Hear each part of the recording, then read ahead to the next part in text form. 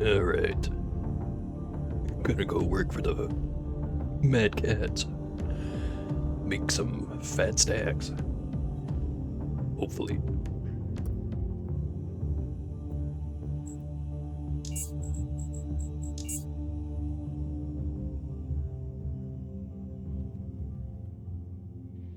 Alright.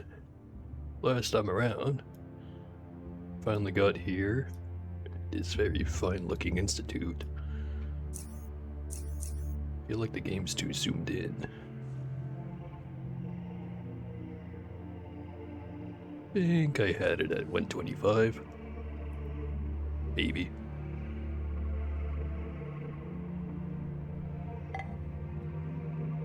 Alright, so we talked to the guy that was in charge of preservation.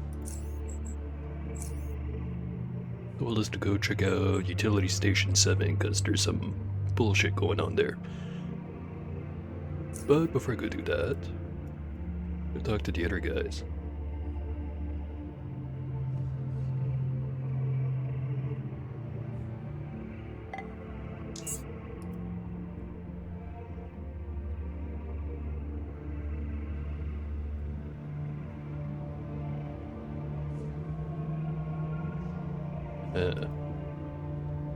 Does not have full psi.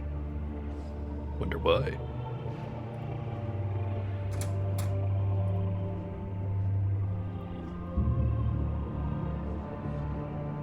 Let me just check something real quick.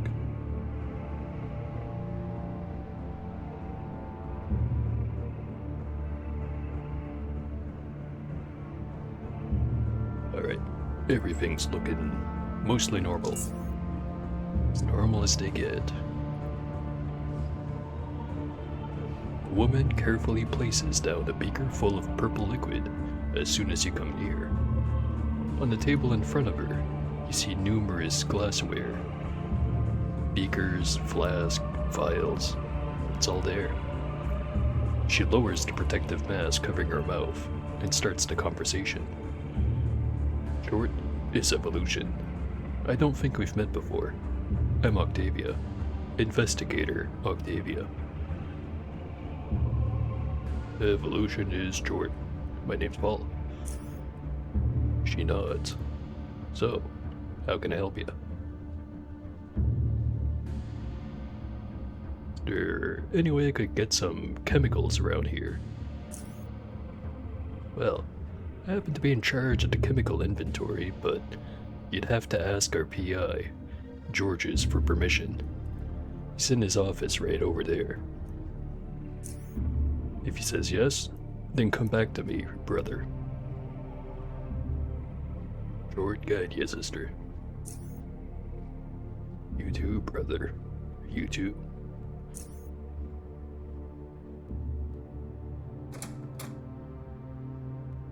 Principal Investigator George's.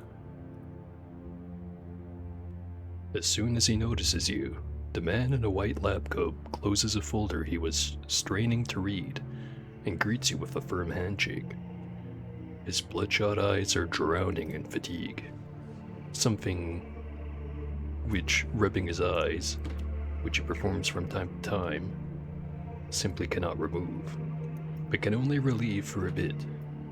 Still, he appears alert and focused enough, and above all, friendly during your conversation. Oh, hello, brother. Short is evolution. Short is evolution. I am Principal Investigator Georges, and I run the Department of Chemistry. Part of the investigation, in case you didn't know.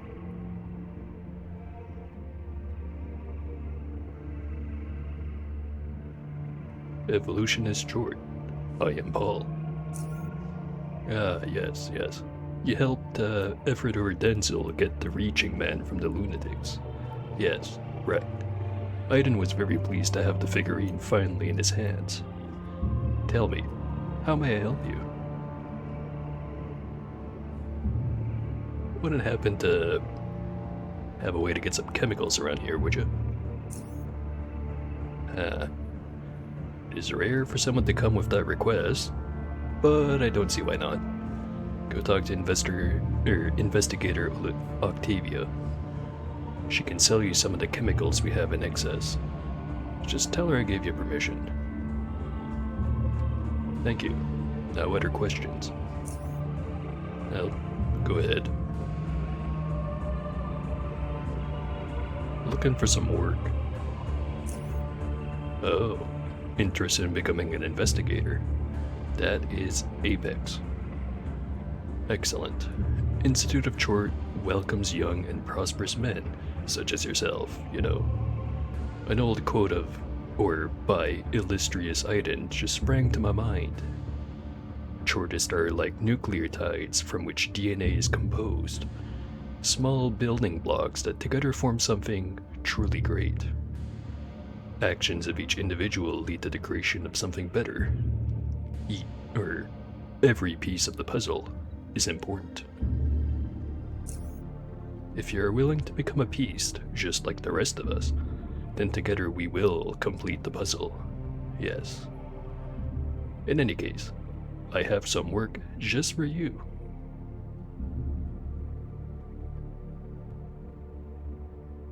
Ready as a letter for B. Yes, right. Currently need you to help me with two things.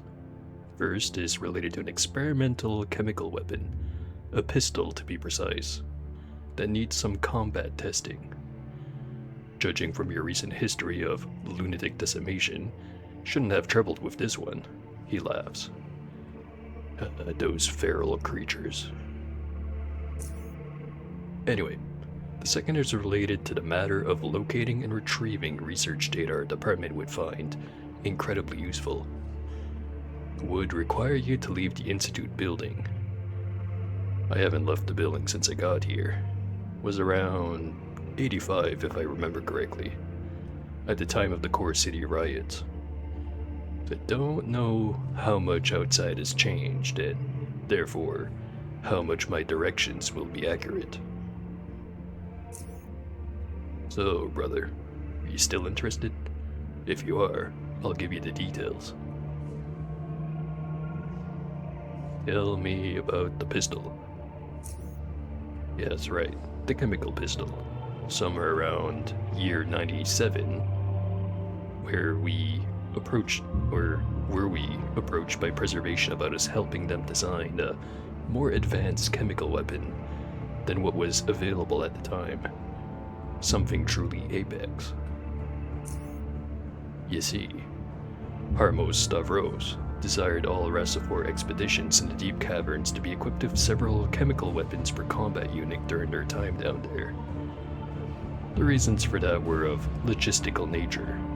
A combat unit could use naturally occurring caustic chemicals, acids, which are abundant in the deep cavern and can be obtained from living or environmental sources, and be self-sufficient ammunition-wise, therefore maintaining constant combat capability. Go on. Which brings us to the XAL-001. That is short for Experimental Acid Launcher. It offers a great improvement in terms of fire rate and ergonomics over all available models currently in use. And we are planning further attachments to increase capacity and to help the processing of raw chemicals in the field. Yada yada yada. To sum it up, we believe it to be a truly Apex design. Alright, now where do I come into this? Yes, right. Listen now, Paul. Well, we are pleased so far with how the prototype turned out. It still needs more field testing before it can finally enter production. And that is where you come in, brother. I need you to test a weapon. Preferably on lunatics, the faceless. You've successfully dealt with the former in the past, so I've no doubt that you will enjoy the work. Bottom line is, if you're interested, I can give you the XAL right this very moment, so that you may test it. With Chort's guidance, of course. He laughs. I will test this experimental chemical pistol for you. May I have it? Apex. Here it is in all its glory. He hands you the chemical pistol. The moment you receive the chemical pistol, you start inspecting it in great detail. You do so out of curiosity. You have substantial knowledge of mechanics and chemistry, and are interested in the way weapons like this work. Doesn't take long, however, to spot a potential problem.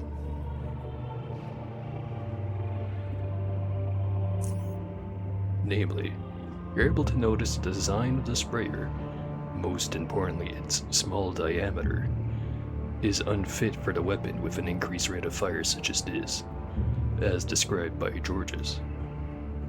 While it might work without problems in a safe environment, combat use would most certainly cause a jam after a short period of time due to dirt and other small particle accumulation.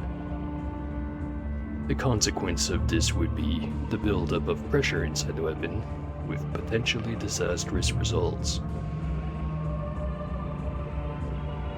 There's a problem with this weapon. Problem? Magnificent short. I don't think he can just find a problem. And explain. He carefully listens to your explanation. Sporadically, he would look at the weapon itself, or himself, and nod in agreement. Would occasionally yawn, but you're sure it has nothing to do with what you're saying. Once you are done, he answers. Yes, right.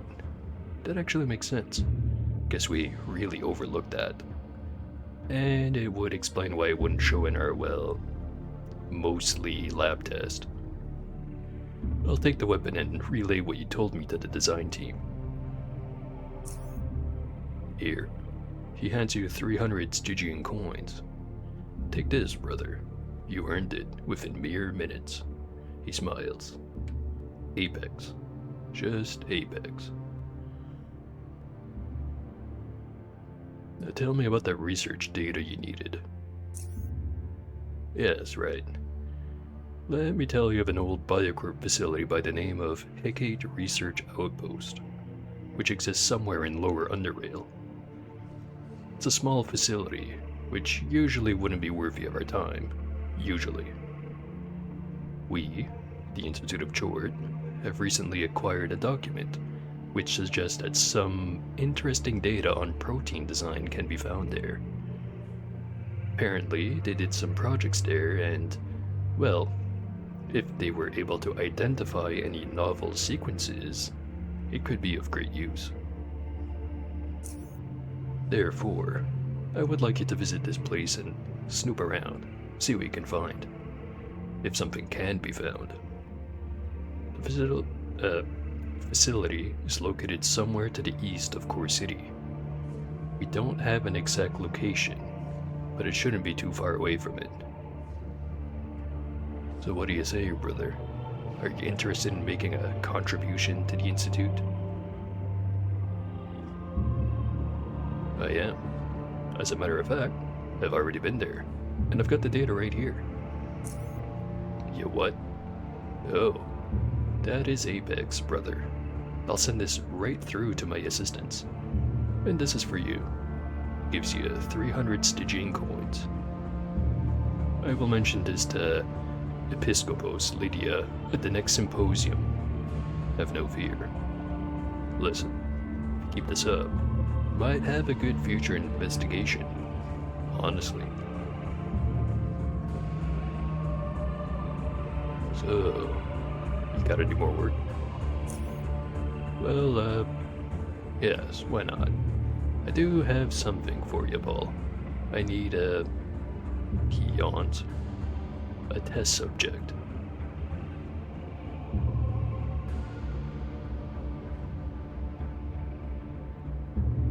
What exactly do you have in mind? Listen, during the years I have some time to pursue a more personal project. Not many of my colleagues are aware of what I'm doing. So I ask of you to keep this between you and me. Now, as an organic chemist. No, as an expert in the field of organic chemistry. I'll just be straight with you. I've been wishing to make the perfect alcoholic beverage. Yes, that's right. I am making strong liquor, approximately 50% alcohol content. Now, that's decent, at least for me, that is. Of course, not the most important thing. What is important is the taste, smell, consistency, and all the other qualities. You know, you would like the drink itself to be enjoyable first and foremost, right?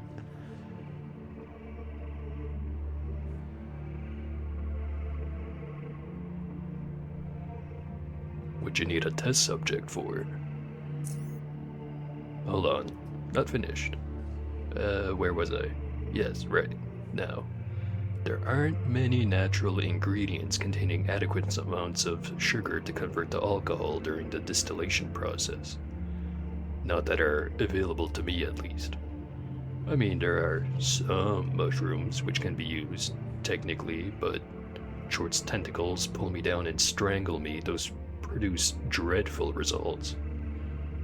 I've no idea how Underrail folk can consume that swill. I'd pardon me, but that thing's worse than boiled rat hound urine. To get to the point, the liquor I make is synthetic, but the aim is to produce a very pleasant result, as if it was a nature's gift and not, well, laboratory meddling. Good enough even for our illustrious item himself. But one needs to be an expert, for even small mistakes can cause the end result to be disastrous. So I need a volunteer. Volunteer, yes. Now that sounds a lot better than test subject. Need to remember that. Anyway, brother, I need a volunteer to try out several samples I have prepared. I will be doing the testing with you, so do not worry. If I'm drinking it with you, you should know it's good. If you're interested, I have everything close by, and we can begin at any time. Huh.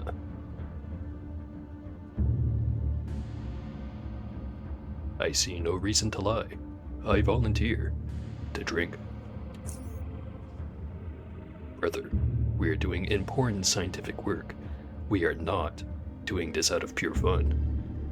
Now, please wait for me while I inform Investigator Octavia that we are not to be disturbed. Get ready.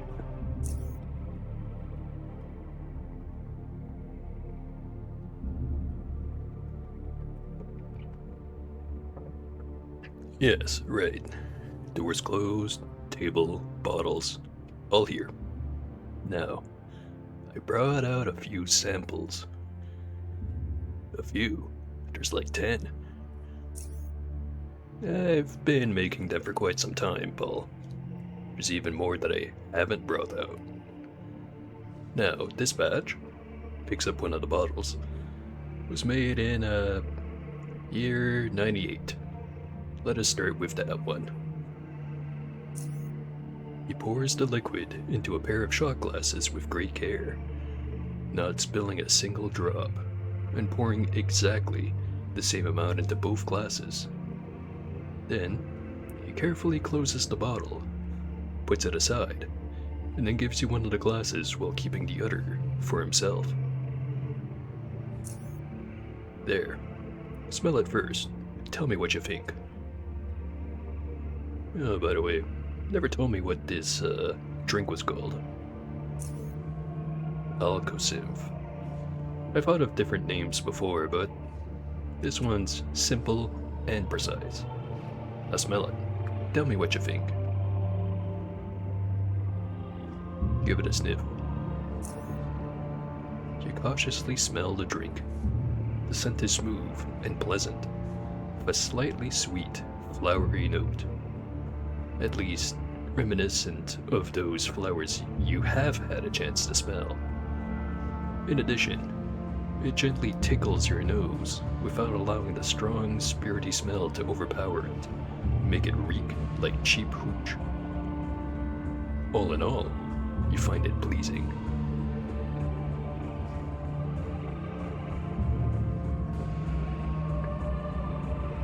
I like it. This is a very smooth and flowery scent. Very nice. Apex. Glad you like it. I agree with your assessment completely. Now, let us taste. Yeah, we're doing the whole thing. In the first millisecond after downing the whole glass, do you realize you have misjudged the potency of the liquor? Uh-oh. While the initial taste can be described as robust and smooth, with a mildly sweet flavor, you don't get enough time to enjoy it as you begin feeling as if someone poured molten metal down your throat. Your whole digestive tract is set ablaze, and there's nothing you can do about it. Also, the tightening of the throat followed by coughing, as well as tears pouring down your cheeks, just emphasize the severity of the irritation you now feel. Luckily, the sensation soon goes away, and you feel alive again. Slowly, you wipe the tears from your eyes and look at George's. You know, kinda reminds me the first time I had some moonshine. Anyway,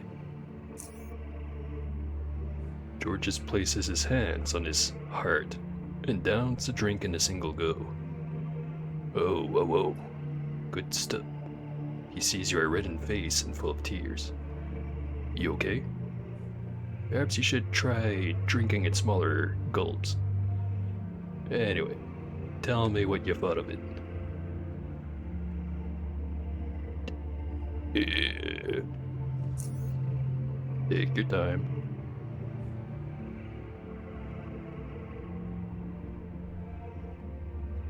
Good taste, but it's a bit strong. Apex. Maybe it wouldn't be too strong if you took it a bit easier. Take a sip next time. Anyway, let us move on, brother. He pours 2 more glasses from the next bottle. Now, Paul, I took great pride in this batch when I first made it in the year '89. By the chart, that was a long time ago now. Nowadays it feels it's a bit... Nah, saying it would influence your opinion. Try it first, and then we will talk. So, smell it first. He inhales with a smile on his face. Oh, good. Then places his hand on his heart and downs the drink in 1 gulp. Sniff. Seems that the smooth and flowery smell of the previous sample tricked you into thinking that this one too will gently caress your nose. But instead, you experience an olfactory genocide. As it creeps through your nasal cavity, it dazes you like a potent drug, blurring your vision for a moment and making your head feel as if 2 trains went through your nostrils and collided inside your skull. And you haven't even tasted the thing yet. Yeah, better take it easy. Just a sip.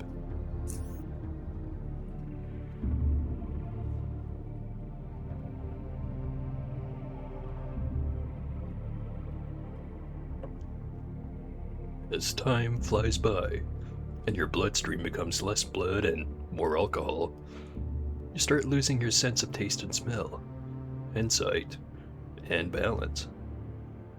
Even the familiar voice inside your head becomes, like, a bit more, difficult to follow. Yeah. Georges downs his shot and looks at you, approximately. Short magnificent. That one was good. Oh, whoa. What do you say? Give it another sniff. You feel absolutely nothing. I don't feel shit. Yeah, right. Drink it. Higgs. Take the shot. You are unable to taste anything.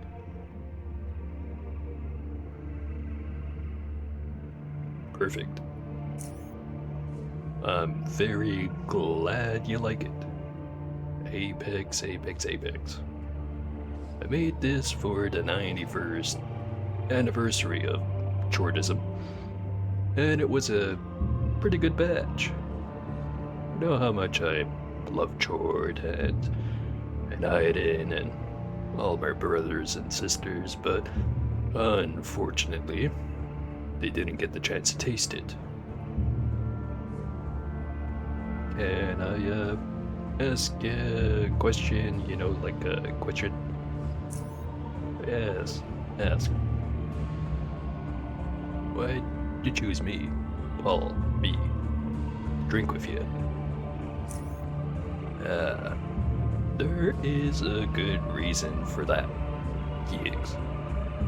You see, I am cursed by my position. You know, I'm the head of this department and a respected investigator. I've asked people to try some of the liquor I make and tell me what they thought. They all said, it's Apex, principal investigator.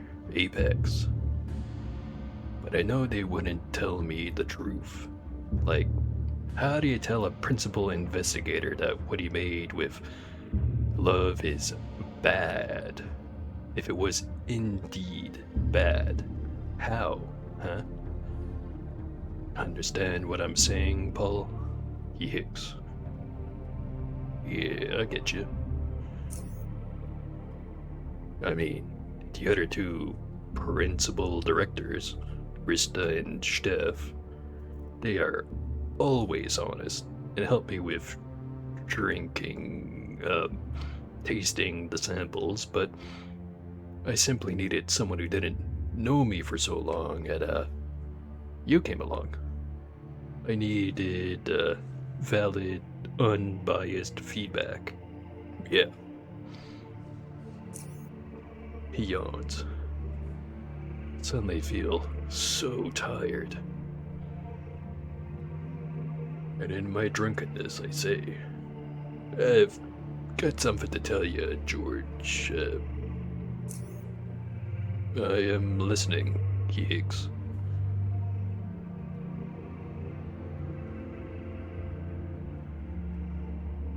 I think you are truly Apex. Rarely get a chance to get so wasted like a pig with someone of your caliber, Georges. I think you're pretty Apex too, Paul. Help me test that abortive acid pistol design, and you brought me that research data. You are Apex. Apex. Oh, I know I am. Well, time to sample the next sample. About this one. He randomly selects one of the bottles. What year's that? Your intricate question perplexes him. I don't remember. It's a year. Can tell you that. It was a long time ago.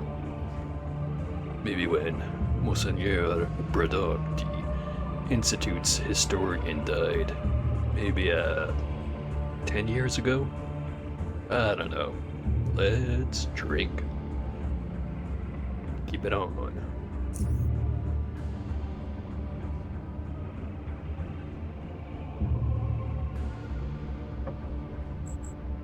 Oop, missed the dialogue.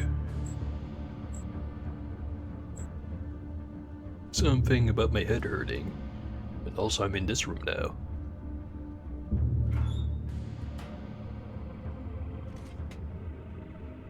Free acid. acid, but in a different container.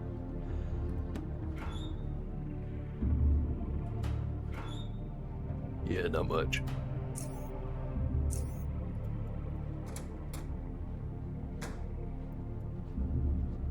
Oh, hey there. I would like to buy some chemicals. Soon as your eyes meet, Octavia giggles for a split second before abruptly stopping. How may I help you, brother?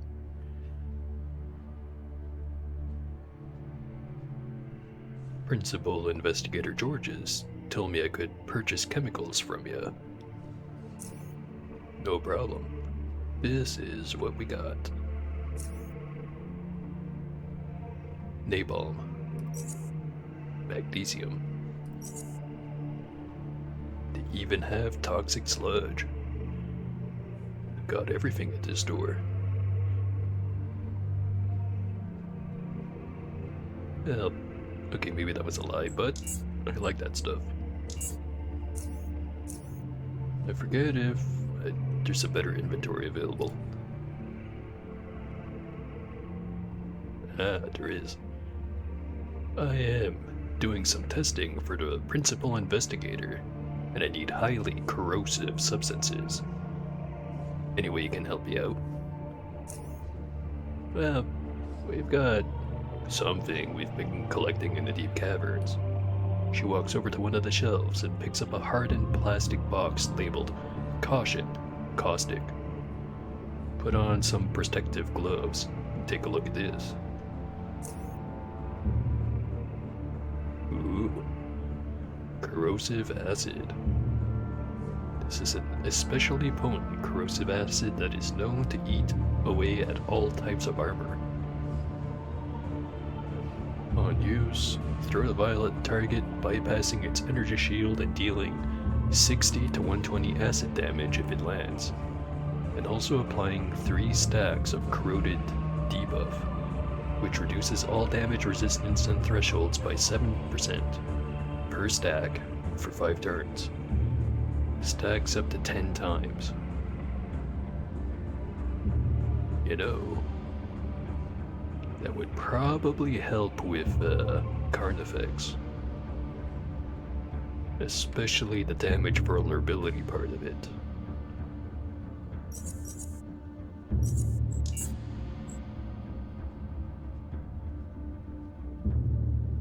Don't have to get rid of any of the meds.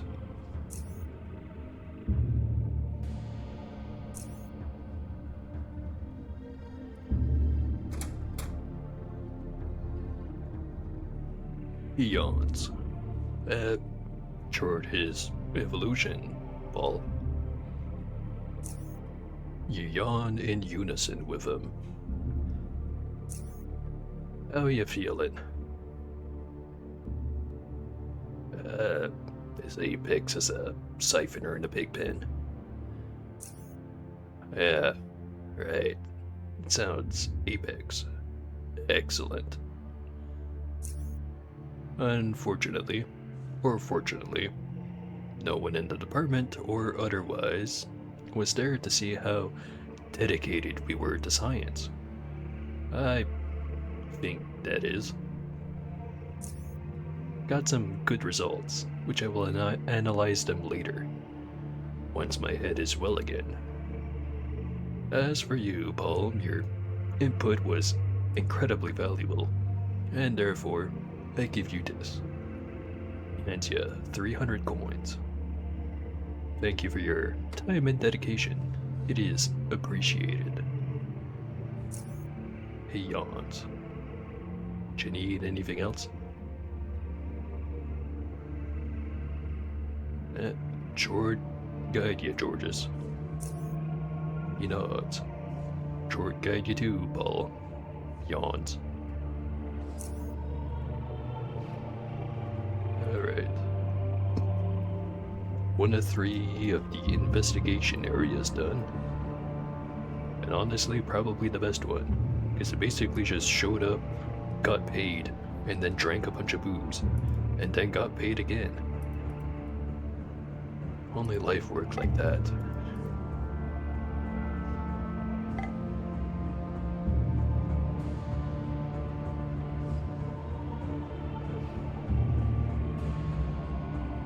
Now we're at the genetics laboratory.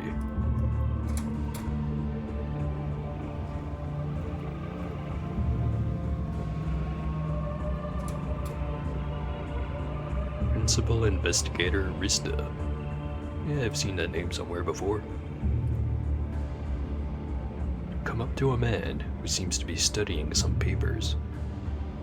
As he raises his head to look at you, you immediately feel he doesn't approve of you being in his office. It is the long and overemphasized sigh that gave you that impression? Maybe. Is it the tired and unwelcoming stare that you feel could push you outside with enough force to also knock you off your feet? Perhaps.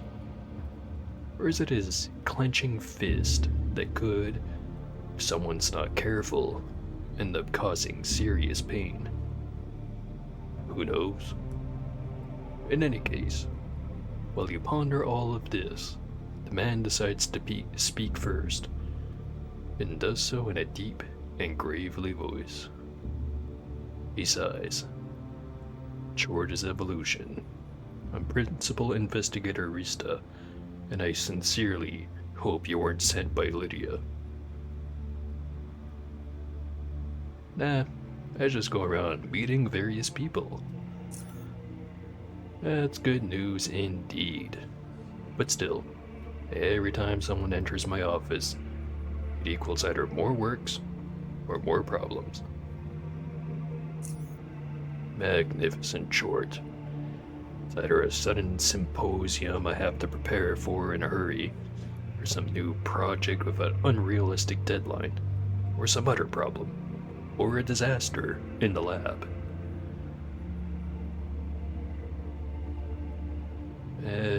I feel for you, man. I know exactly what it's like. Do this, do that. I hear it all the time. When will it end? You hear rushed footsteps behind you. Slowly, they become closer and closer. Wait and see.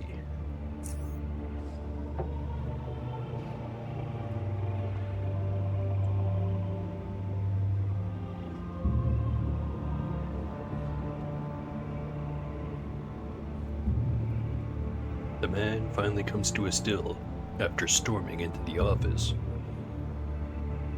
You can tell he wants to expel something important as soon as possible, but severe shortness of breath prevents him from doing so.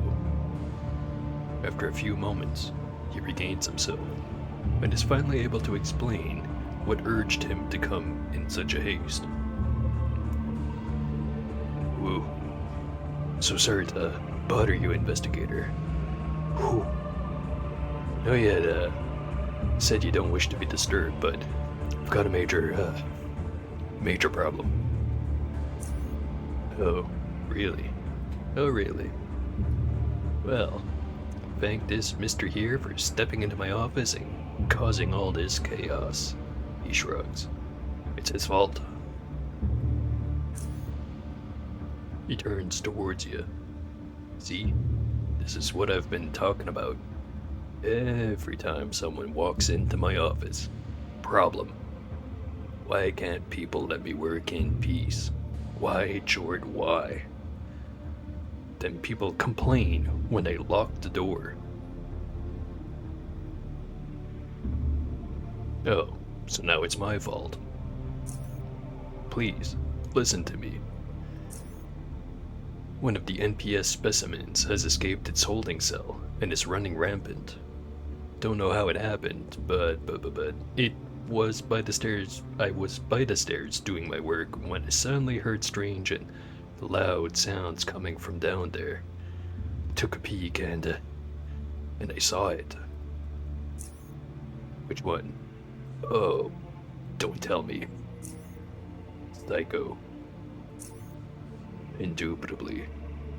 Well, since this is all your fault, whoever you are the one who's gonna catch it.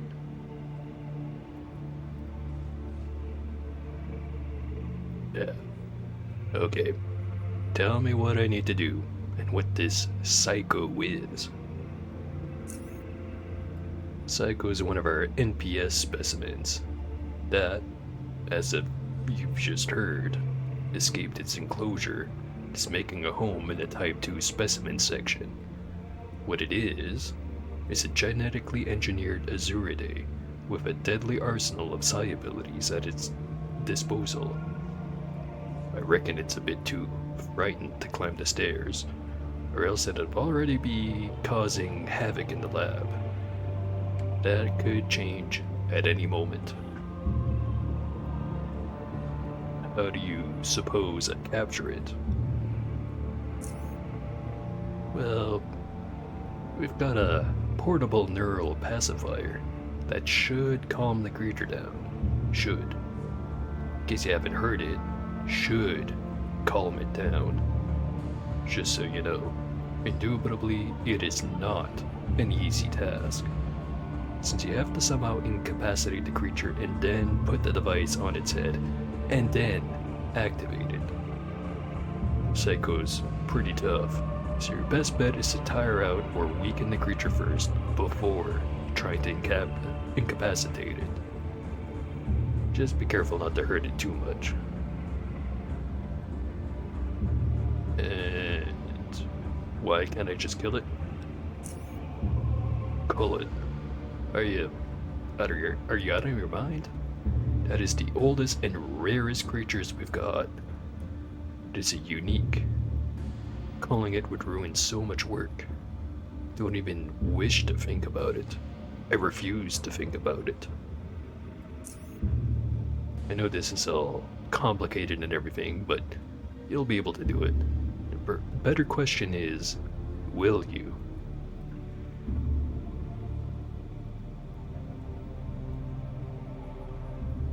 Yeah, I'll do it. Give it a neural pacifier. Very good. Here's the device. He gives you the portable neural pacifier. As soon as you get the chance to use the device, place it on Psycho's head. Line the markers on the device with the place where the two halves of the carapace open to expose the brain. Once lined up, press the only button on the device and stand back. Everything else is automatic. You just step away and you'll be fine. Follow the corridor past the holding pans and go down the stairs. Ironically, the lower level's full of dark passages, which will, no doubt, make the job a little bit more difficult. Short guide you. Oh, and do not try to open any cells there unless you wish to be called on the spot. Jeez. What a jerk. Anyway.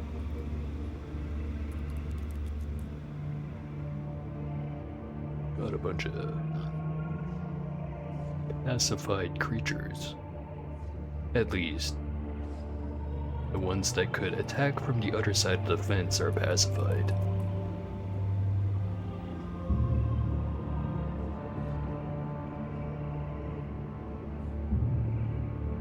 Alright. See how much of a pain in the ass this is gonna be.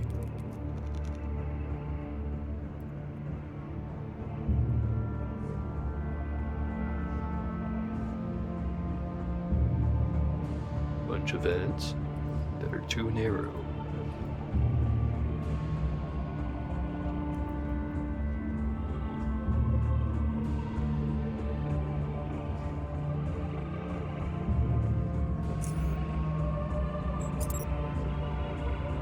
Just stick the PNP on the bar. Right there.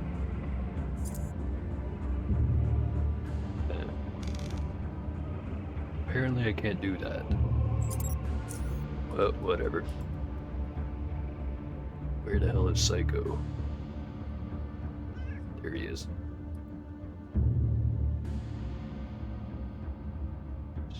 Lucy, Gray.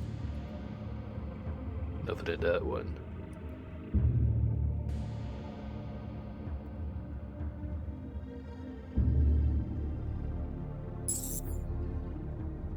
Combat start.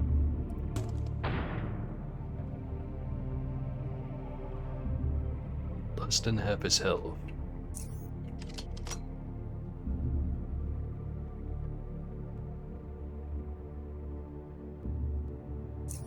Could just adrenaline shot, do it again, hit him with a flashbang.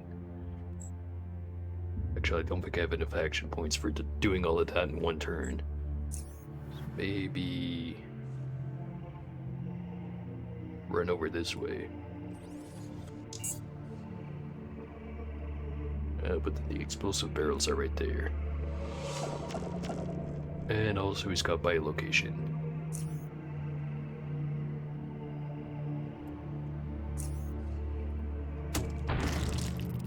And he died because I got a crit. Fuck. Load the save.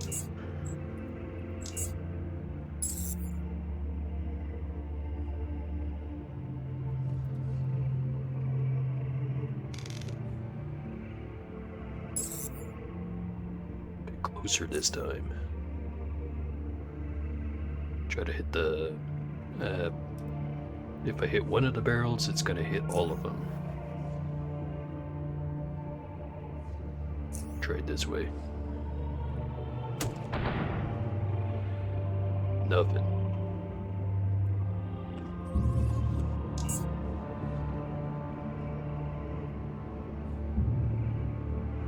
Thankfully, he also did nothing.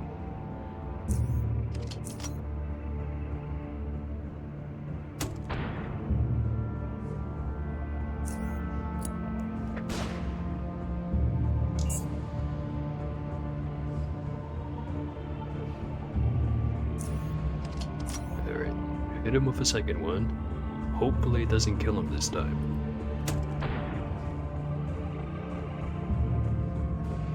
Alright, he's at 13%.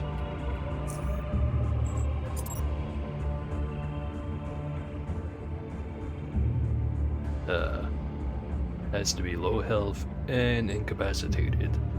So I have to wait 4 turns.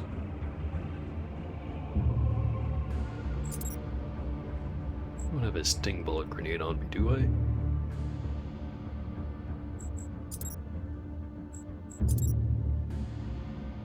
And I put it away. Shit. So I just have to not die for 4 turns.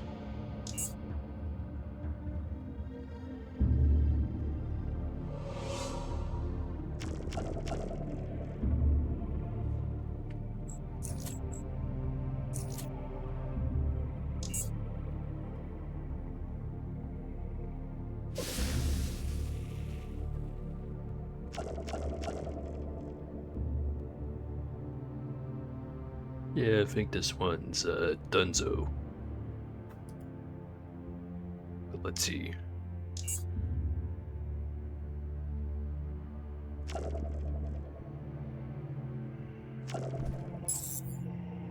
Looks like I was right.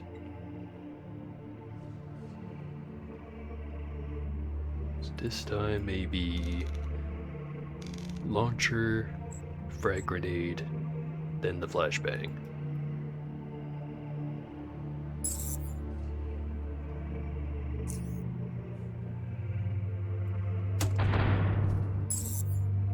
Well, not quite how it was supposed to go.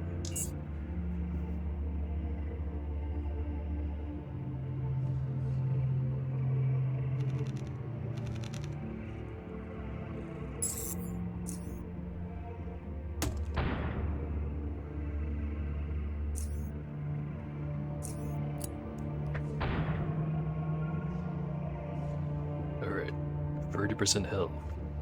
Is it enough?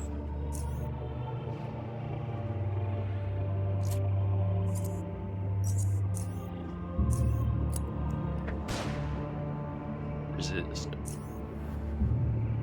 Well, time to die again.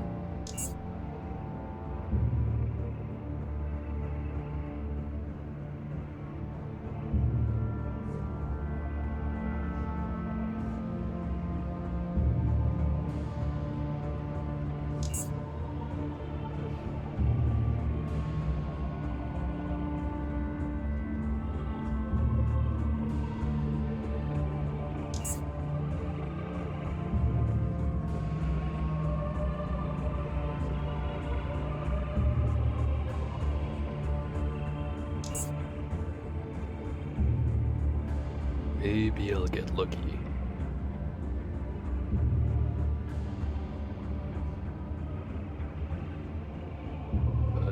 Right here.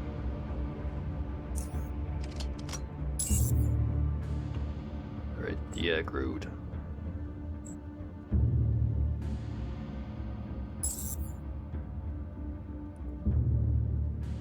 Hit him with a single 25mm.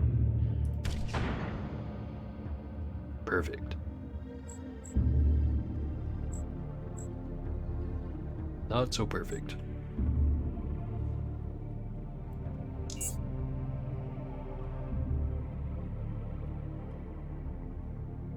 Never mind, we're good. Flashbang. We're both flashbanged. Did not think that went through.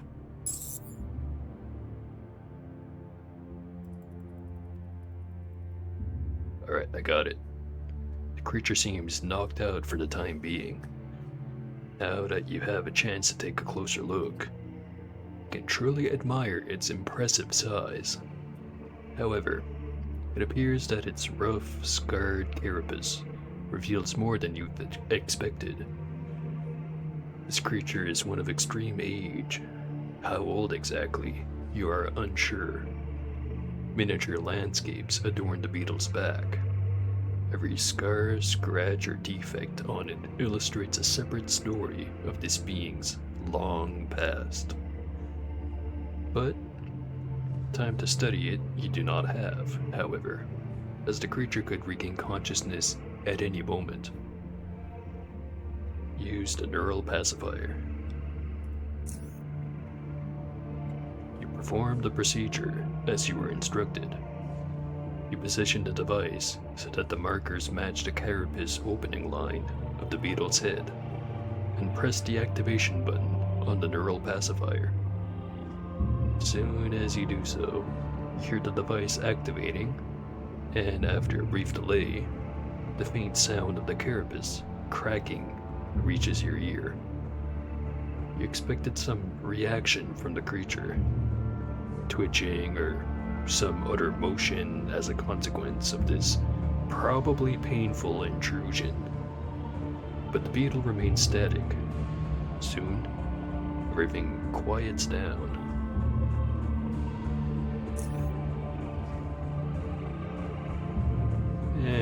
He'll be fine.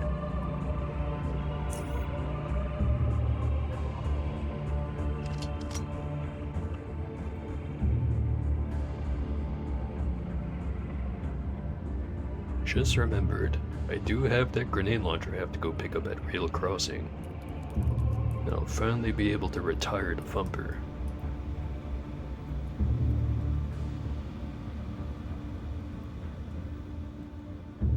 Yo, Rista. Got the thing done. Planted the neural pacifier in the creature's head, and is now, well, pacified. Very good.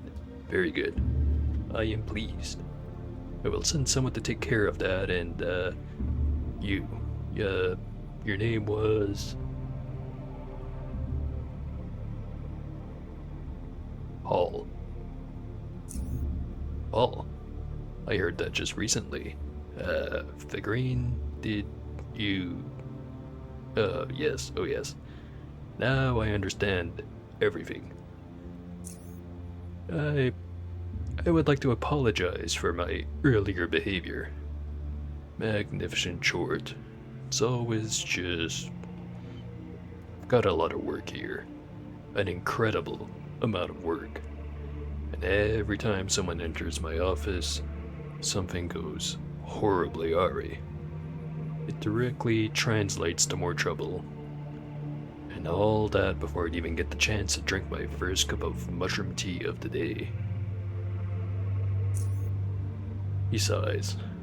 Well, you did good, indeed.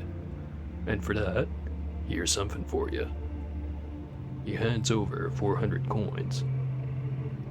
If you seek more work, why not drive by my office sometime? I think I've got some stuff for a man like yourself.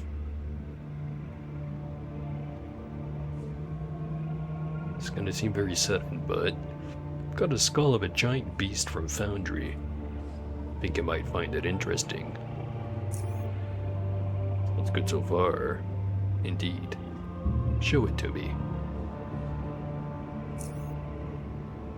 Bringing out the charred skull of the once mighty beast causes a satisfied grin to take shape on Rista's face. The smell fell, or the foul smell, of fusion between molten metal and bone fills the room instantly, putting a frown on his face, but leaves the grin unchanged. I like it. Not the smell, but other than that, I like it. He begins inspecting it. Wait, is this a Cymorph? Looks like a Cymorph. But I've never seen this adaptation. Foundry, you said. I like where this is going. I'd love to have this in our laboratory. Indubitably.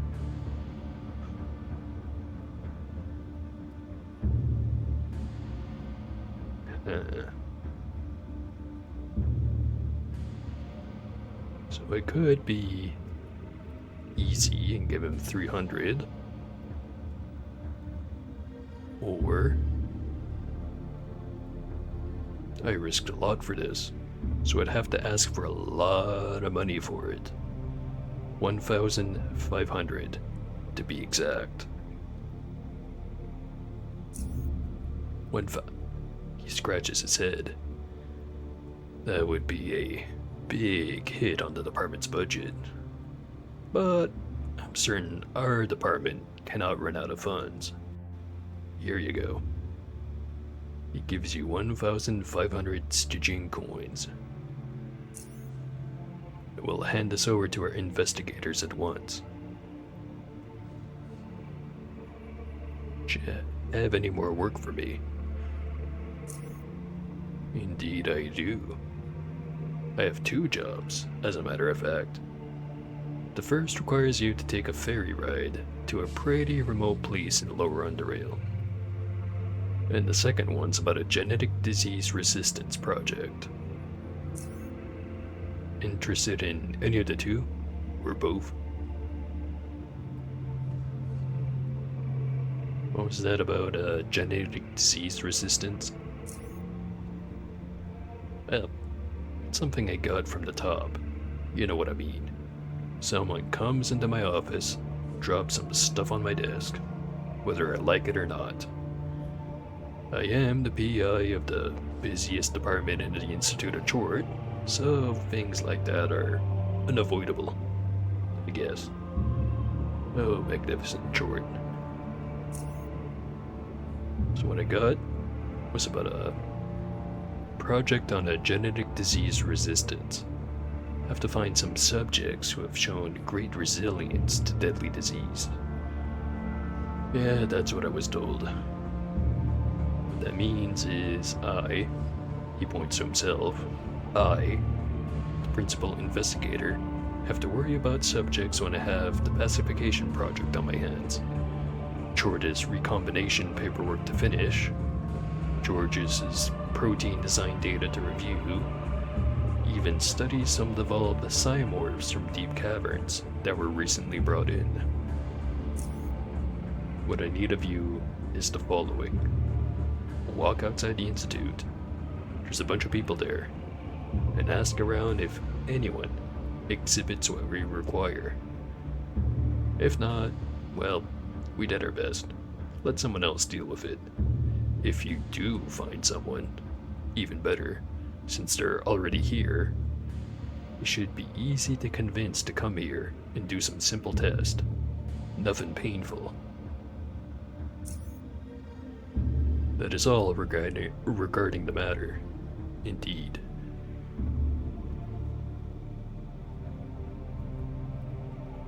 See what I can do. He nods.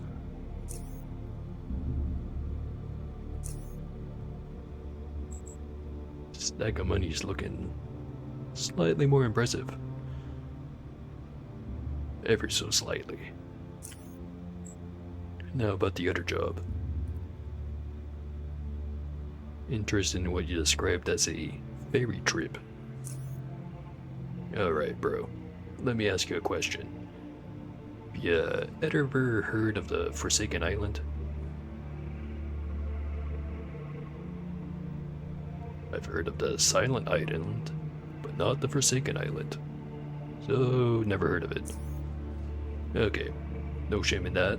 Allow me to explain what it is. The Forsaken Island is a remote island situated somewhere between Core City, approximately southeast of it, and the more southern parts of Lower Underrail. It is, people say, surrounded by violent currents, which makes it an unpopular place for tourism. He laughs.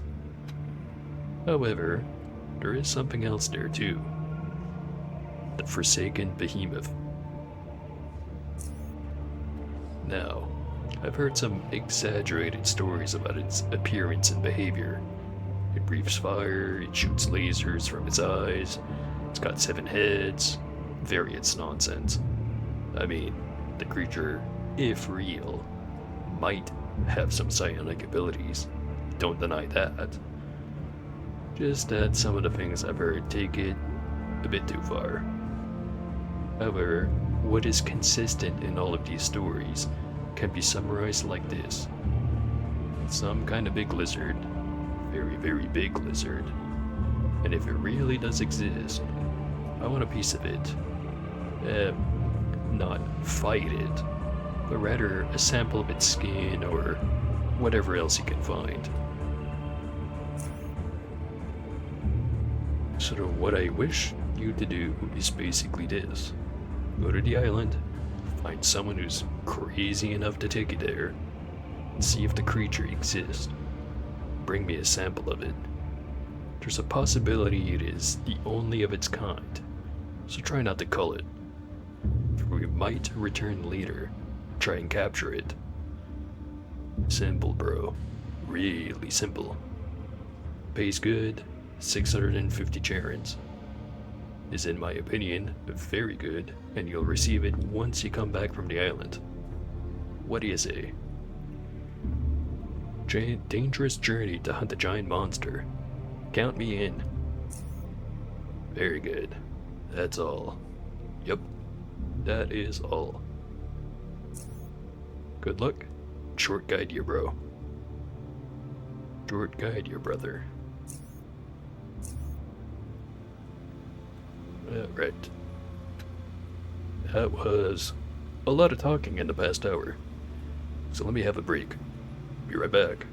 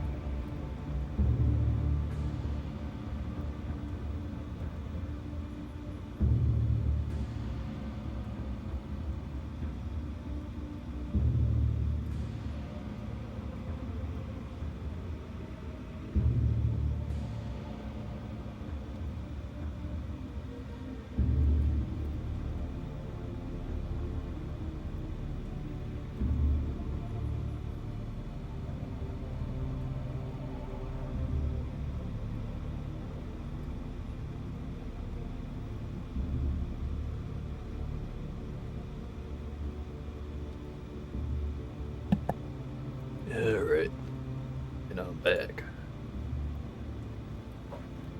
And I even topped up my drink while I was at it.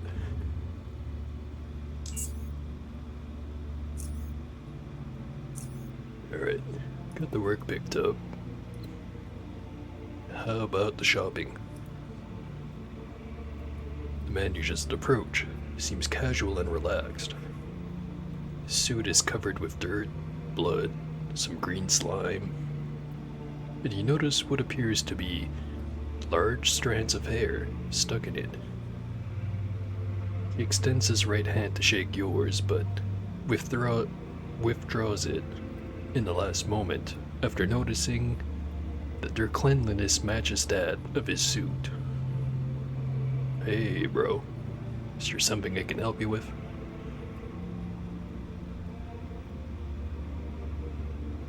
Towards evolution, bro. I'm Paul, and I'd like to ask you some questions. Evolution is short. I'm Vuk. Well, since I'm on a break, I suppose I could answer a few questions. Go ahead, bro. Ask.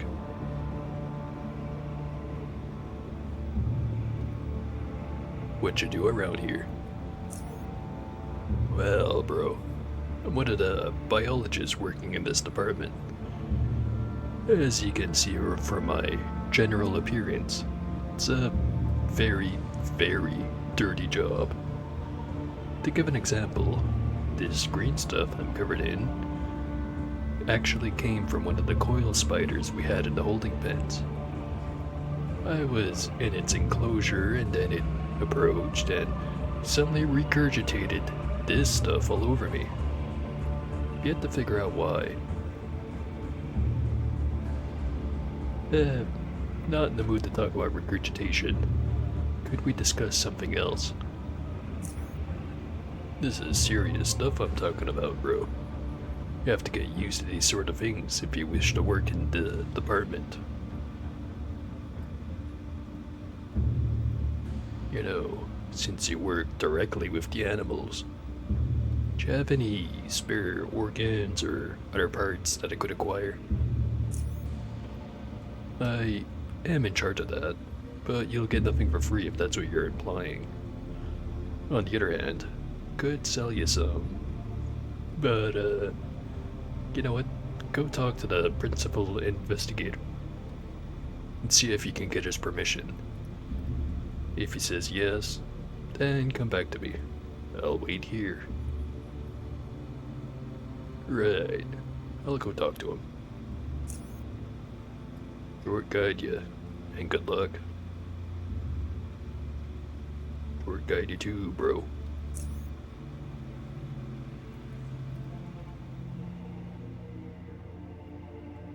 Yes? Investigator Fook told me that, or to see you, about permission to purchase things from him. What you need from him? Organs, tissue, stuff like that. Don't see why not. Rip it from his body anytime you like. He laughs. Anyway, we have those in large quantities. You have my permission. Thanks. Go see him now.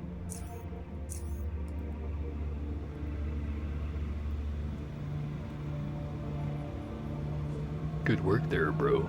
Psycho is one big psycho. He laughs. Once it gets mad, it gets so scary it could even frighten Jordan. Forget I said that. Talked to the PI. Told me we could trade. If he says it's okay, it's okay. Let me just change my gloves, bro. I'll show you what I've got.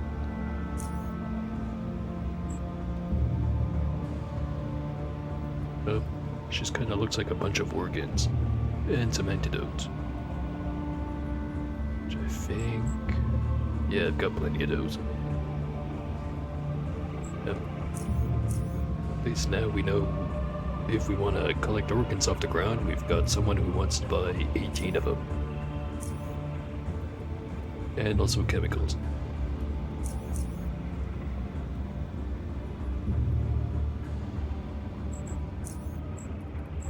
Alright, and now I know there's one other part of investigation we could go check out, which similarly is going to have a couple of missions. But I am feeling very lazy. Wanted to also go and do one of the oligarch quest lines, which I've got a pretty good idea which one I'm going to be doing it for.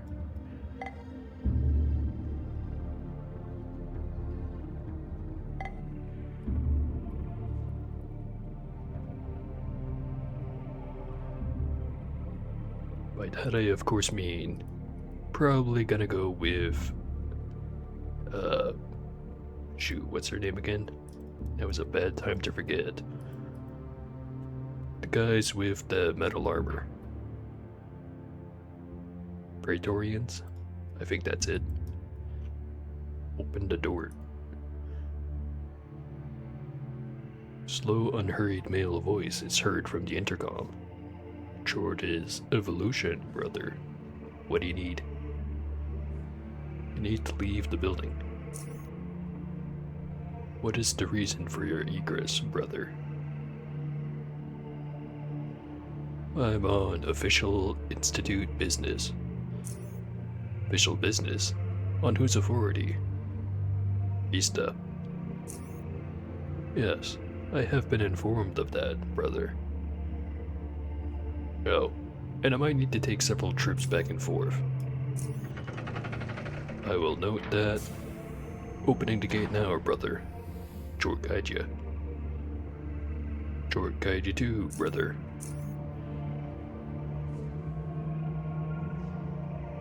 Alright.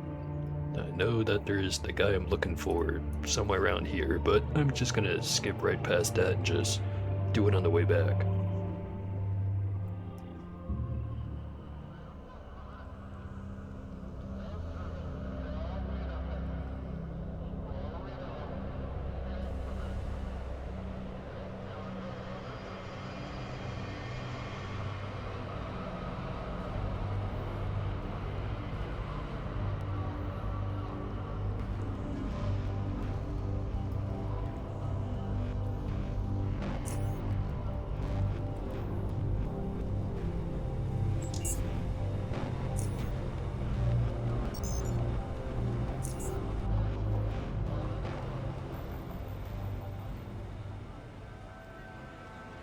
Think about it. I've also got the quest from Oculus, the one to find Whit Nozick. I could go get that done pretty much right now. I think I've got everything I need for it.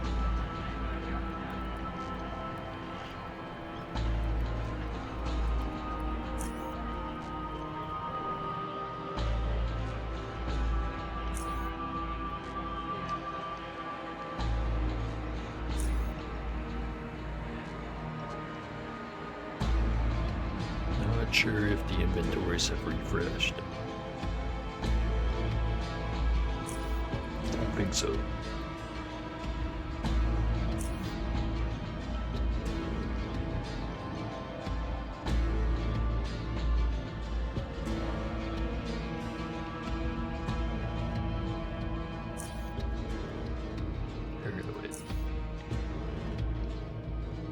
Oh, I want to buy the acid pistol. Really want to sell the rest of that.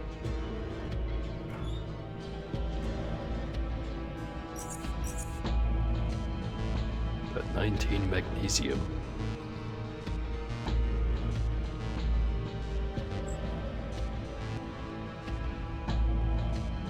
Would it hurt to make a few more flashbangs?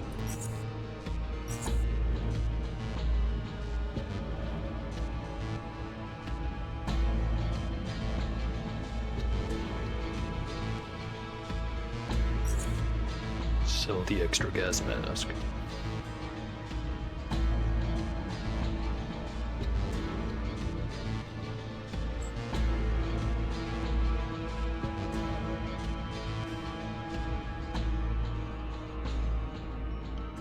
Got 15 napalm. Don't have the recipe for the napalm grenades yet, though.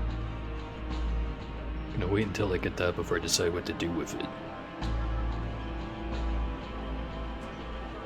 Anything else to put away? 147 quality shield. Emitter. Yeah, better than everything else I have. 48 efficiency. Noticeably better.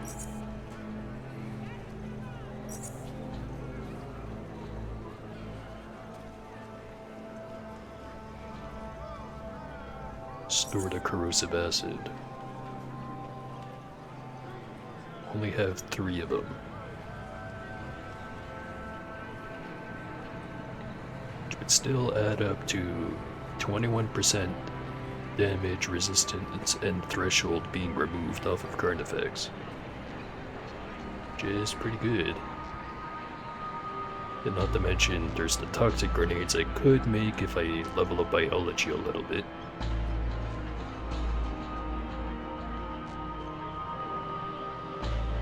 Points off from a level up.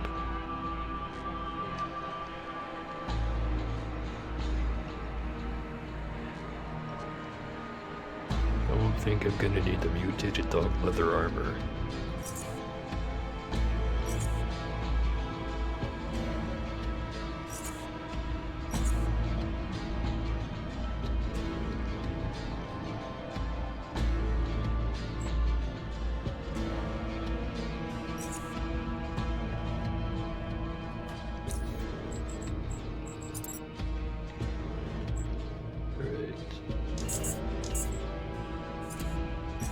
One full stack, and maybe half a stack.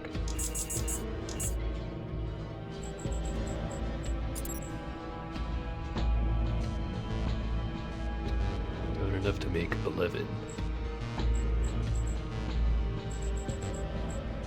There's also the thermal-berry grenades, which doesn't require magnesium, so I guess I don't have to worry about that. At least not right now.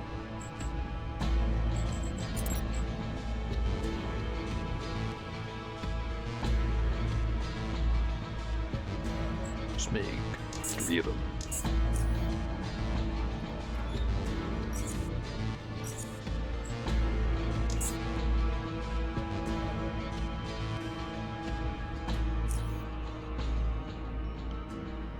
All right.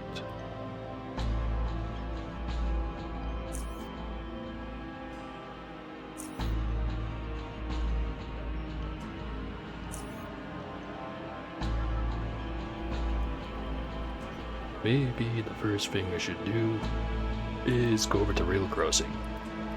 See if the thing's done.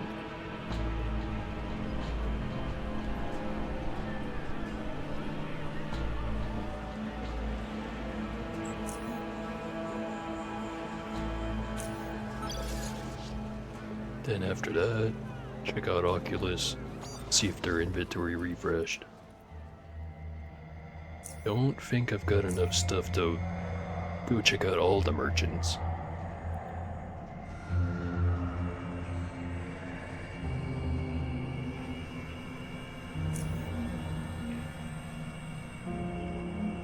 Might still go over the junkyard just to try to sell the chem pistol.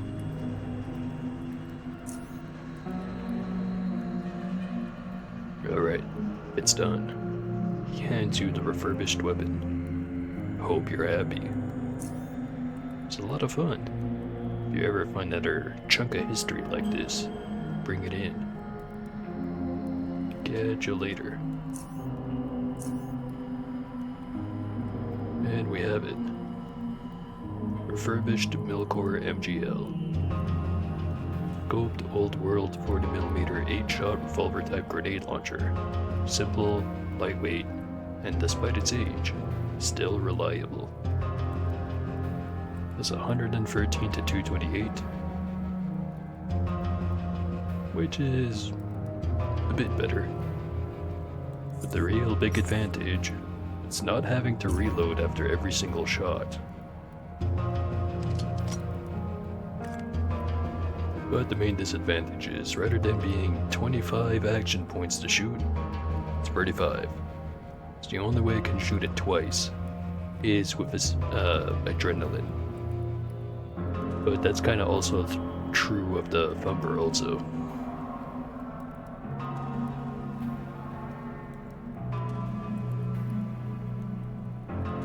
I think it'll be an overall improvement.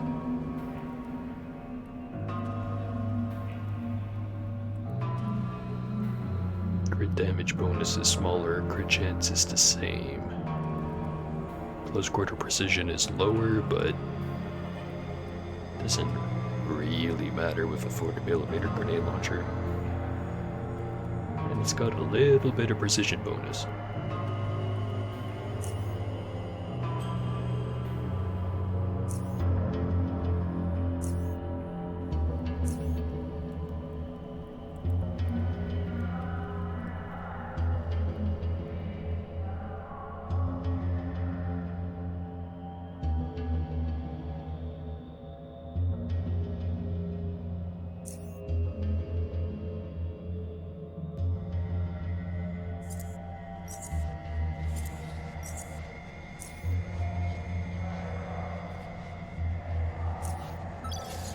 Right. Check out Oculus.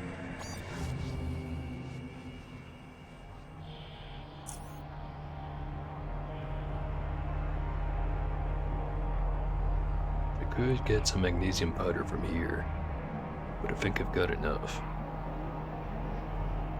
at the moment.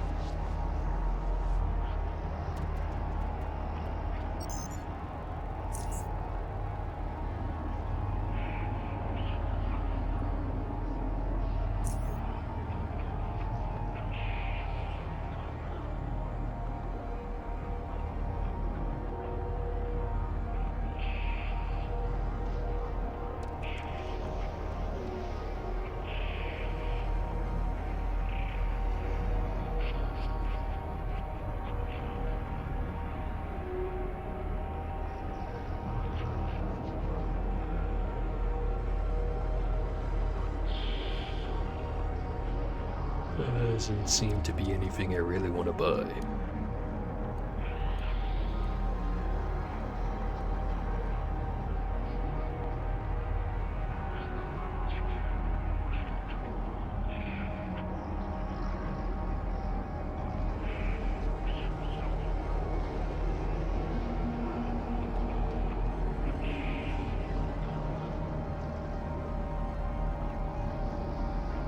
Yeah. Disappointing.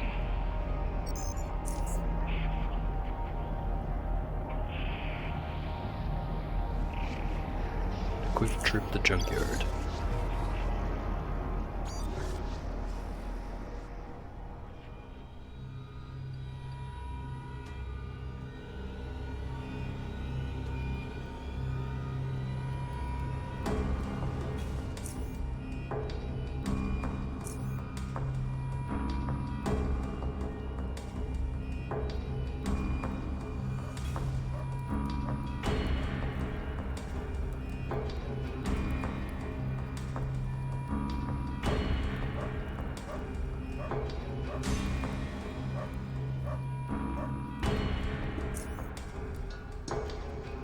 He doesn't want to buy the pistol, but he does want to buy this. If he could afford it. Apparently it did not refresh since last time.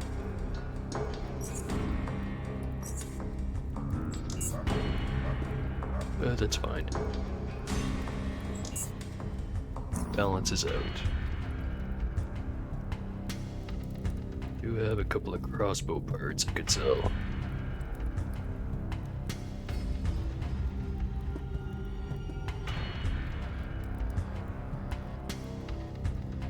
Forget who buys those, if any. Those just qualify as weapon parts or mechanical parts or something. Oh, if nowhere else, I know that one guy in SGS will buy them.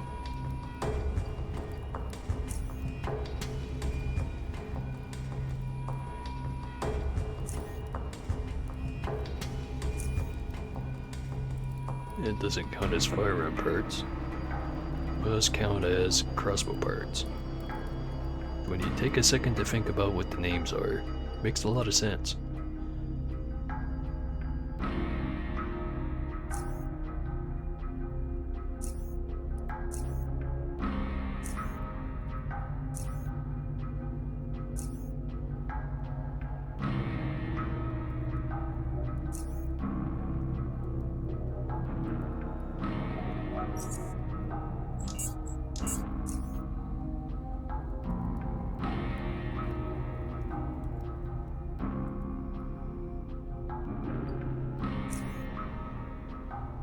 So another thing I just thought about is, it does take time to make the super steel blades.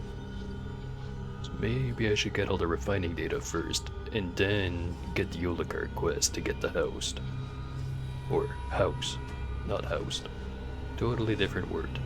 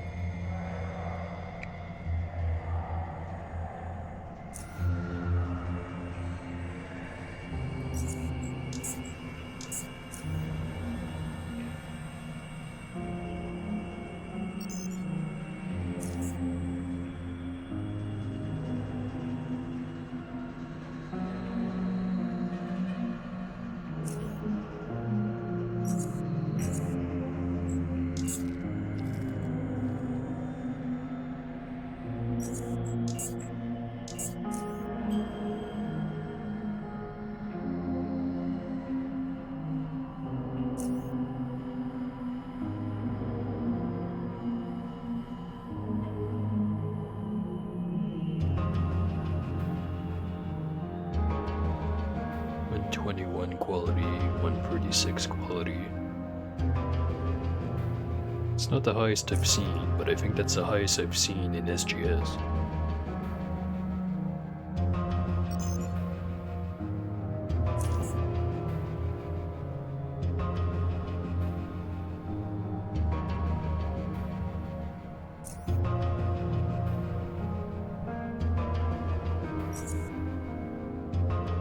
No.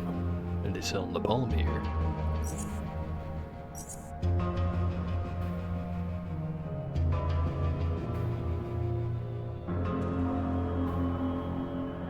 Inversely, I think this is the lowest quality grenade launcher frame I've found yet. Probably not correct, but it's correct in the moment.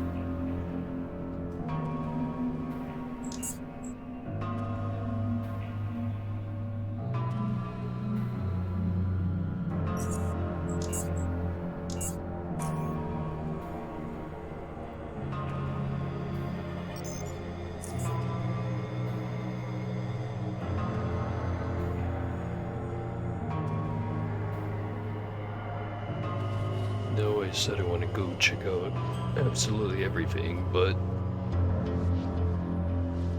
of the Camp Havor.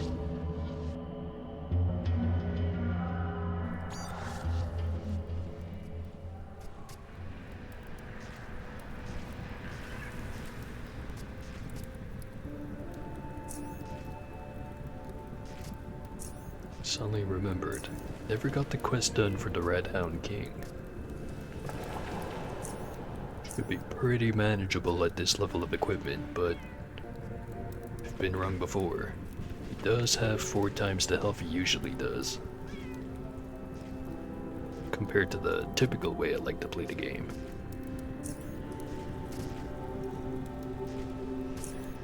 That being said, every other time I fought him, the biggest issue was dealing with the 2 radhounds he has with him, rather than him himself.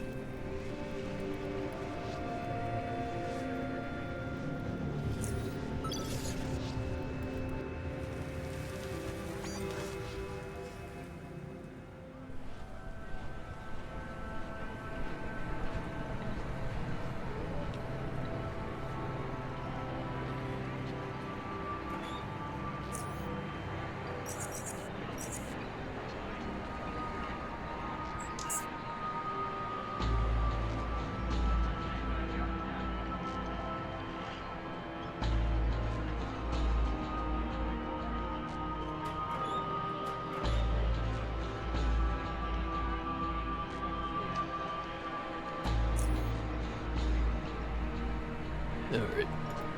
Just gonna go get the refinery data right away. Or as close to right away as I can realistically do. Because I don't remember if I have access to the West Wing right away. I think I have to get the first mission for preservation done. And like I said, I'm gonna get that other mission to find the very immune person done. Oh hey, first person I ran into that I'm gonna talk to that probably isn't the person, I'm sure. Detritus.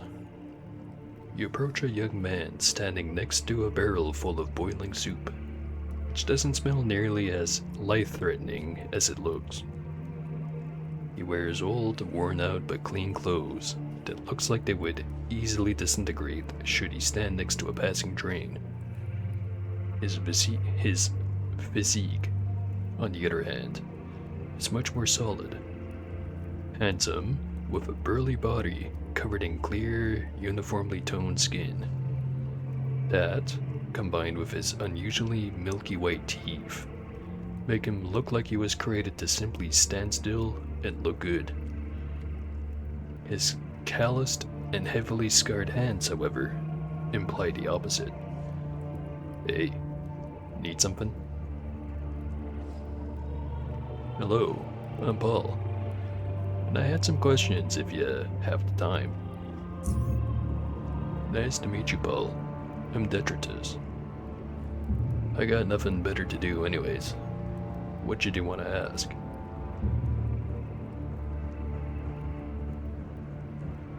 Who's that derailed geezer outside? Ignore that stinker. He ain't right in the head. Walks around and scares people with his filthy gaping mouth. Only thing he ever says is, "What?" Just that, and nothing else. It's not violent, or else he would have had his innards splattered all over the floor by Rassifors by now. I had some other questions. Yeah?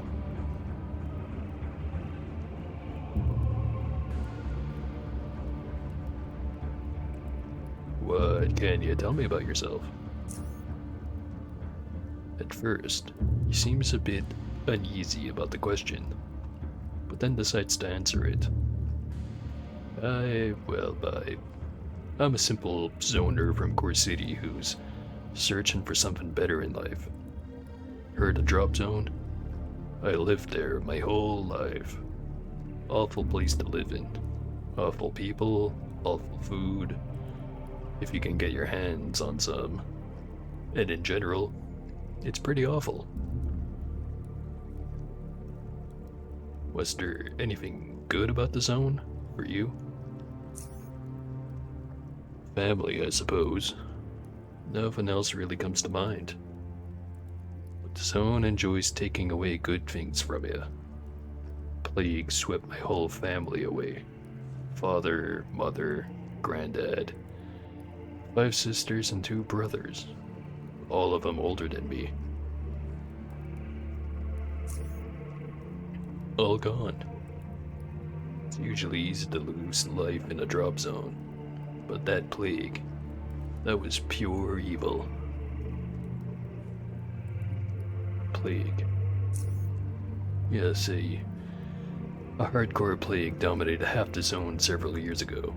Not a lot of folks know about the plague, cause no one really cares about what happens in the drop zone, but us zoners, we care.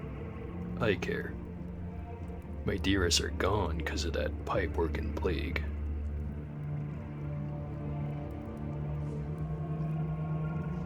How'd you survive? He shrugs. Luck? It must be luck, because I don't have any explanation why death decided to spare me. I mean, I've never been ill in my whole life. Ever. No colds, let alone something more serious. Interesting. Maybe you were immune to the plague somehow. You, ever been to a doctor? He burst out laughing. Doctor? No. I'm a zoner, remember? Bah, you don't understand it. From a different world, you. It's all just luck. Everything in life is about having luck. That's what I learned. You can be good at something, sure, but if you're unlucky, then that's that. Nothing helps. Look at my hands. I've been working like a slave my whole life. And everything everything I've earned can easily be chucked down pipeworks. It's miserable.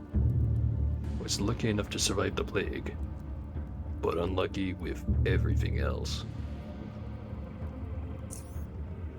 He shrugs, drifting off for a moment. Taking a deep breath, he continues. Anyway, enough of that. Got any more questions?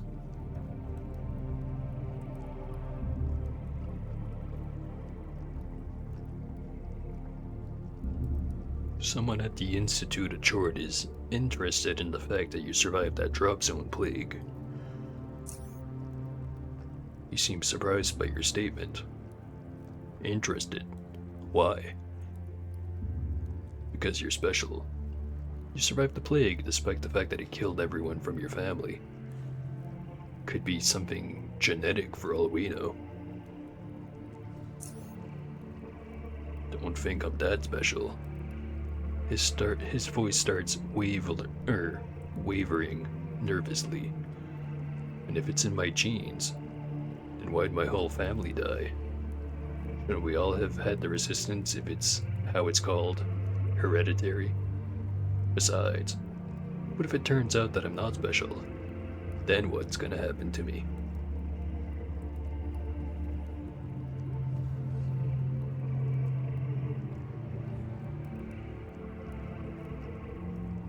Well, that I don't know. Maybe you were the first with the immunity. You were the youngest of all the siblings, right? Now is not the time to have second thoughts. You want to get into the Institute of Chord or not? He calms down. Ah, pipeworks. Yeah, you're right. But what do they need me for?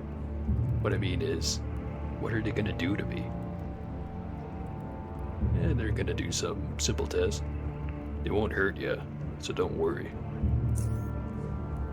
Alright, count me in. Flashes a joyful smile. Hardcore.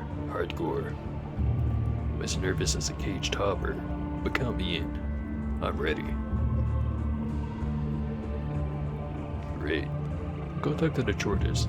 Expect someone to come for you soon.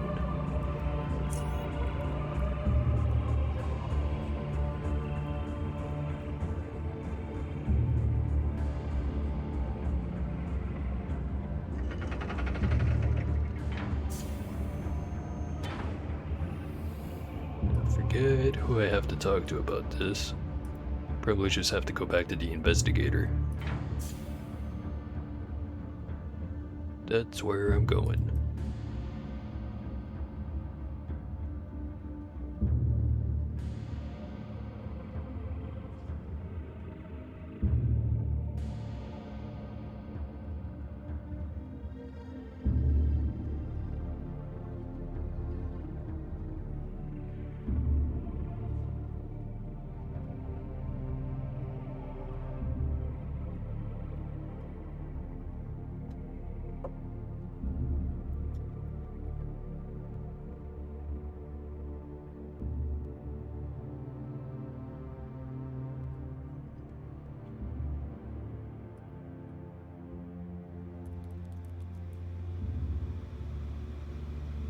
Oh hey, it's Aiden.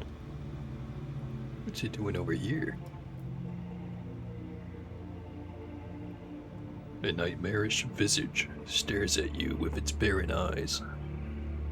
Tentacle-like extensions hanging from the lower part of the mask only add to the already intimidating sight. Well, it is only that, a mask. It seems natural to wonder if what is beneath it could have been, or could be even more frightening. This tall, imposing figure is Aiden, founder of the Institute of Chort. There's no doubt about it. He wears a long, decorated robe that exhibits a ghastly flow with every move he makes, all of which are controlled and deliberate. Also, a symbol of an eye with 5 tentacles growing out of it stamps the robe with the highest rank you've seen any of the shortest have. He lowers his head to look at you and delivers his words in a profoundly deep voice, only slightly impeded by his terrifying mask. Short is evolution, Paul. Finally, we meet. I would like to officially introduce myself. I am Aiden. I never had the opportunity to thank you for returning the set piece to Institute of Chores. If it had stayed in the hands of the devolved, I would have been greatly disappointed. Well done.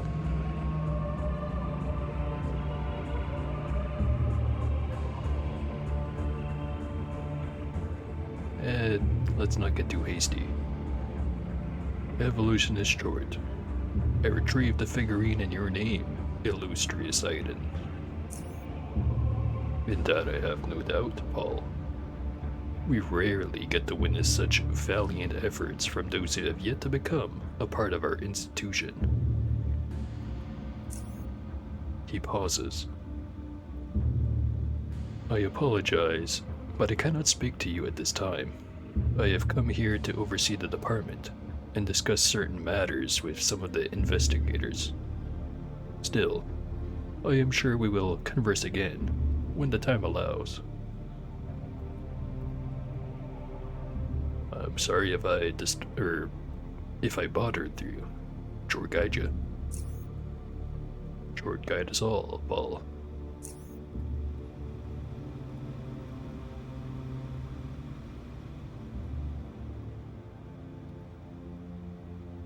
Brista. Talked to a man called Detritus, who had survived the plague that hit Core City's drop zone several years ago. He said he's willing to become a subject. Detritus, huh? Tell me more of this man, bro. Well, he's a zoner who I found right in front of the Institute. His whole family died from the plague, yet he survived. He also told me he was rarely, if ever, ill in his whole life. Never ill. And he said his whole family died? Fair enough. Think we're onto something here. Makes a brief pause. By the short, think he's who we're looking for. If what you say is true, we might not even need other subjects at all. Couldn't be better. Don't think anyone will bug me for a while regarding that project. Apex. Just need to contact someone to bring him in and... job's done. He laughs.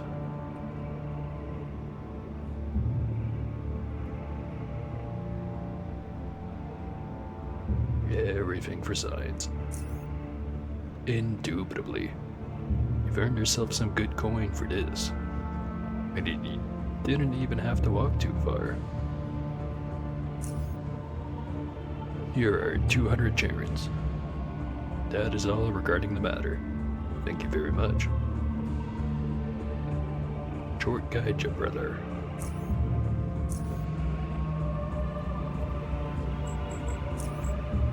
It's one task down.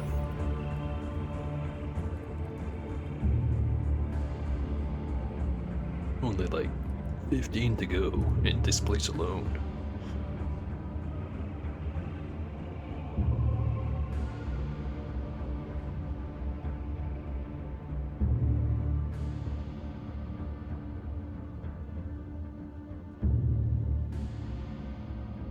Try to pronounce that name. Chortis Ecrixifor. Or is it more a Kriegsform?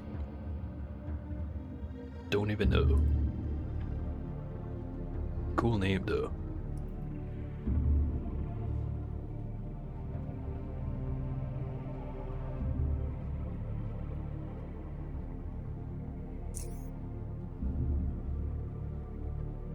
Nothing to sell. How about to buy?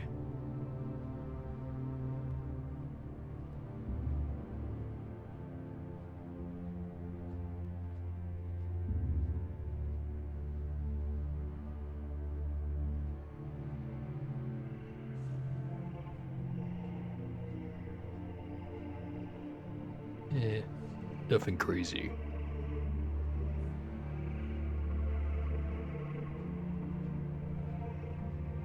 Moving on.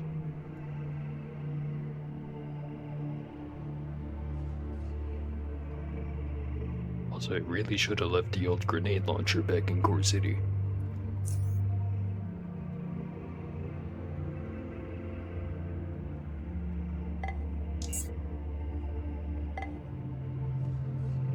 Alright. If I want to get this done, can be accessed through a breached wall in the lower levels of the Institute. So not up here.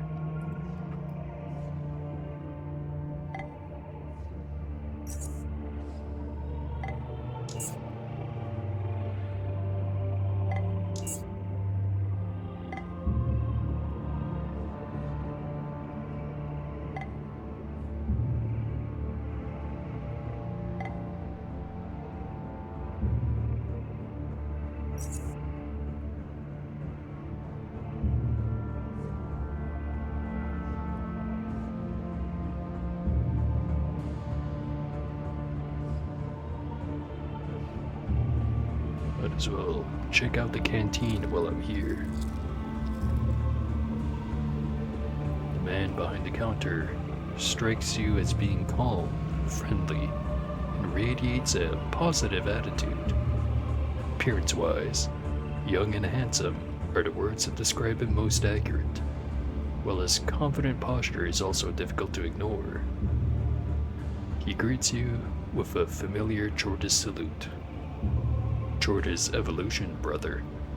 My name is Fyodor, often called Fio by almost everyone. He smiles. How may I help you? Evolution is short, brother. I'm Paul. Welcome to the Institute of Chort, brother. Our institution is very different from those on the outside, I'm sure. But you'll get used to it. Don't worry.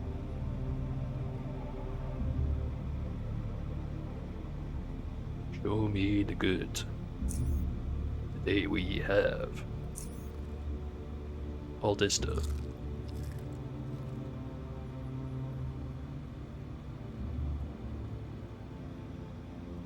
Let's buy some chips.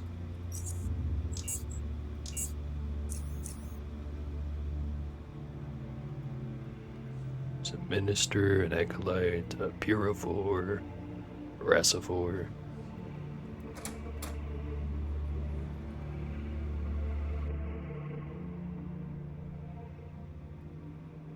Alright, I think that goes to where I have to go, but how about these other rooms?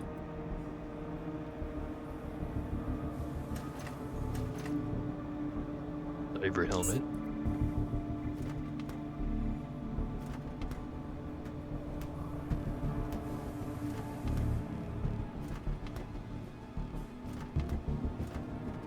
Just about entirely empty.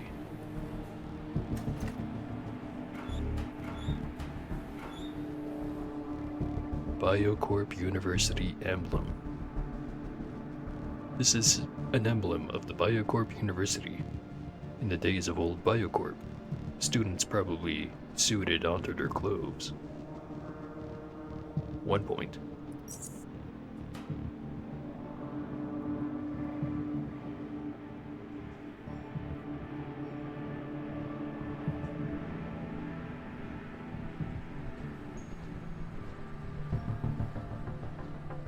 nothing else in this room.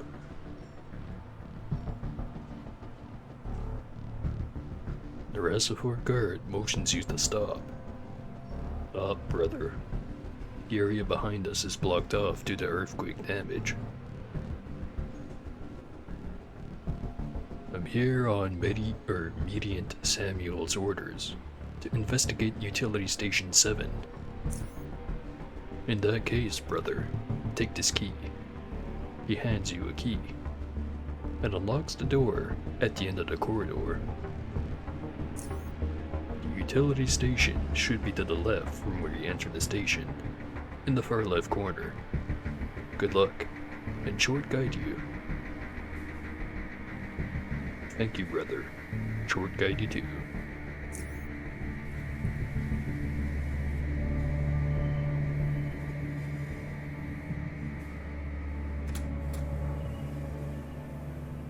Damaged wall. And a whole lot of purple mushrooms. Some dead people.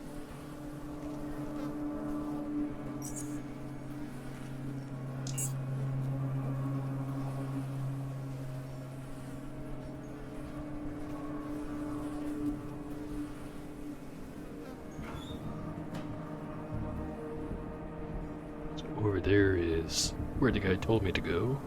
What about the other way?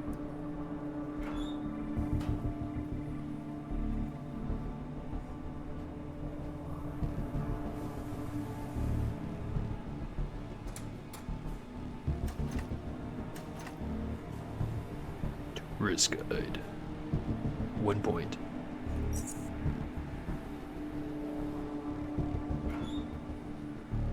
TNT. That's dynamite.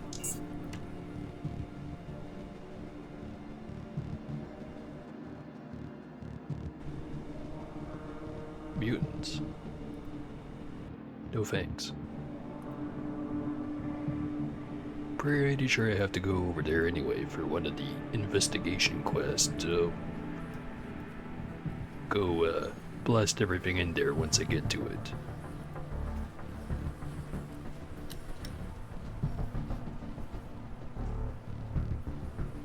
Almost forgot the middle room.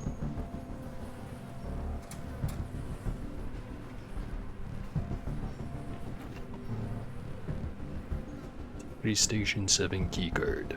Harpocrate Station.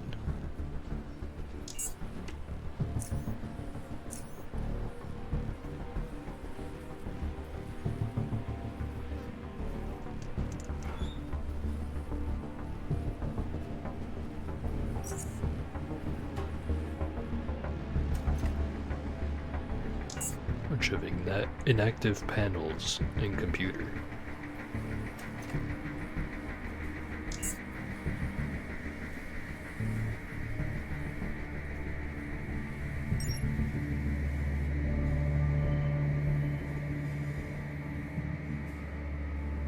Active security camera and landmines.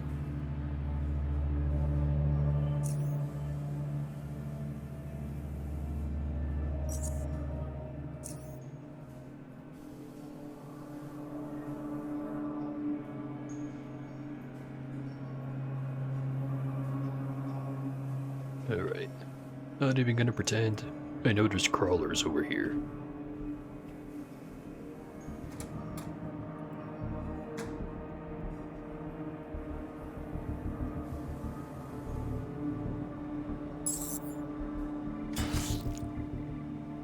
And one of them got me.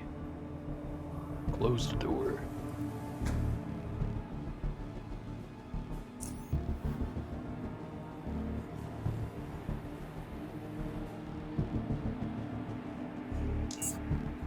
There's one. Thinks he's being sneaky. And the second one. Alright. About to be stunned, so fire. And I'm on fire. It could be worse.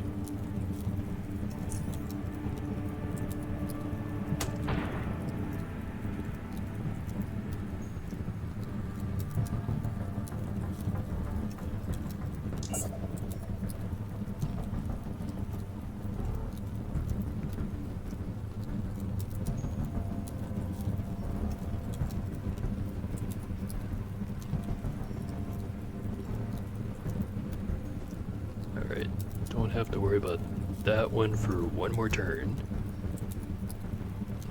The faster I kill him, the better. Oh wait, I forgot I was stunned.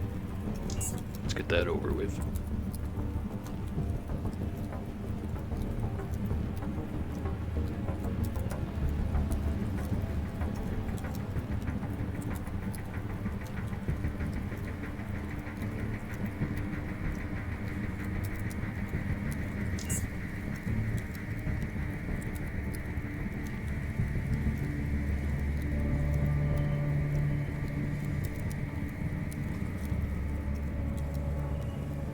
Alright, they both disappeared.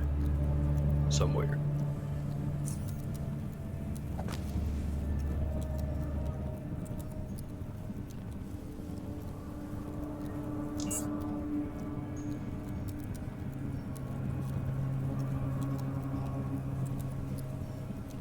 There's one.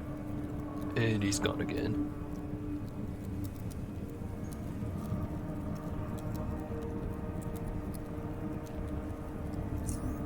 Other one over there. Doesn't look like it.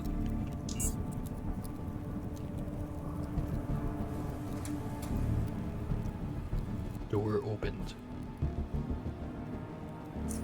Put some more fire down. Wrong button. There we go.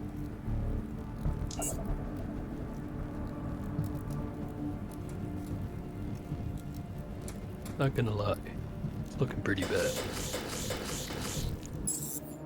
Yep, it is pretty bad. Okay. Running into the room did not work. I was gonna say, how about standing at the entrance?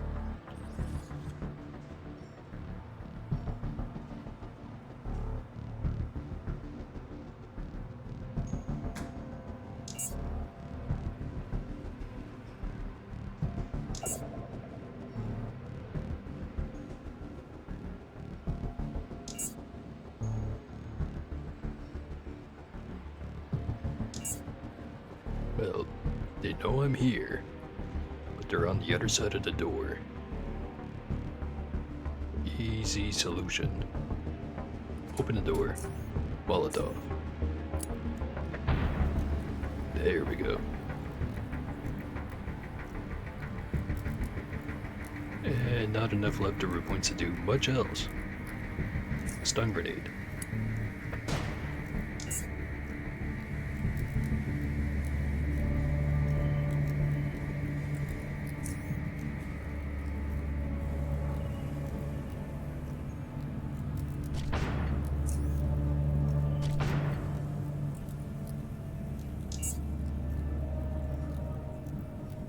I think they're blocking the door from each other, so it should be fine to just keep shooting. Alright, one left. But now he's gonna be able to just run in here, sting me, and disappear again. So maybe I run.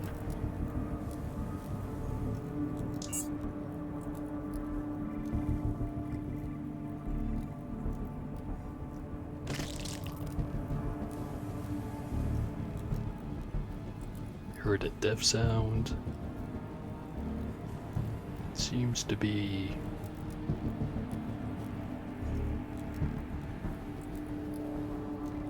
yeah, I don't know.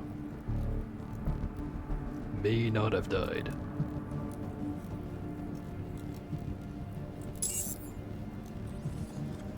Or maybe he did.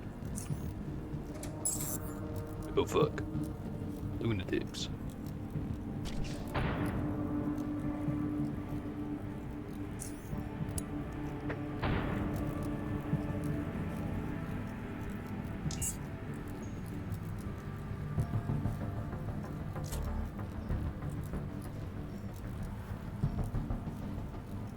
Which way is he going?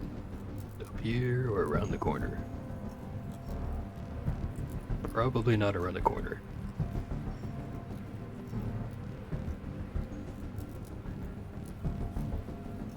2 of them.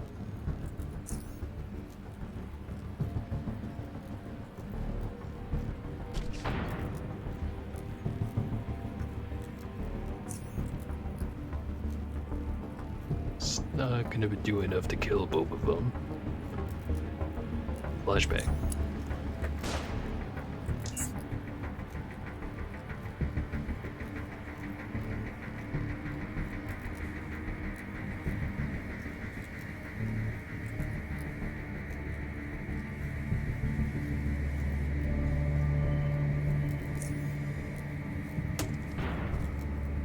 Perfect.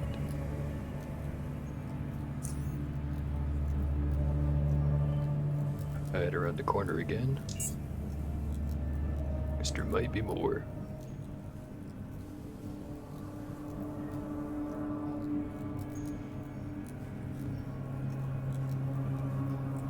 Not seeing anything in the combat log. There's one. So he likes that high explosive mine he's standing right next to.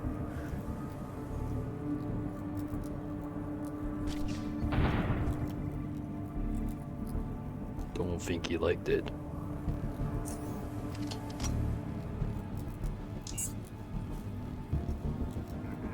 Oh shit. That's a problem.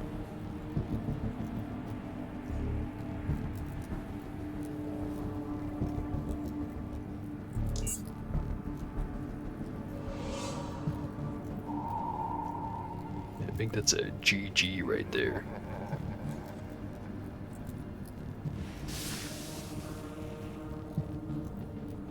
That's a lot of motherfuckers.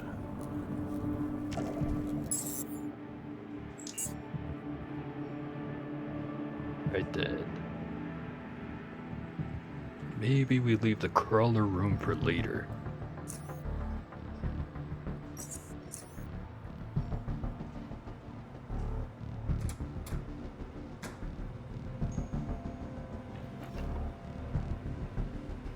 Utility Station 7 keycard. Could have sworn I already picked one of these up. Utility Station 7, Terminal 6. Hazardous Waste Disposal Control. Checking status. Waste disposal system is on standby. No procedure in place.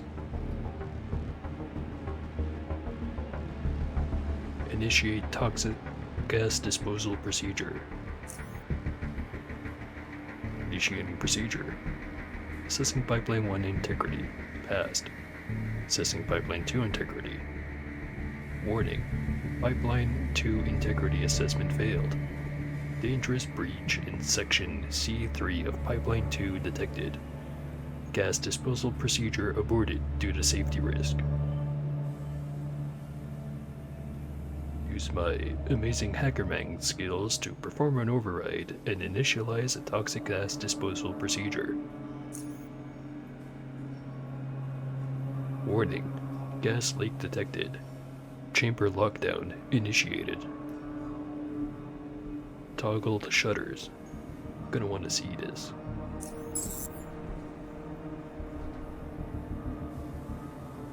Oh hey dudes. Sucks to be in there, huh?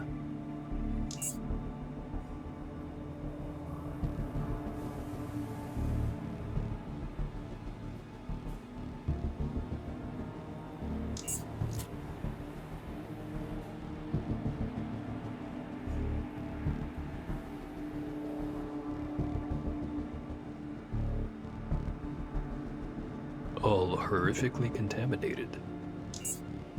We just enjoy my drink.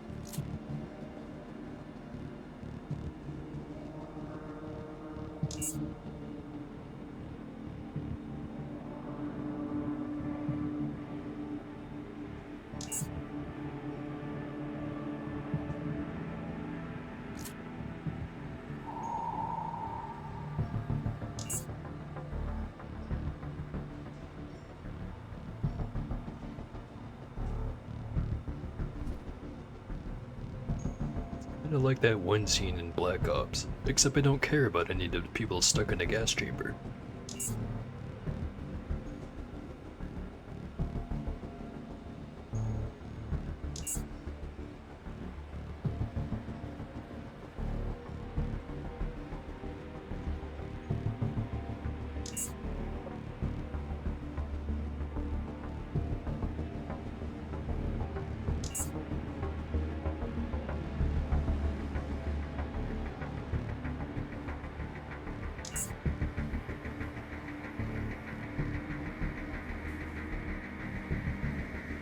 don't seem to be taking terribly much damage. You know what? I don't have to see this. Or maybe I do.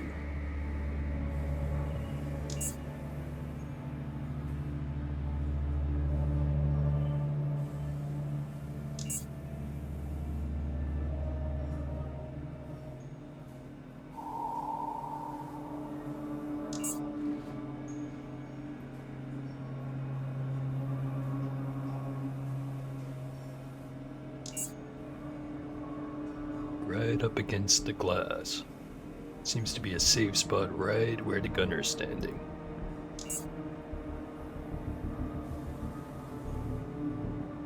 Just means I have to move somewhere else.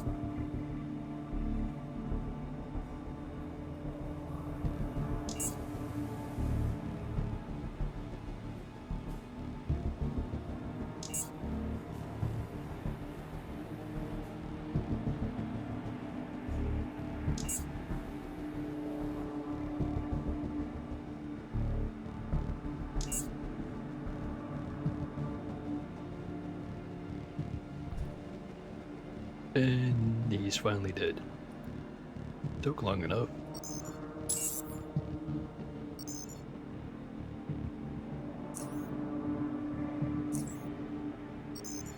Alright. Cannot turn off the procedure, but I can unlock the door.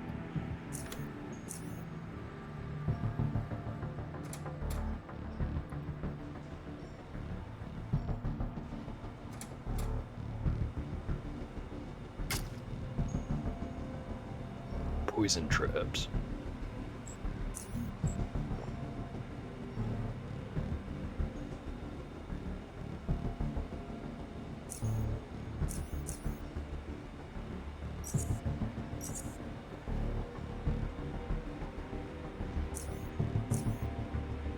I think with the boots and the gas mask on,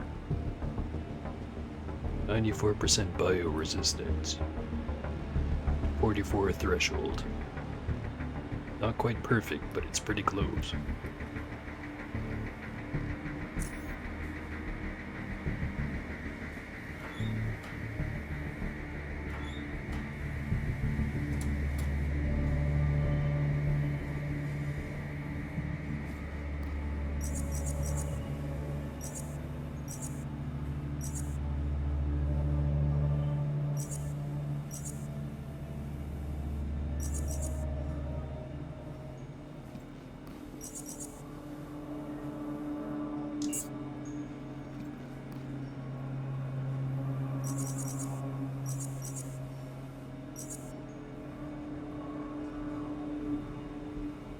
Alright, no damage.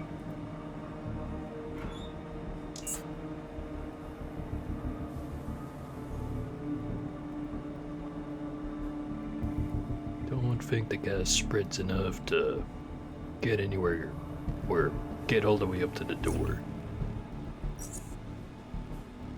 Re-equip my stuff. Another quick save. Reach and clear.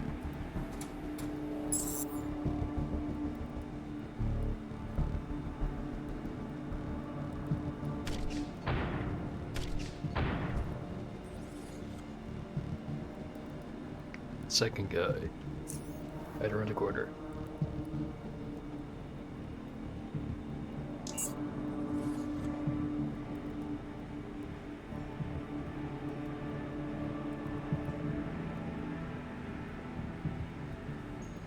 Two guys. One of them's got electricity powers. Can't have that.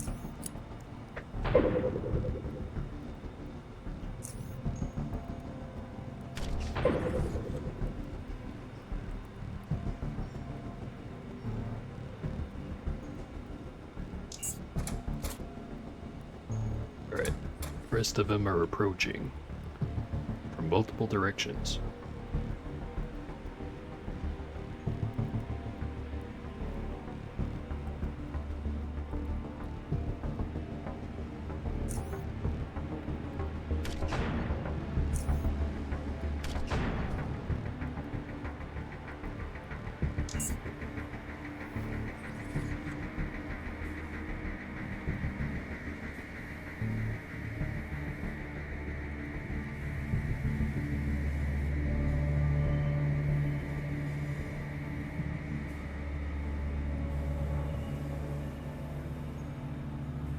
There he is. Wrong one. Should read a bit harder, but we're clicking the buttons. 720. Can't kill him in one turn. Could try to panic him with a Molotov.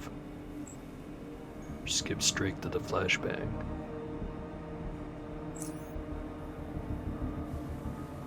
We've got plenty of magnesium. Flashbang it is.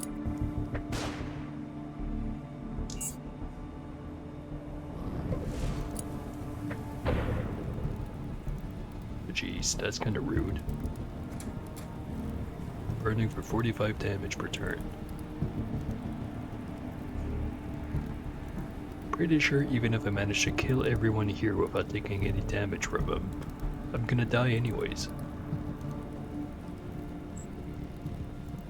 Especially since I already wasted my health hypo. Reload.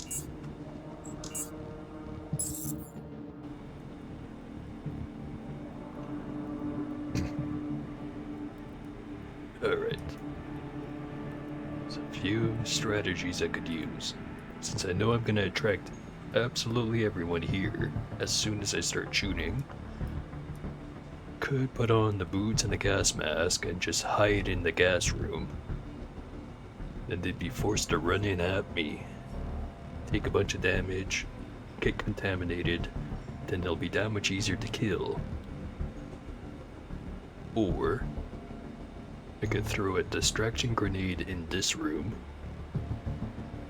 run maybe into the contamination room or somewhere else, and then wait for them to all show up and then do something about it once they're all grouped up. Or I could run over here and see what's in this room.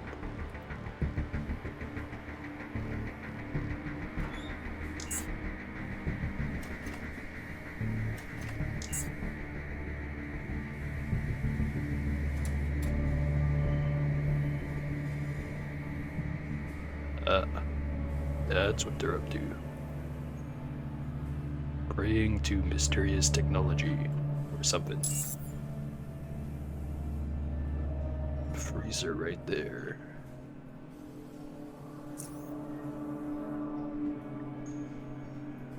Try to kill these guys first. Run around the corner. Big damage. More damage.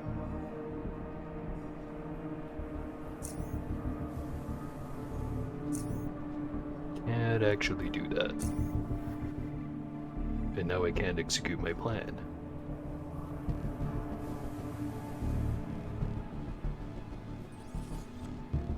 Oh. Suffer the consequences.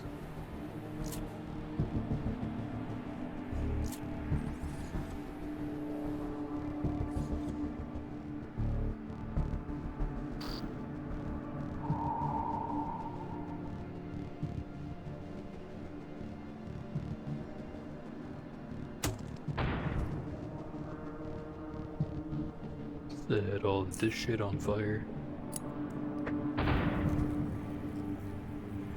That is extra spicy thanks to the napalm barrel. Probably gonna be running in from this door and maybe up over here.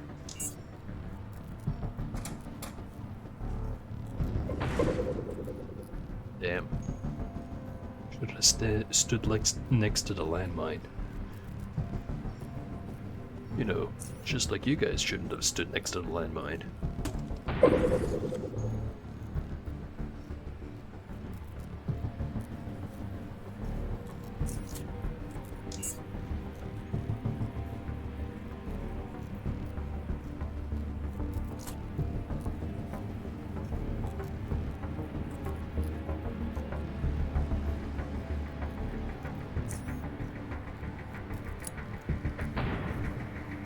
The good grenades for you guys.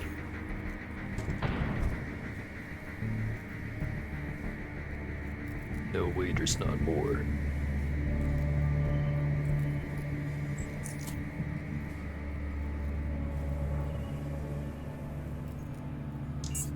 Not in this immediate room, though.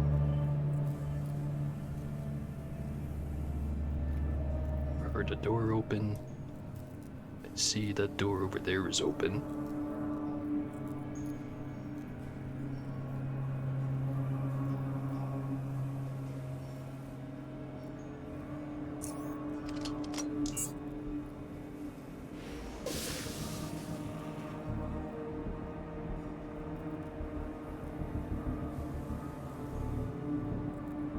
Multiple targets.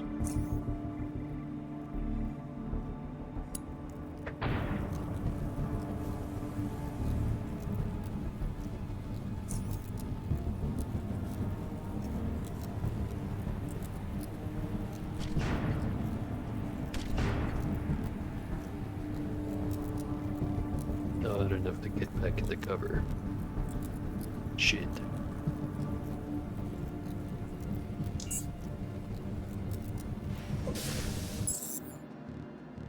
Well, I'll get him next time.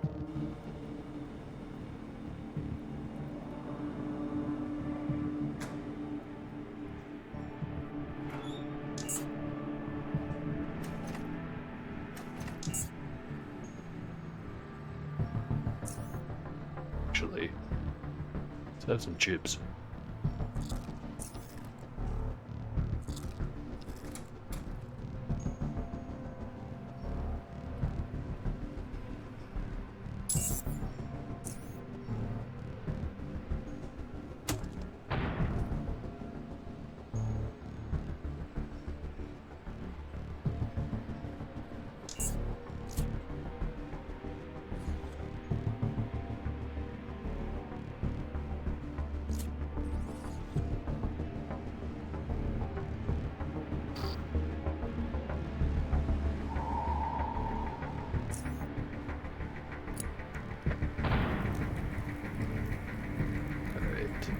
That guy is super on fire.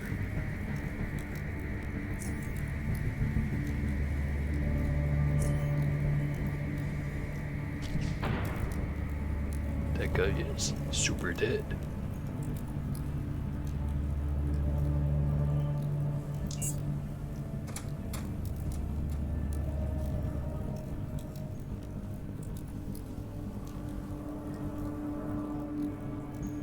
Here comes the bozos. Blast him.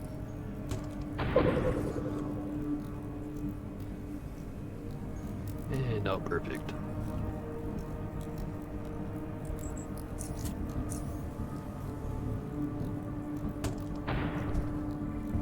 Bit better.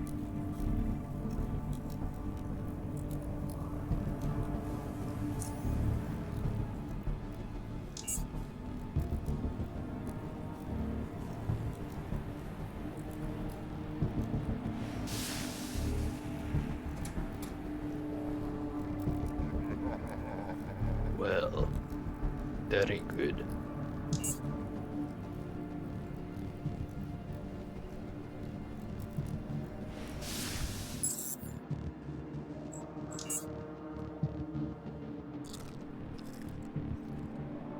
Right. One more time.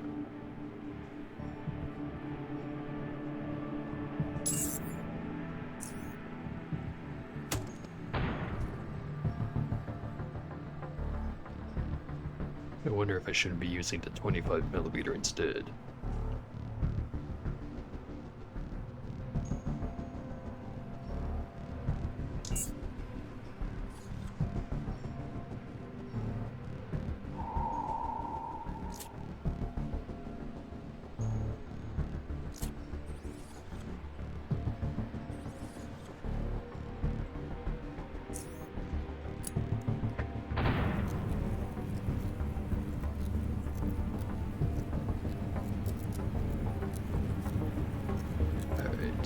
Not guaranteed to kill those guys, but I can make it happen.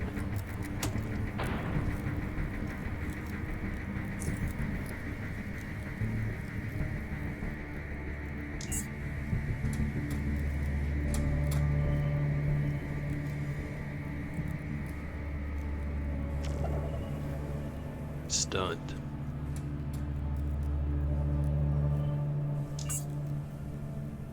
What are the odds?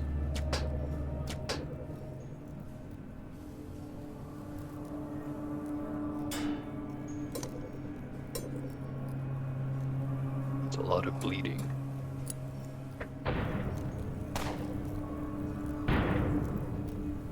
Shit's exploding. Alright.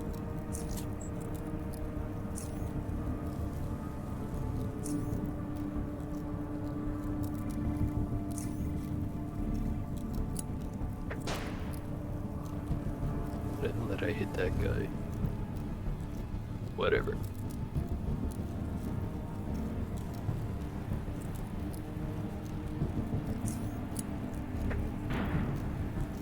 Immune. How annoying.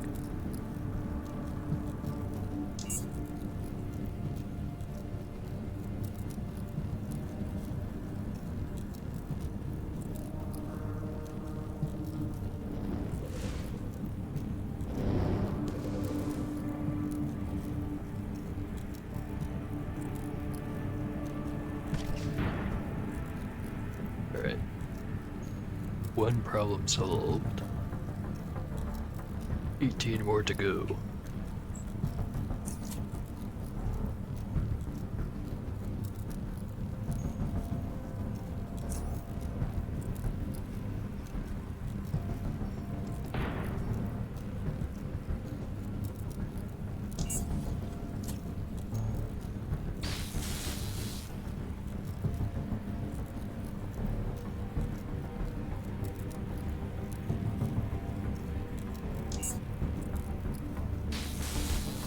So much for that.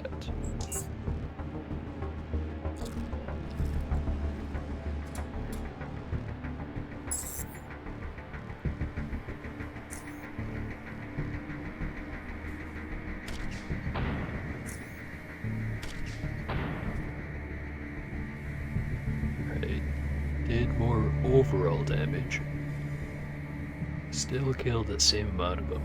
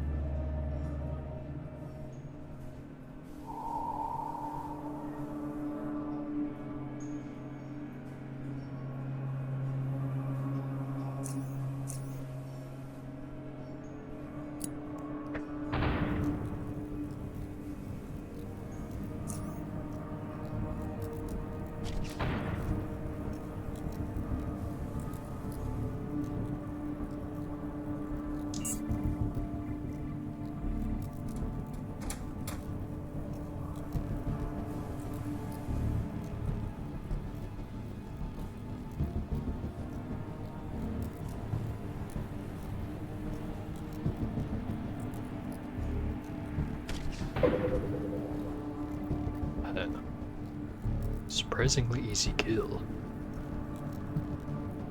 So maybe I should hide around this corner rather than that corner. Because at least there's not a landmine on this one.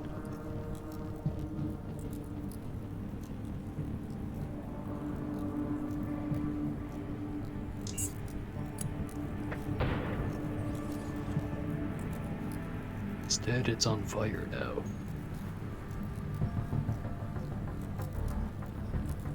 Saw one guy down there.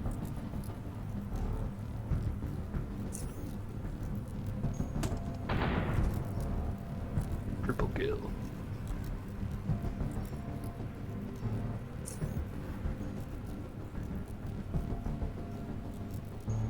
Instead of moving away, how about I move in?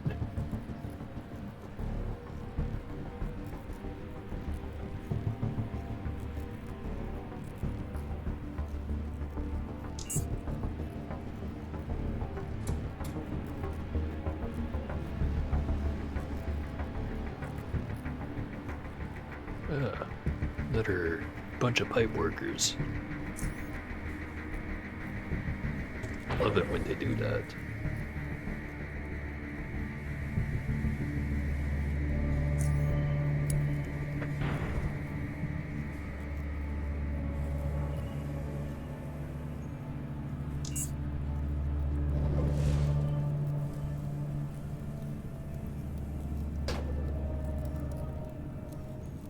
2 more to kill.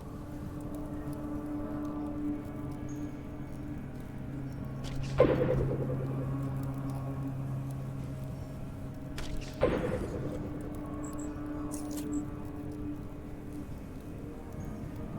I think one more grenade is gonna kill him? Or should I stun him? Kill. Shit. 4 health. Not good.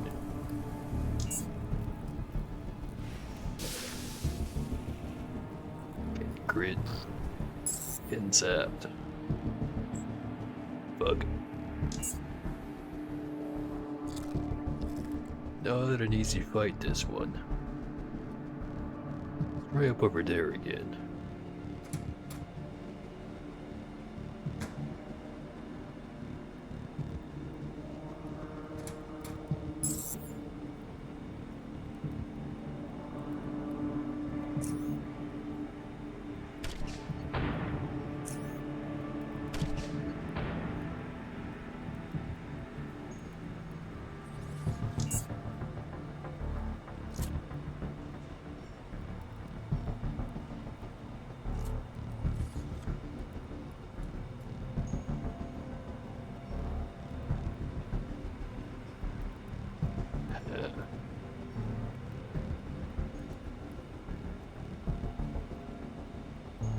All things considered, the pyromaniac's not the biggest problem, other than the fact that he has a crossbow.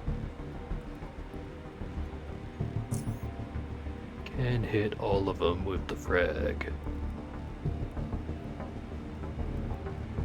Let's see what happens.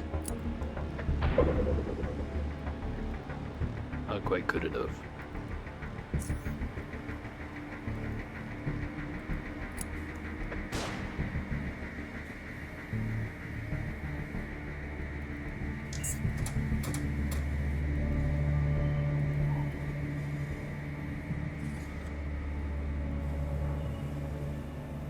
Both doors at the bottom part opened. 4 dudes I can see, and I know there's one more right around the corner.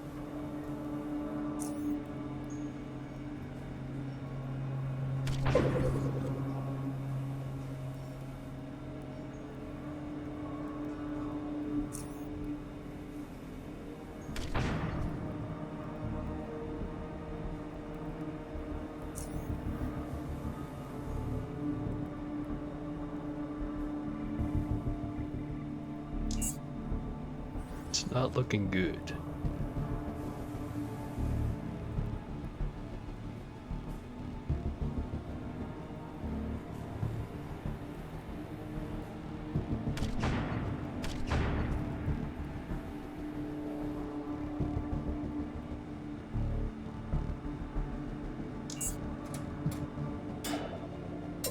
Yep, she's got kicked in the nuts.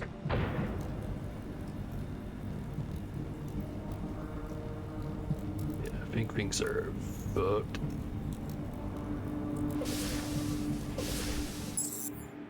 Confirmed. Alright, seems much rougher up there. Keep trying this shit.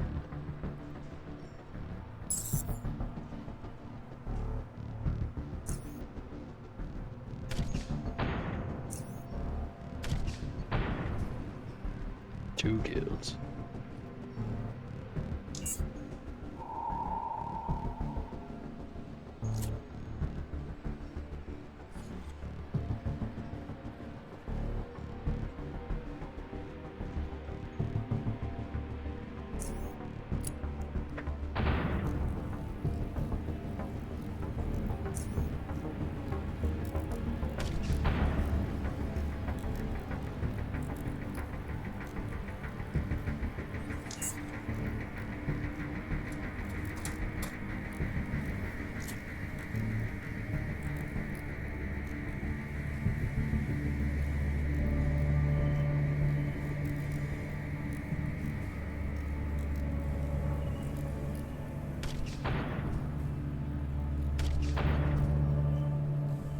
That are 2 down.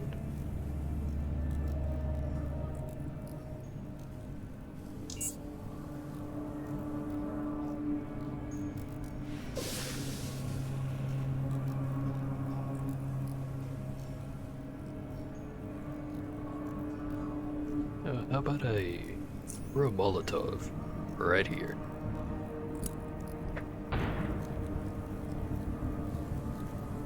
Those fuckers out of the doorway.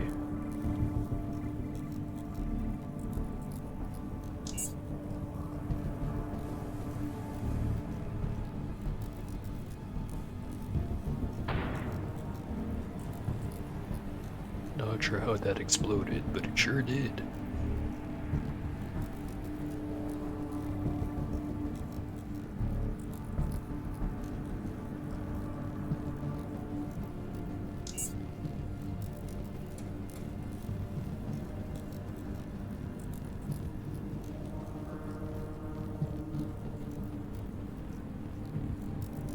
That door's open.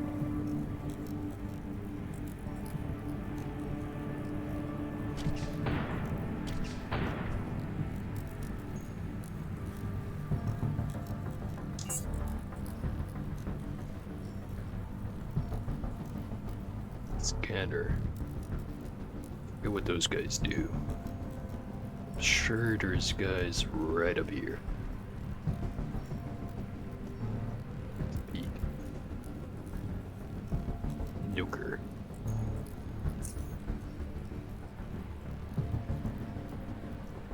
You know what? I've got EMP grenades to spare. Fuck your shield.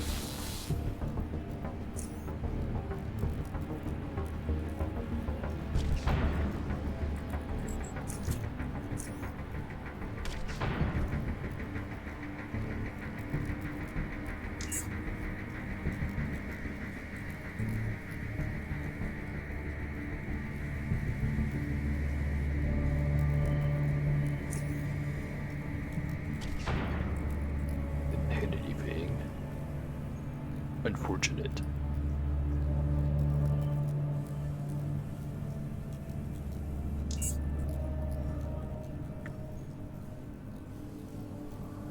Another nuker and electrician.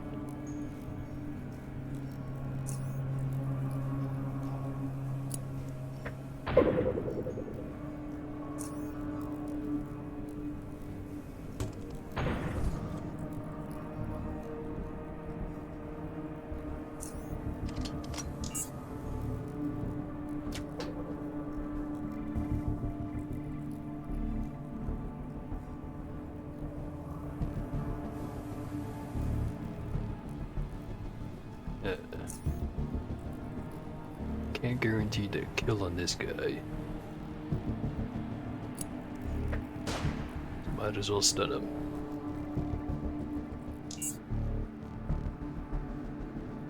There's the scanner again.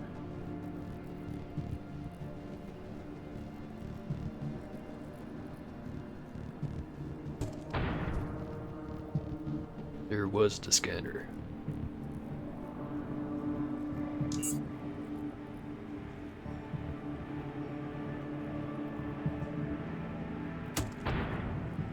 Bug.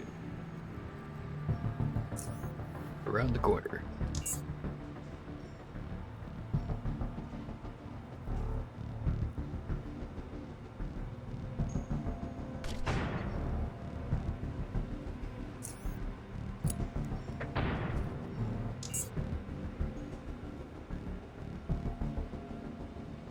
Who else do we have left?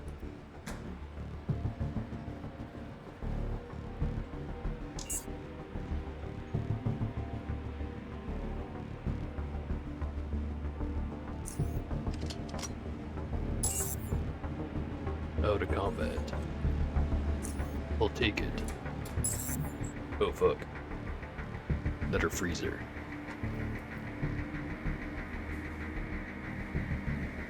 Let's try 125mm. See what it does.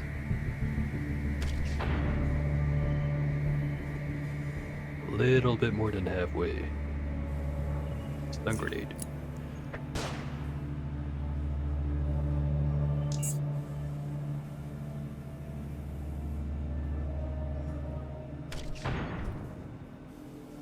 And a sneaky motherfucker.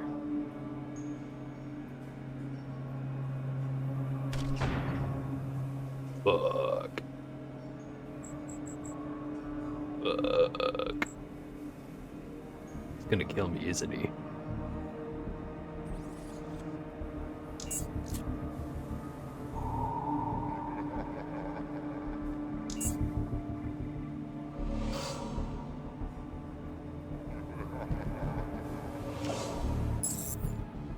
And there was a second one.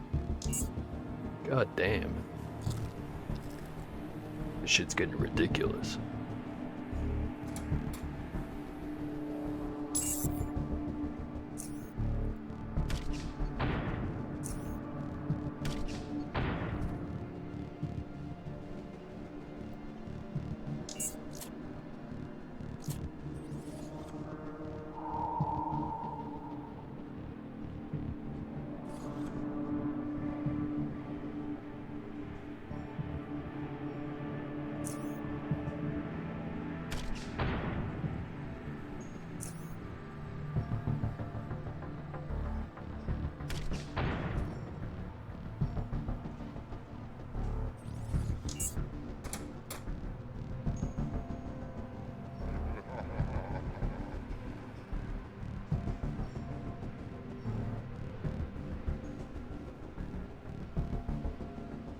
Alright.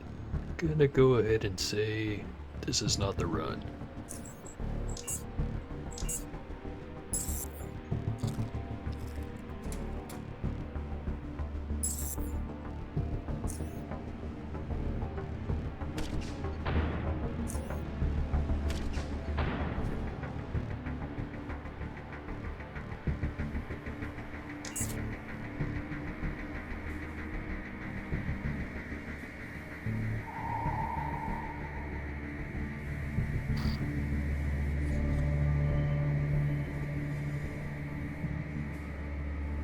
Still ridiculous how he can do 48% of my health in one hit. It's not even a crit. Burn for it.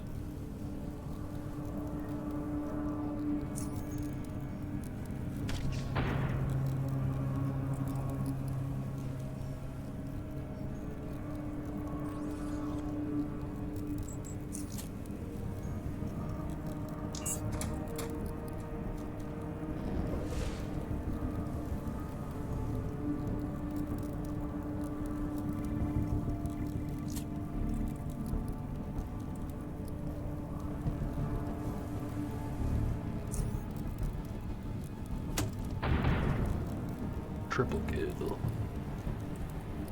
Gotta like those.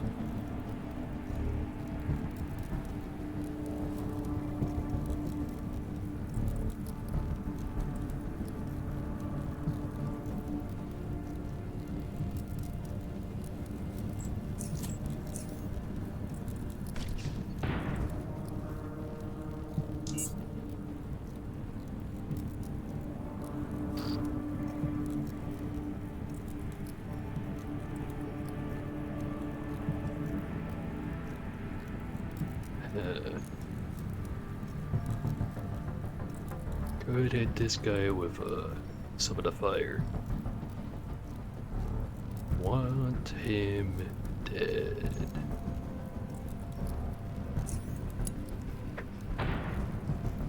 Perfect.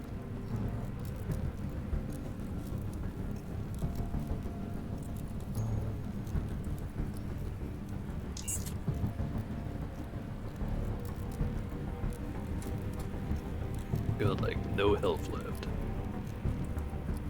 Try to make it work.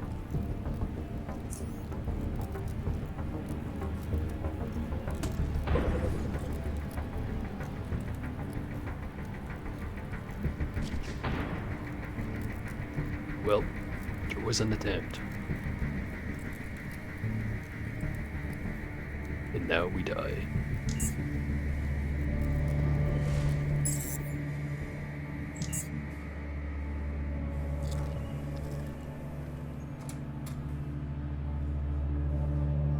To get this puzzle solved.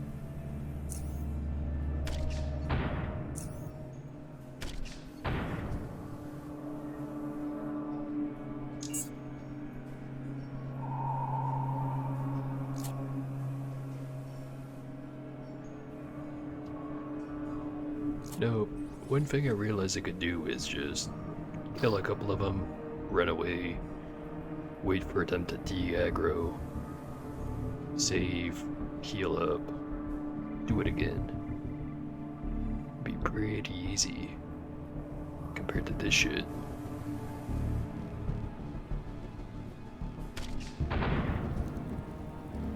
Huh. Much more effective to just blow them up directly.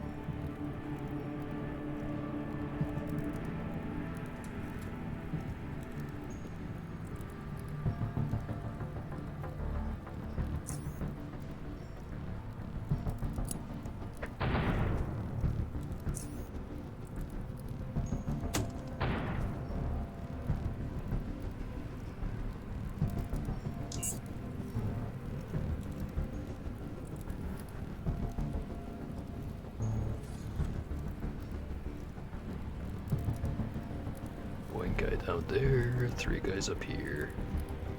I've opened the first door, but not the second door.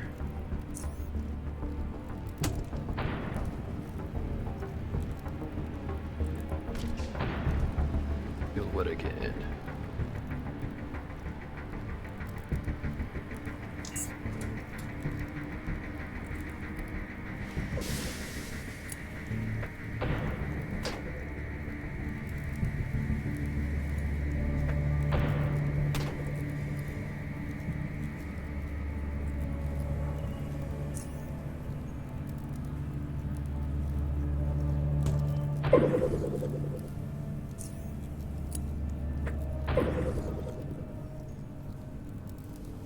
Guy has a good shield. Might have to take it after I kill him.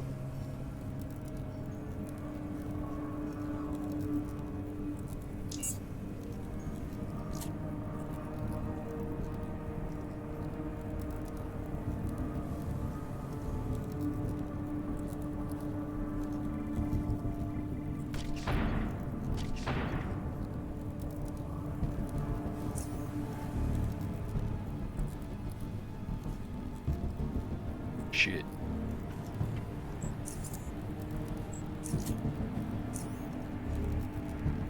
Please stun both of them. Perfect.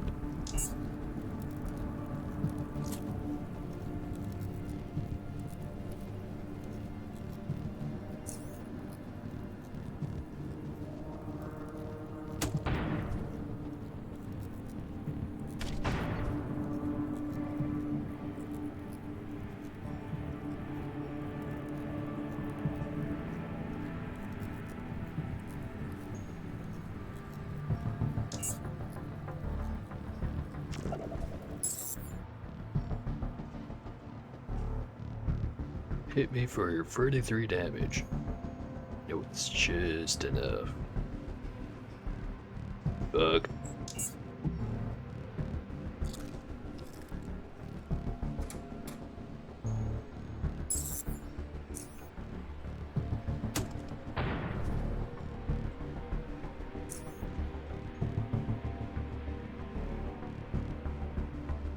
Yeah, fuck it. Start out swinging.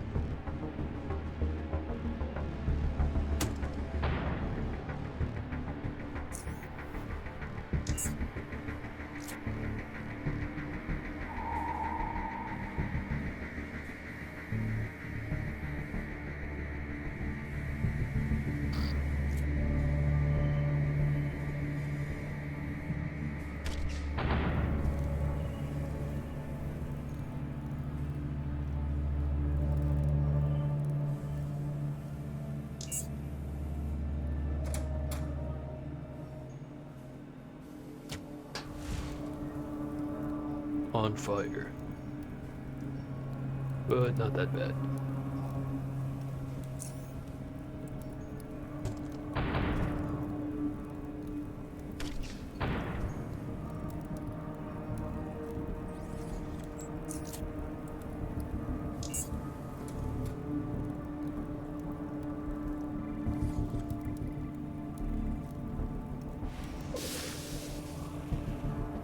Hey, put the fire out. Fast.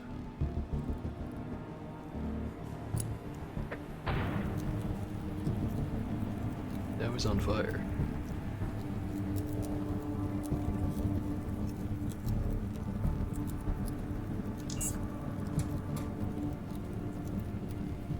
Top door opened. They're approaching.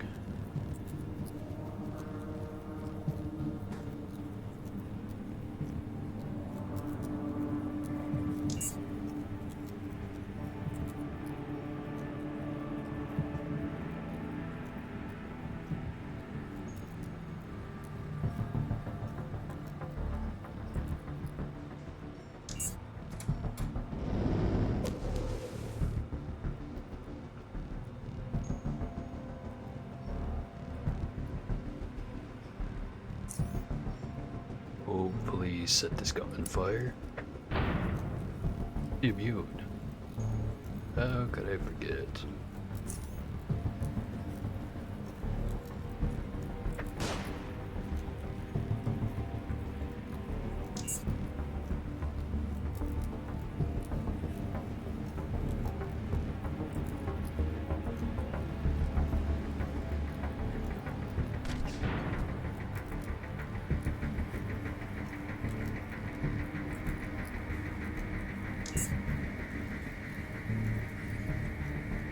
Not much health.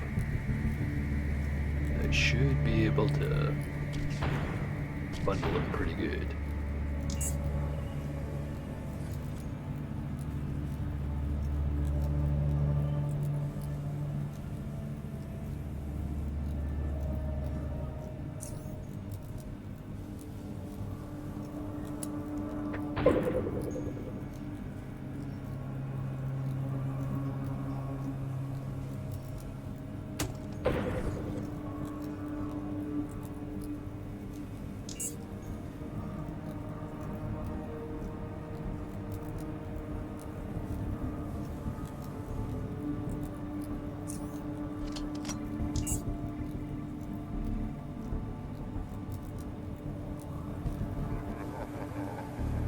God fucking damn it.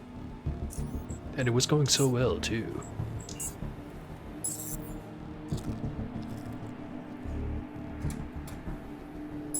Hate those guys. Hate them so much. And also, I fucked that one up somehow.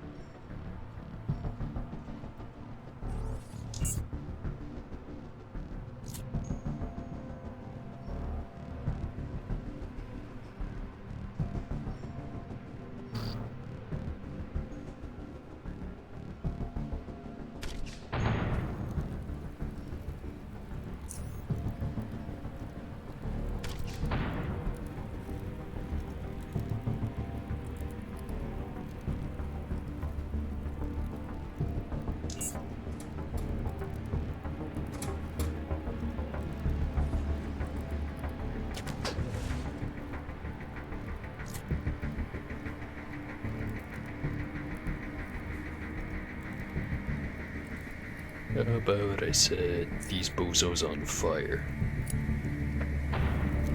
Perfect.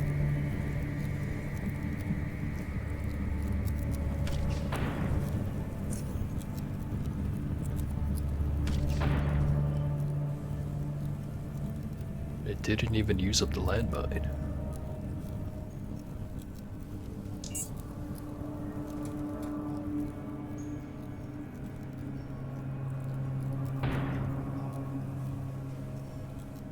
Yep, someone did.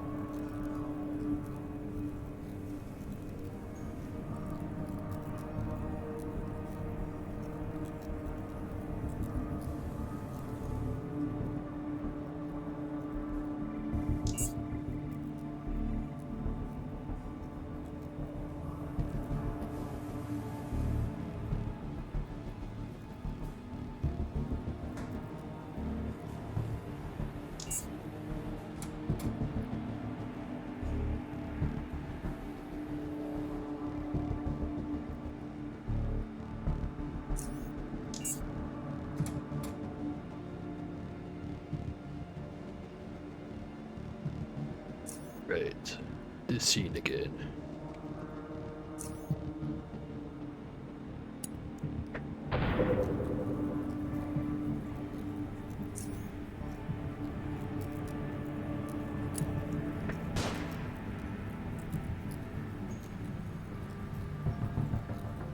Might have fucked it up. But whatever. Let's see how it plays out.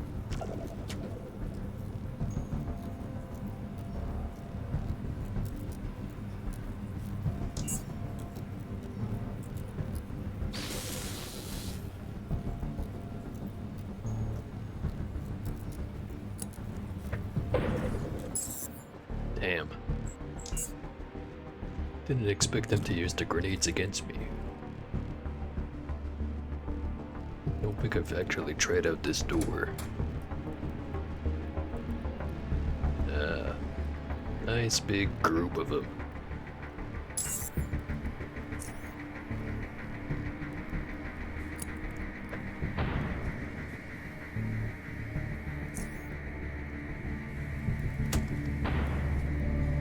Total miss.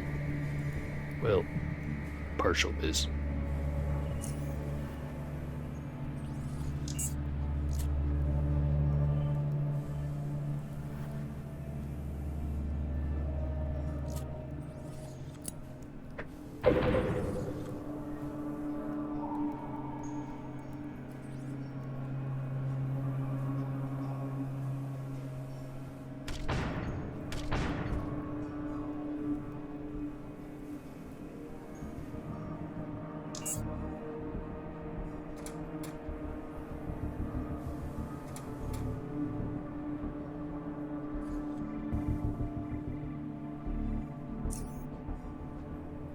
Set this group on fire.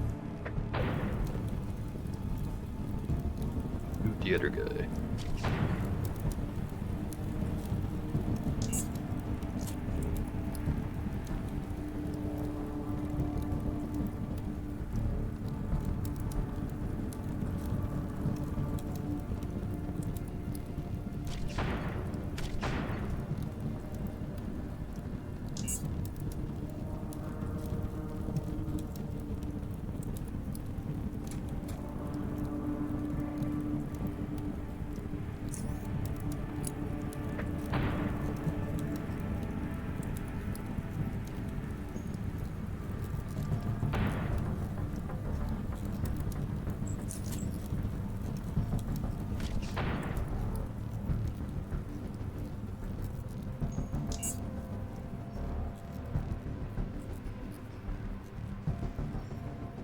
Don't like the idea of being at the end of a hallway against a bunch of dudes with crossbows, but it's kind of just how it's going.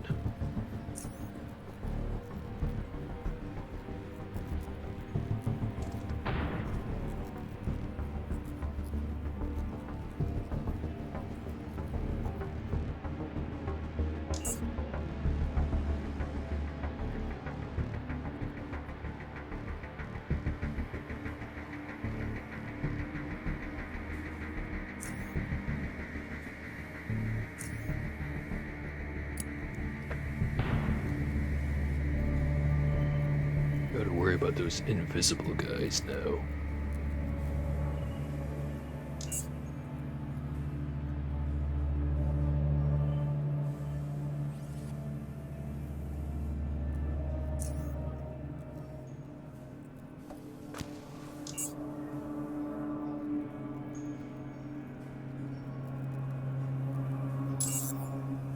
Alright, they lost track of me. Oh, except that guy. And now he's dead. I'm gonna track the rest of them, Mr. Zinni.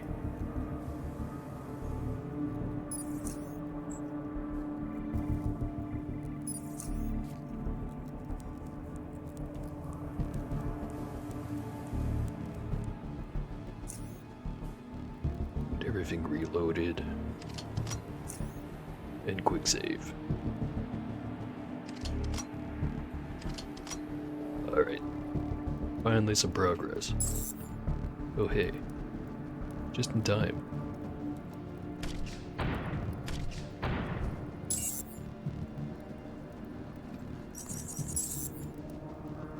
another one somewhere.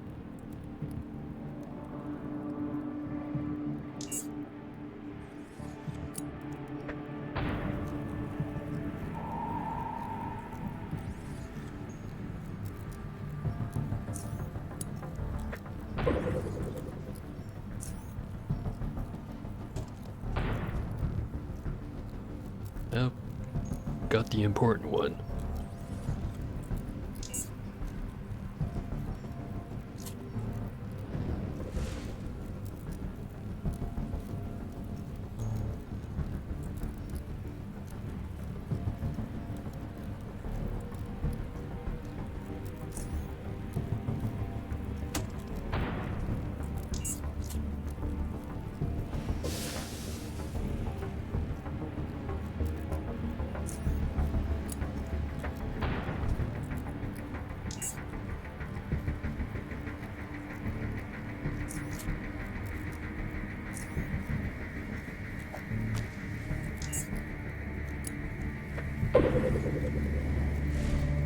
Damn it.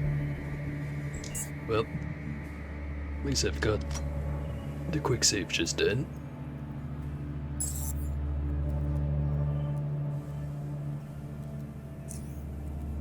Try some fire.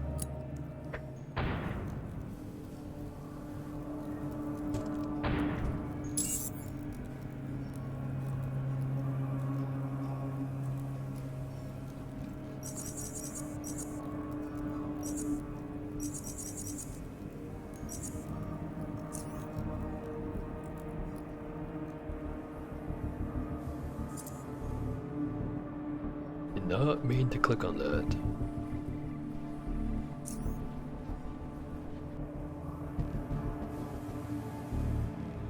But there's no negative consequences. Fine enough.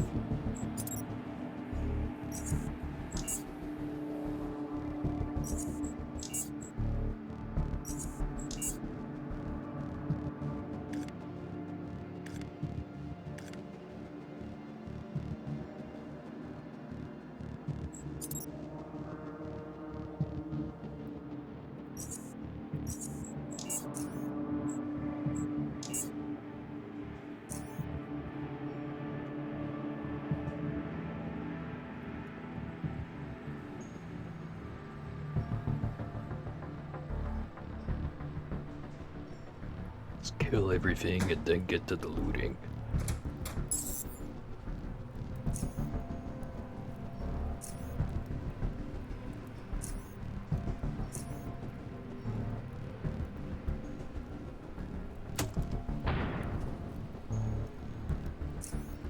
Not off to a great start.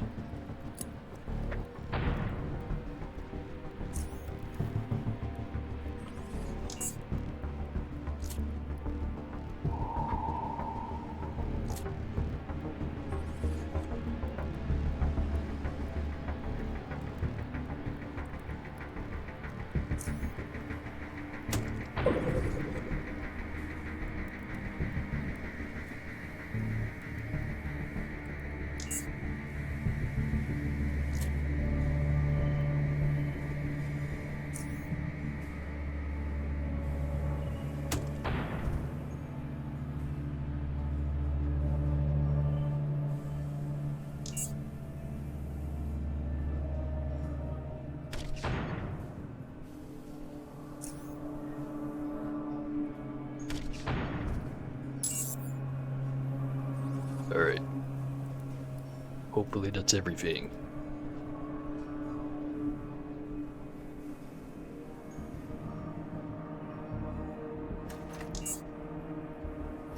Don't need those.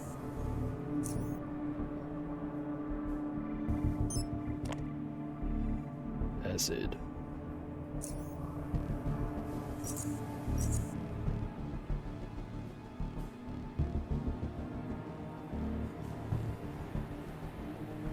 And the boots are damaged. That's fine. That's what they're for.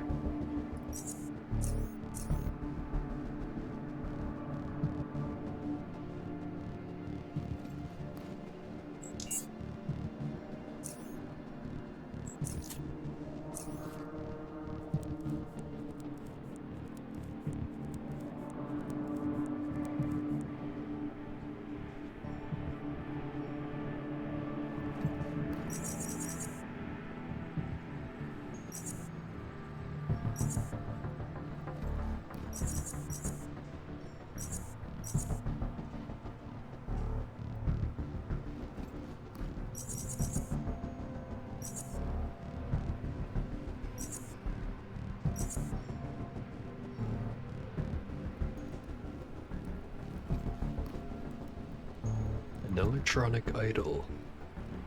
It's a doll made from electronic scraps. Try to poke and pinch it, but nothing happens.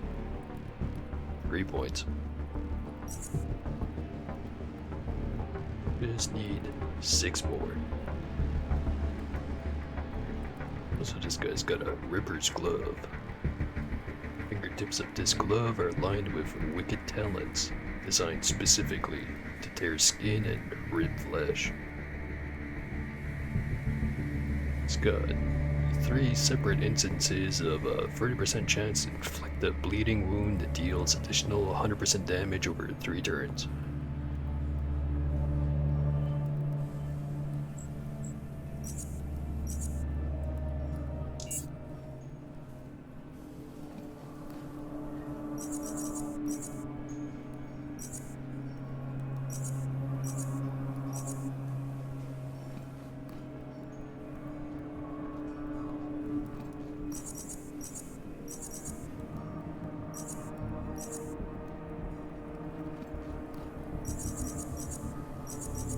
Suck up all this loot.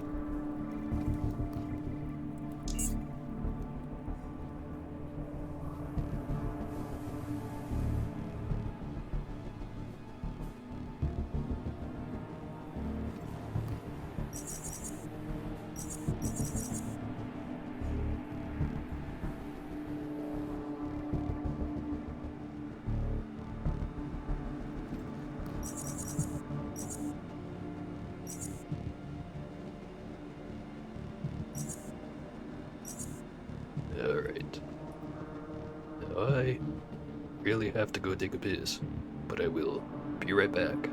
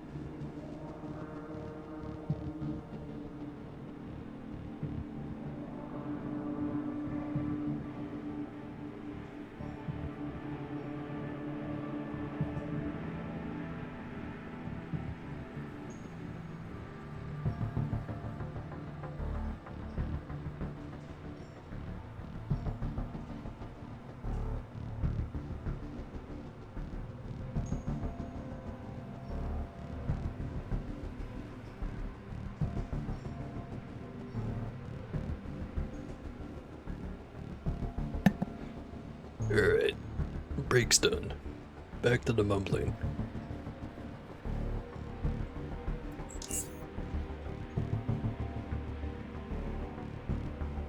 Let's just sort through what I've picked up.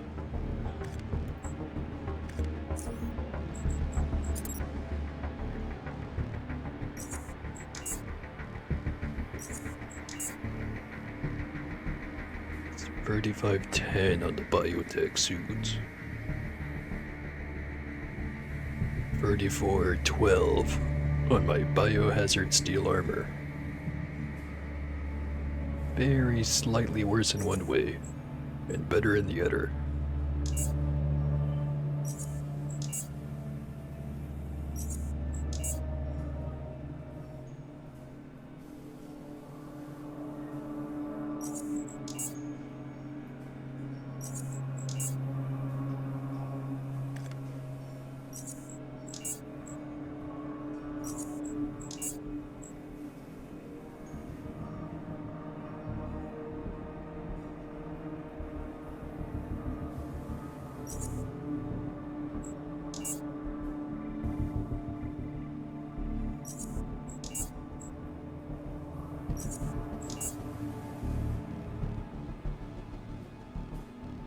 I think I'll keep this one.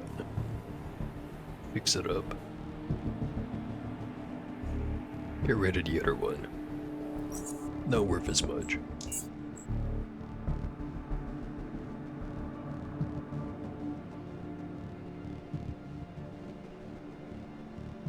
Hold on to one crossbow. Get rid of the other one.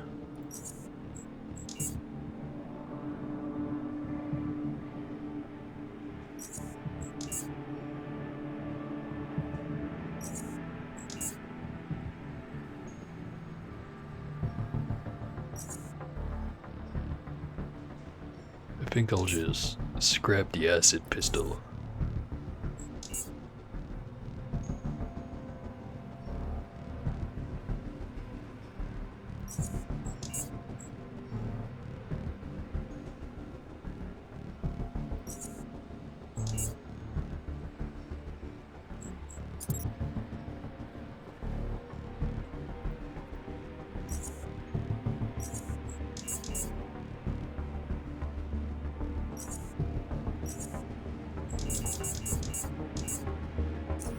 Right, bunch of repair kits. We just have to pick what to use them on. Weapons are in good condition. Same with the armor.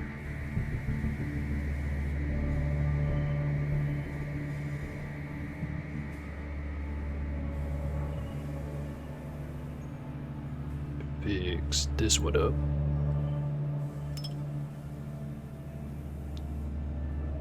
Glove uses fabric repair kits. Intriguing. Picks up the crossbow a little bit.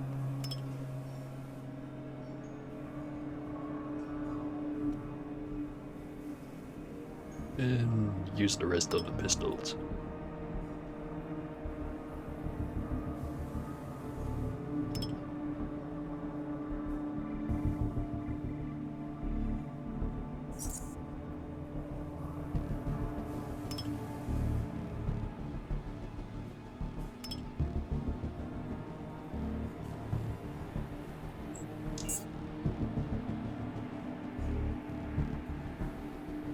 Two codes. Probably repaired the first one first. I also want to repair the glove. It is worth a decent amount.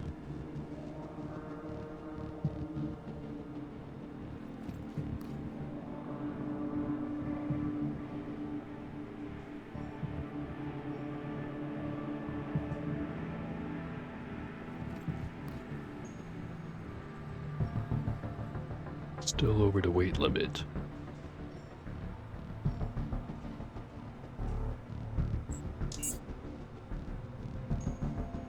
How about those shields? Capacity 425, Very low 7, medium 45, very high 85. Versus this one. Capacity 590, very low 5, medium 67, very high 128. It's worse against very low and low. Better for everything else at more capacity. It also has a energy cap of 69. That's what we're going to be using from now on.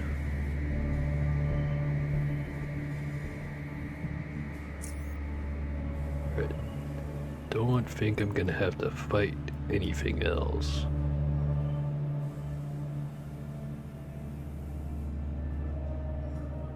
Keep looting. Quick save just in case I'm wrong.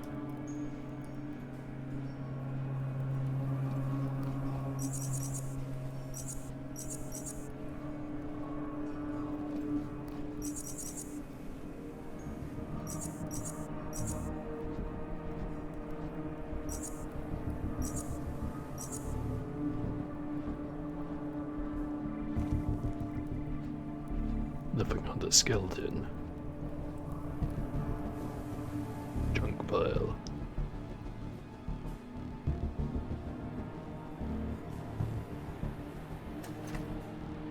Right, that's the one with the bullet casings I didn't want.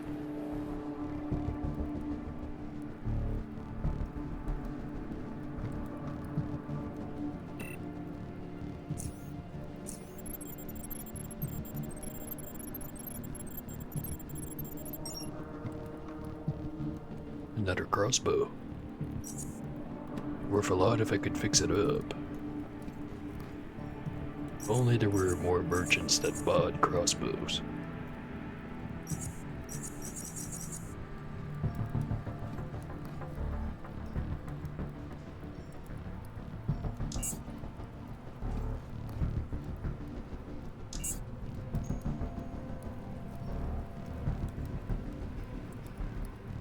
Spirit poison.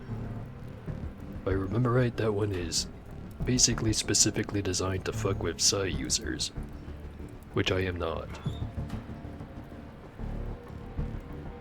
Conspicuous pipe. Even though the pipe is large enough for you to crawl through, there's a sludge buildup on its far end, rendering it impassable. Considering the filth and fetor, that might not be such a bad thing after all.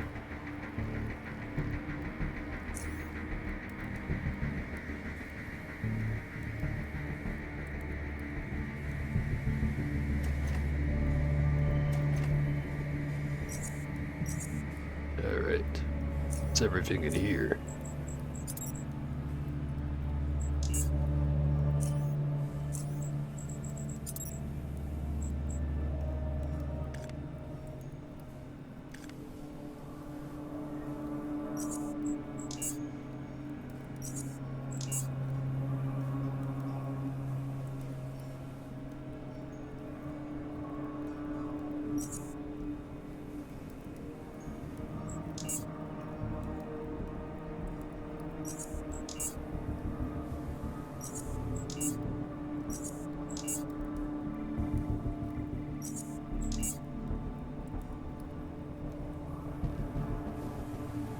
Uh-oh. Could be turning these electrified, or what's the right term? These melee weapon with electronic components into just raw electronic components. It's gonna be a while until I can make use of it. And probably the primary use would be making vehicle repair kits. Not gonna have to worry about until Expedition, but once I get there, I will have to worry about it.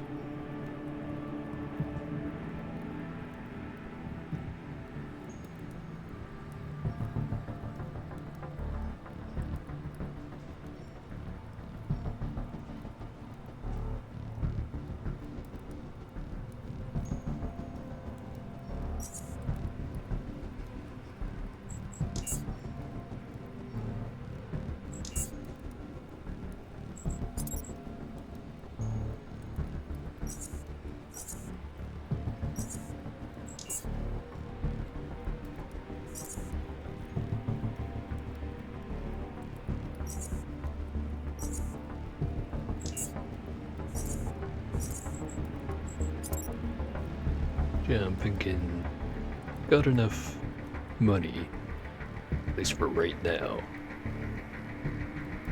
Turn these into electro scraps. Well, what if I could? But I can't.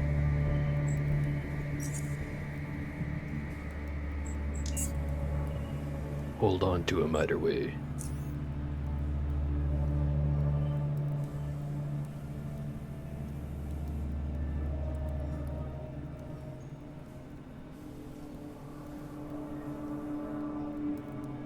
Fix this one.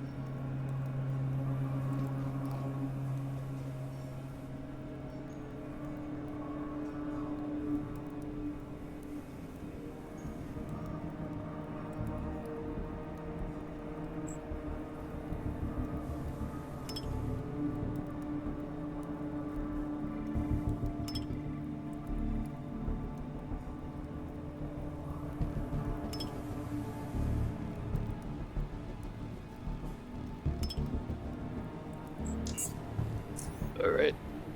Got a lot of valuable stuff.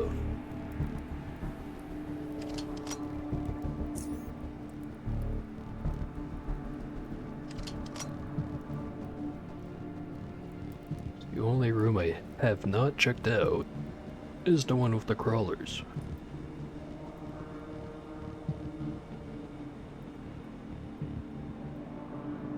Just dump some of the stuff I've got, and then I'll go try to kill him.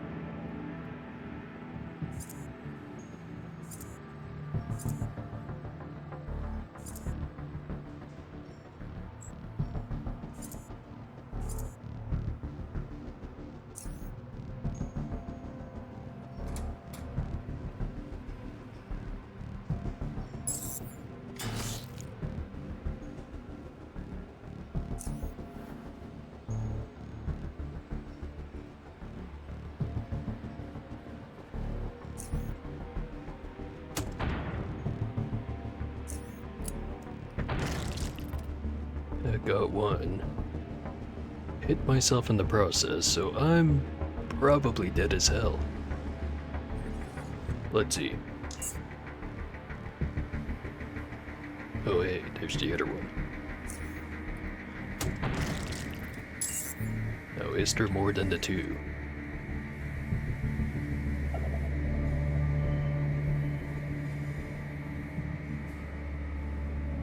Seems like there isn't.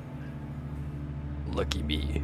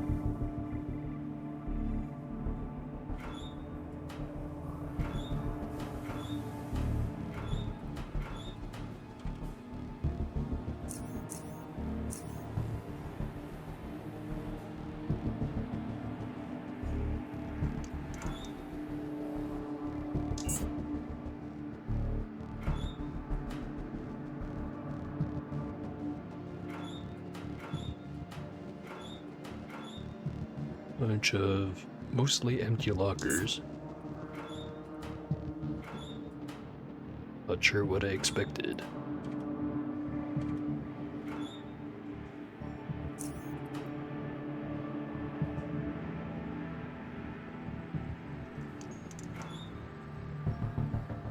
Suit of metal armor.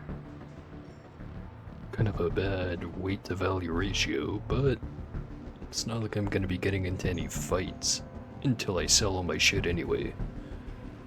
So grab that one. Also, is it better than what I'm wearing? 42, 21, armor penalty of 70. 49, 27, armor penalty of 39. Notably worse. Still gonna try to sell it.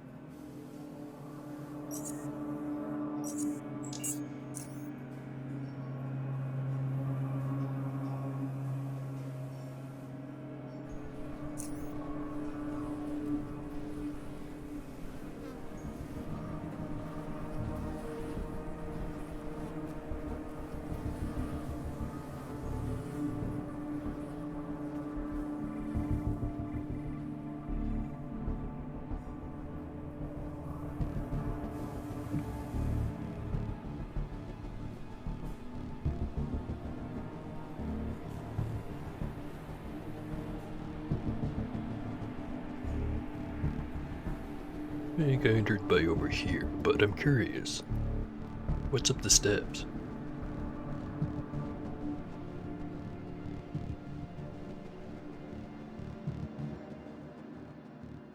Ah, the library, where the balls are stored.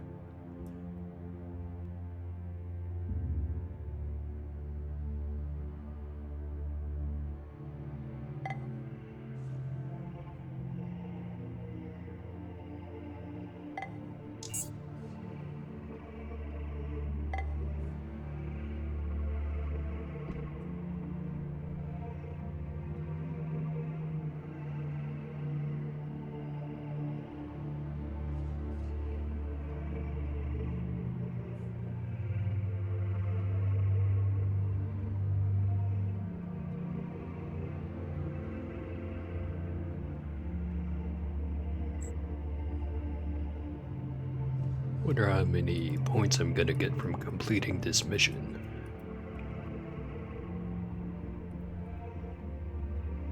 Mission, quest, adventure, whatever.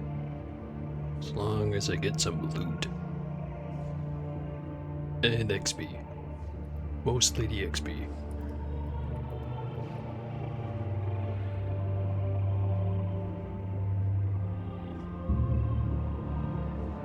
Yo, Samuel. I have just been to Utility Station 7. Yeah, great. Let's hear the report. Your fears were justified. A large group of lunatics had managed to get inside the utility station. And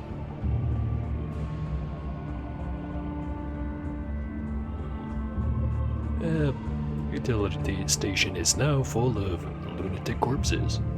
Rin. I expected nothing less. Well done, Paul. I'm very pleased, and I'm sure His Excellency will be most pleased once I inform him what you've done. To tell you the truth, I expected you to find something there. Foreign bodies. He laughs. My reservoirs heard strange sounds coming from behind those doors, so I decided to send you as a test. Just to see if what you did at the Emporium was due to luck or skill. And now I have the results. Foreign bodies were successfully removed from the system. He smiles. Here you go. He hands you 450 Stygian coins. Something to keep you further motivated. Or give you further motivation, brother.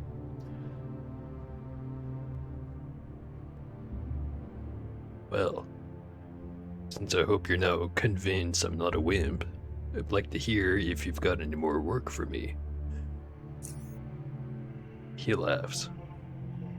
I'm beginning to like you more and more, but be careful what you wish for, brother, for I do have some interesting work which could once again expose you to great dangers.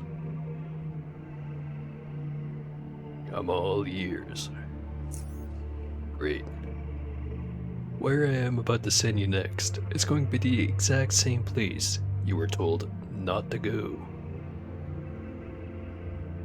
I see. Gonna send me to the West Wing, right? Precisely.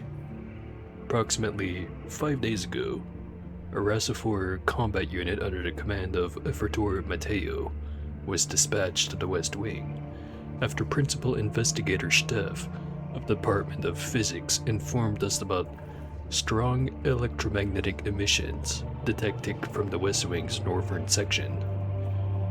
The West Wing hasn't been opened since year 67, just over 30 years ago, so we were reluctant to do anything about it.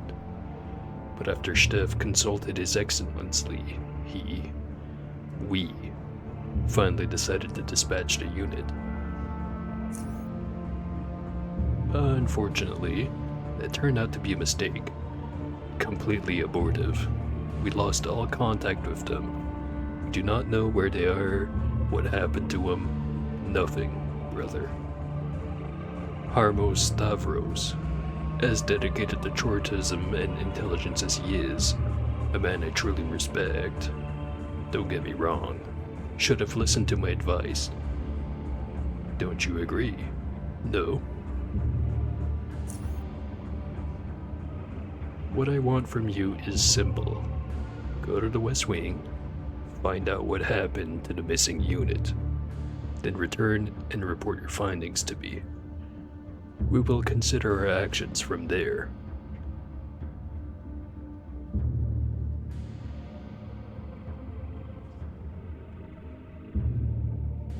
Why'd you wait 5 days to go look for him? I hope you realize, brother, that another unit sent there could potentially meet the same fate as the first one. It is a great risk.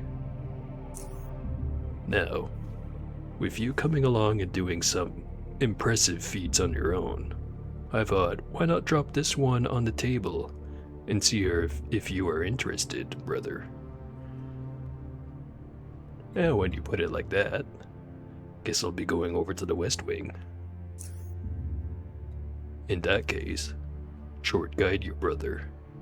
Take the door past Aiden's library and take care. Short guide you, your notability. Alright. And before that, let's get to the selling.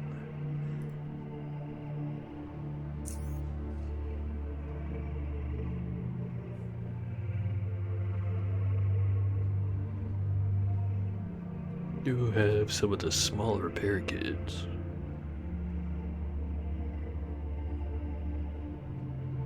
Maybe I'll sell the armor later. I've got some regular repair kits, or advanced mechanical repair kits I should specify, sitting over in Core City.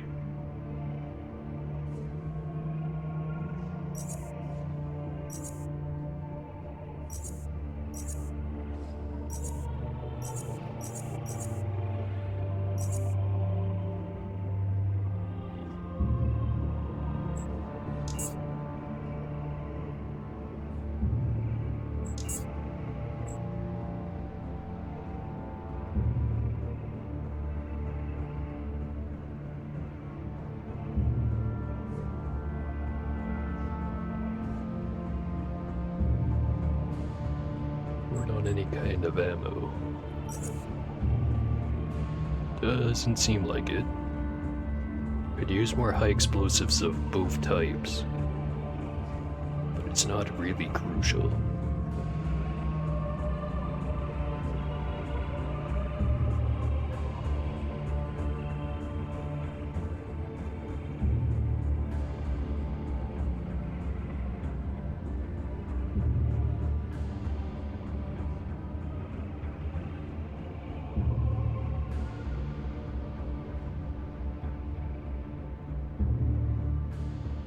Hey, look at this shield emitter. Capacity of 1029. Very low of 14, medium 53, very high of 84. Definitely better on the very low. Low of 42, medium 53. It's worse at the medium, but it's got twice the capacity.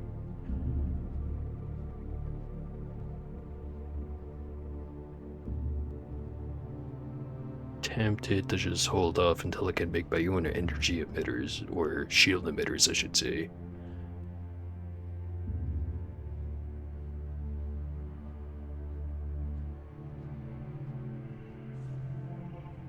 How long ago is, or how long in the future is it gonna be before I actually have the skills to make a shield emitter that's that good? Yeah. Fired the pig.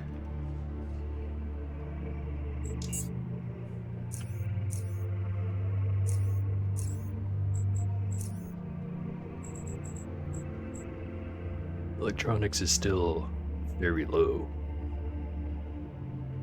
Probably skip upgrading hacking and lockpicking for a while. So that would give me 15 points to stick into electronics, but that's still not enough to make a very good shield emitter.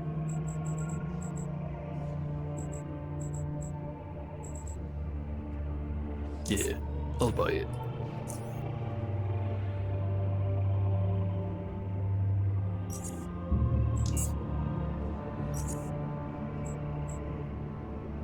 $500 coins. Expensive.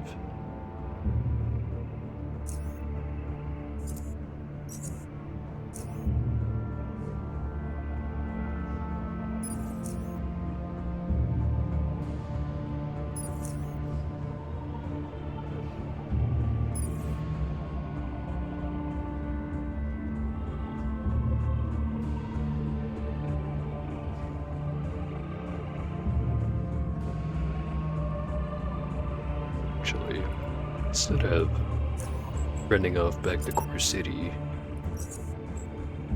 I'm gonna scrap these other two pistols, fix up that metal armor and sell it.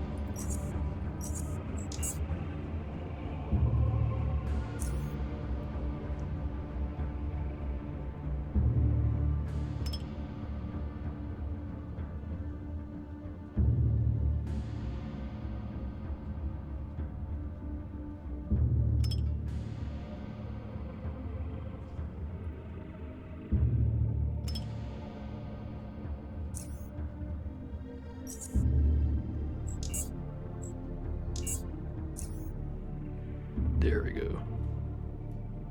Still not walking very fast, but got just a glove for it.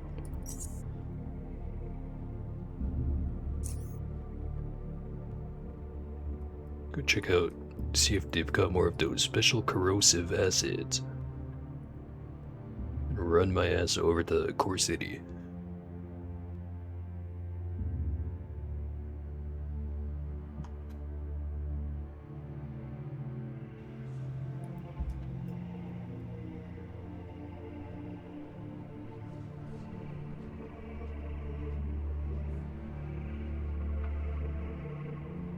She lowers her face mask. Yes, brother? You giggled just then. Why? I don't know what you mean, brother. I really don't know.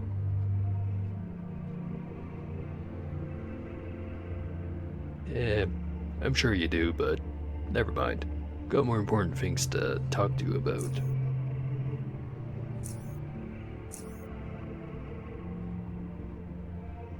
Damn, that's a lot of psi boosters I picked up.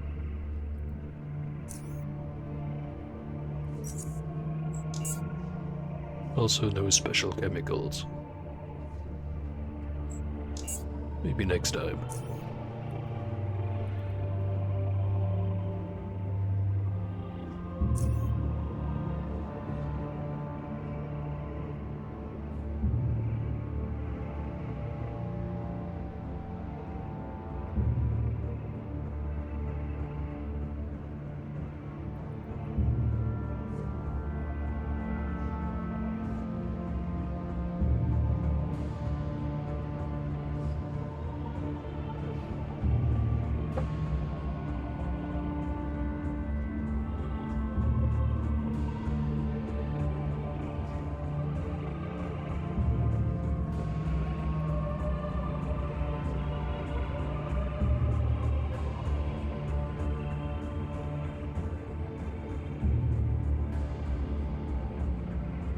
I'll have the intercom to open the door.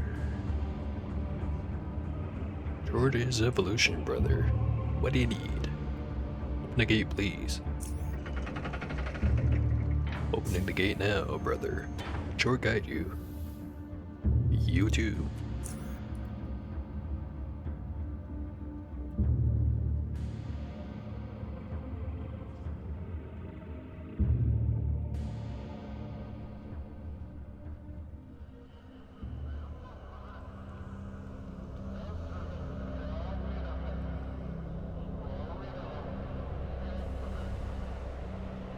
Hey.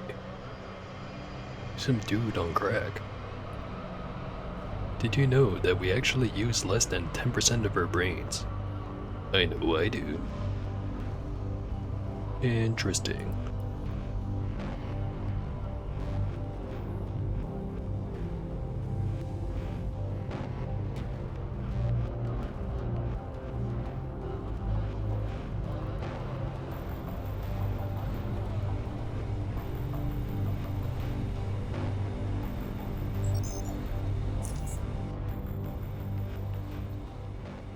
Also, the answer to the question from earlier of how much XP I would get was 2. Just need 4 more. Then I'll be level 21.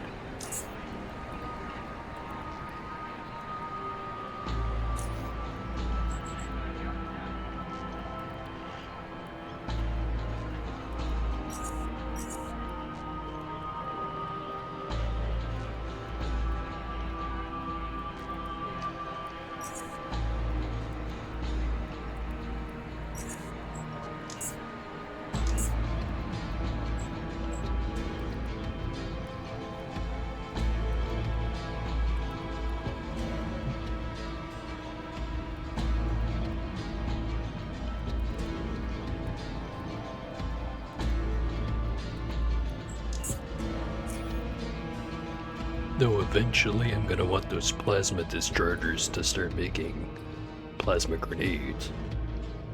Because they do a ton of damage even though they have less range than the high explosive grenades. So I'm pretty sure they're still worth it. Pretty sure.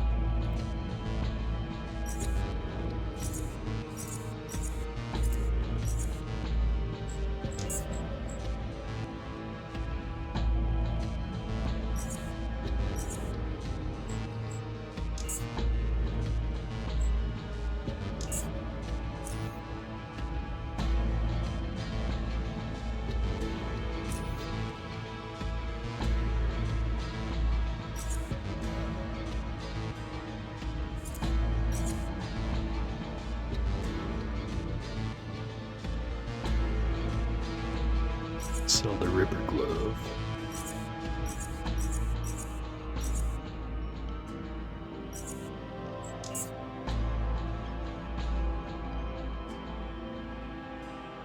$146 quality mangonel.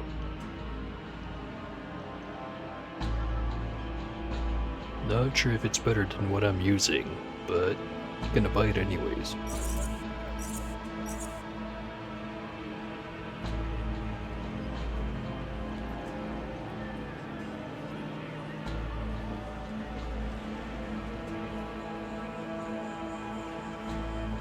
Plenty of frags. Plenty of thermobarics too. Gotta remember I have those.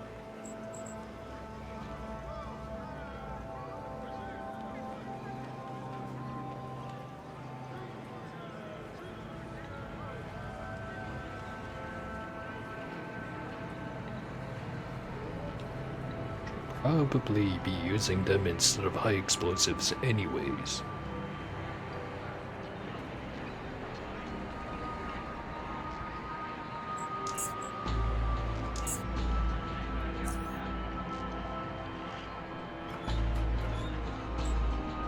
Put you away. So I don't think I've ever used a jackknife yet. But it weighs 0.2, so whatever.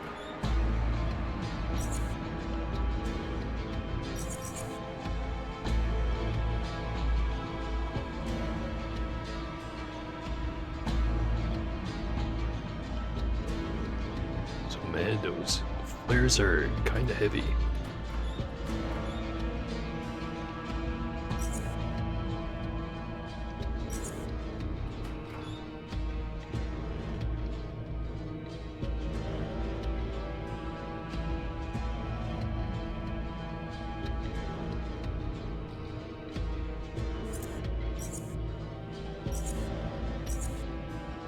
Some more Mark Vs.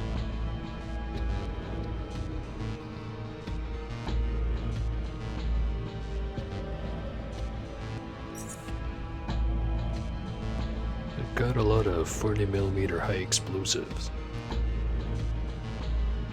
Maybe I should sell them. Or maybe not.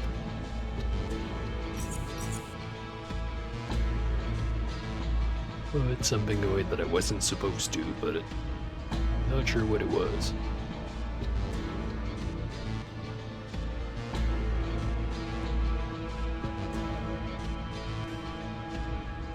Might have been the fusion cells.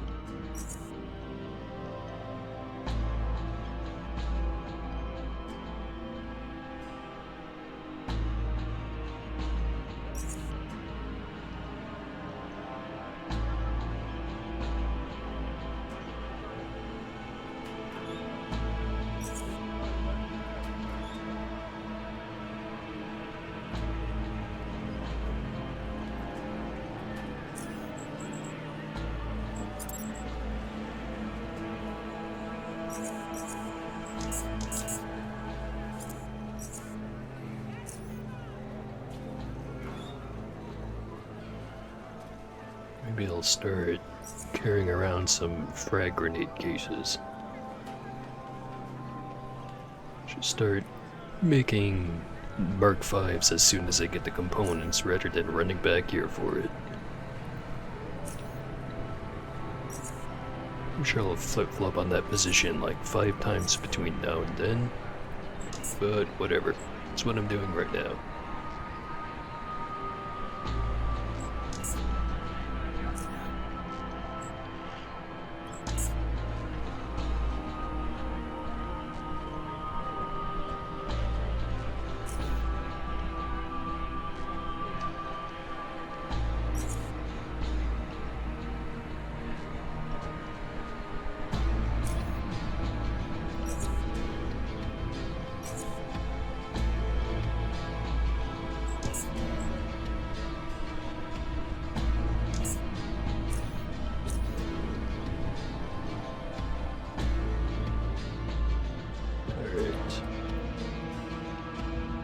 That's a whole pile of stuff sold.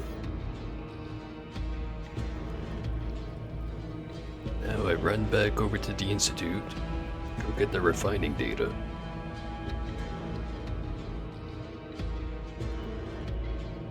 And that'll probably be the last thing I do for this stream, because I've already been going for 4 hours, but I'm gonna keep going until I get that data. I need it.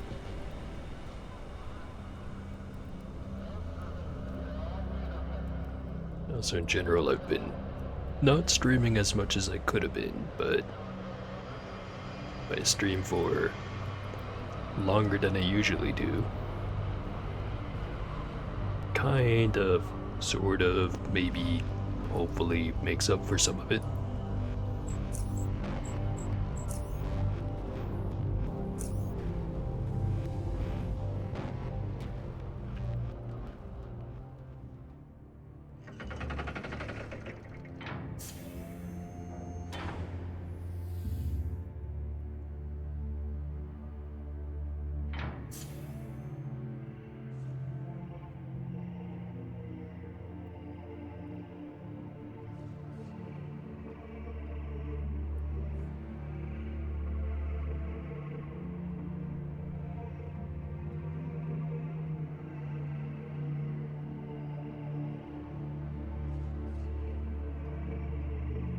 Alright, right back here. Go west.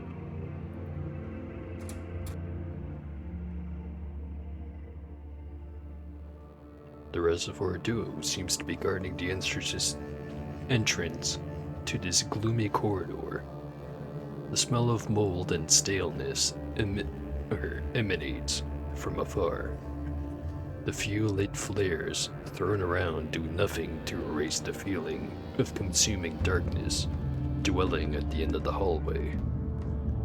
You are stopped by the female Reservoir, and the conversation begins with an already anticipated warning. Stop, brother. This is the Institute's West Wing.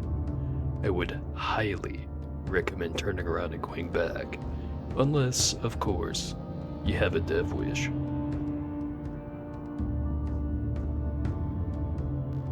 Duty calls me from the darker end of the hallway, sister. Then may Short guide you back to us.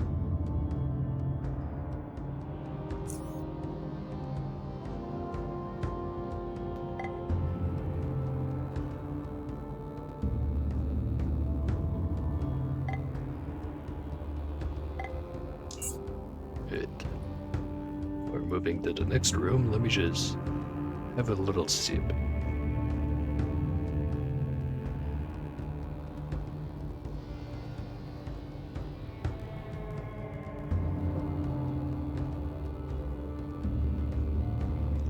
Onwards we go.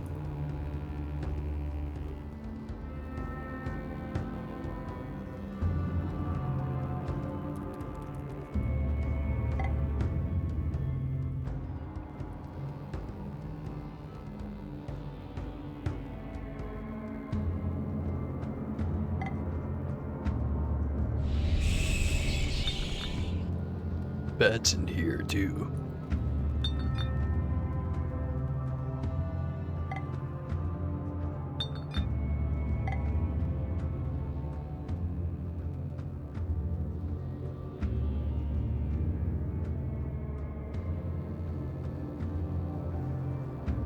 More brewer warriors.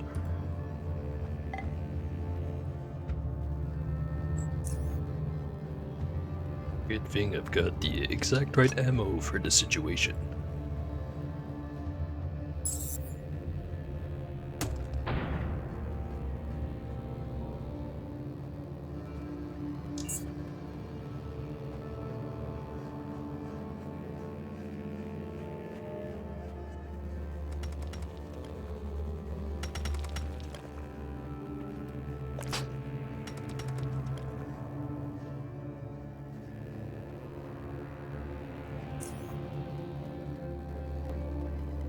Try to hit all of them.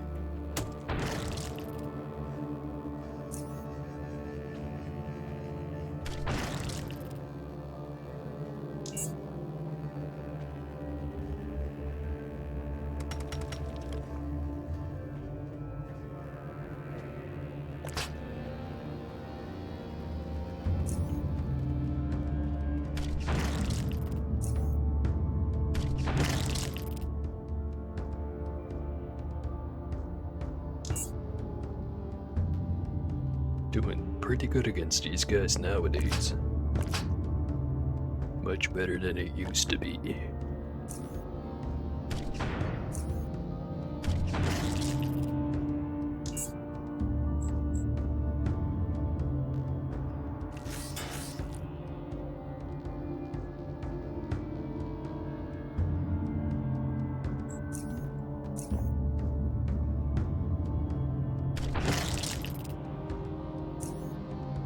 Genuinely surprised I got all of them.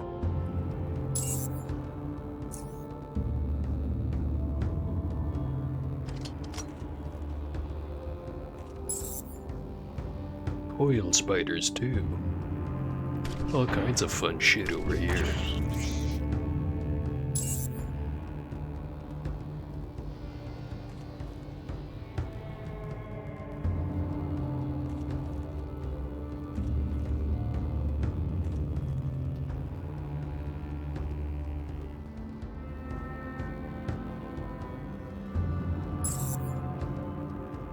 And the big fuckers too.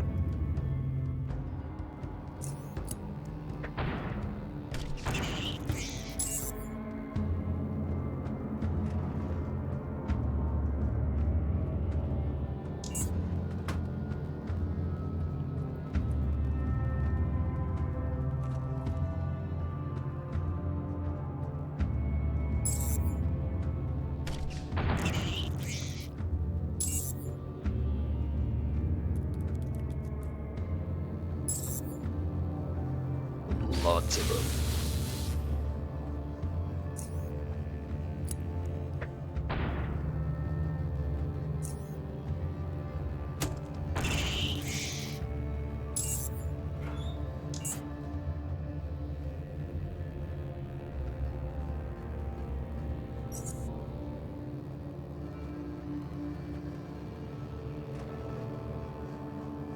A ruined textbook.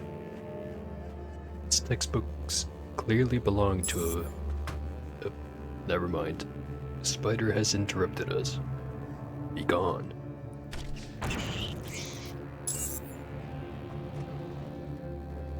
Textbooks clearly belong to the Biocorp University, but it has deteriorated far beyond readability.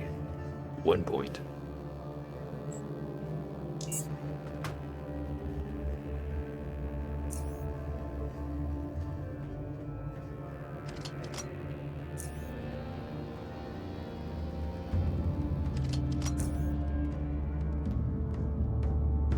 Might have to start using the big batteries.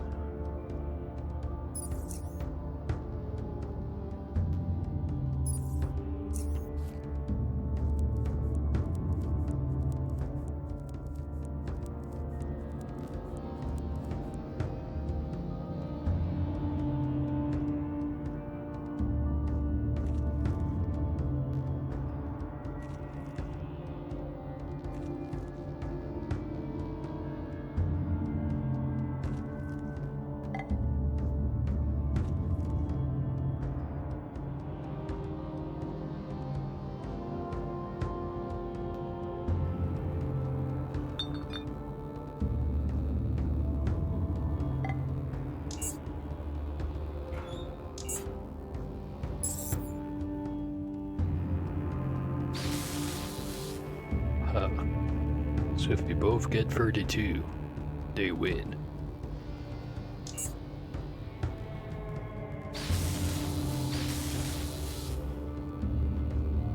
Well, eats up my resources,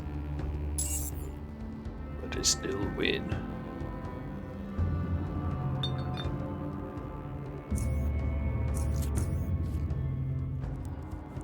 Probably should not have used a thermobaric on that, but a little bit of overkill is nice to have once in a while.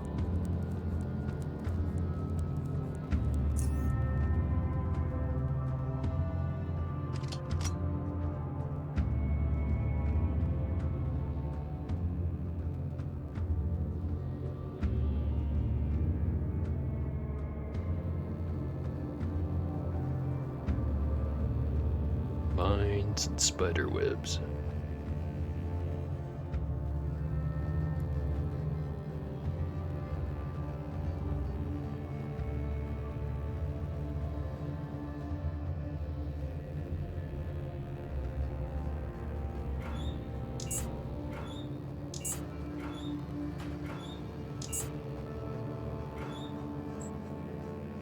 Another Biocorp University emblem. 2 points away from that level.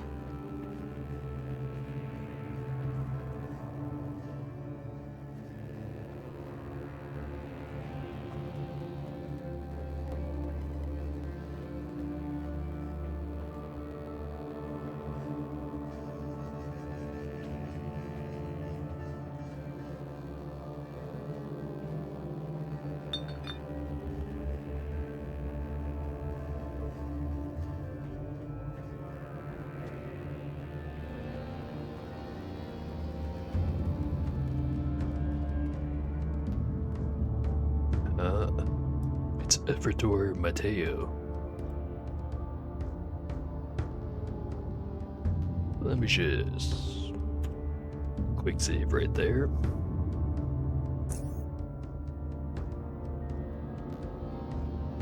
Does have shield, but it's not terribly much. Only other thing I'd equip in the 4th slot would be the plasma. Don't think I need right now.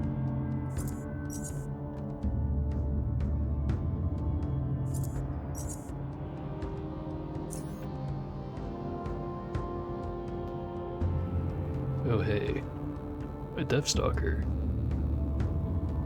2 Deathstalkers.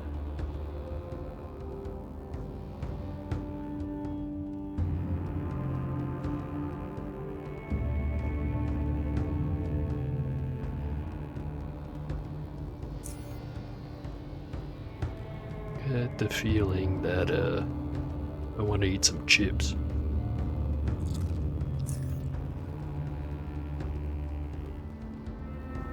There's a third one.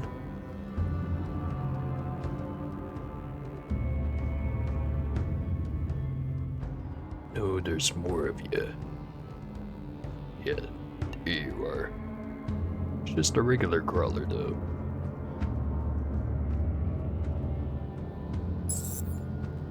And they're all mad.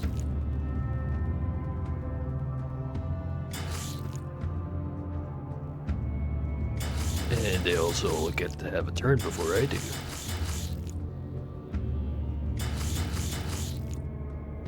This is some real bullshit right here.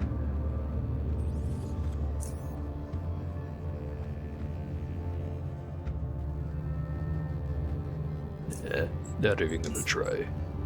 Load the save.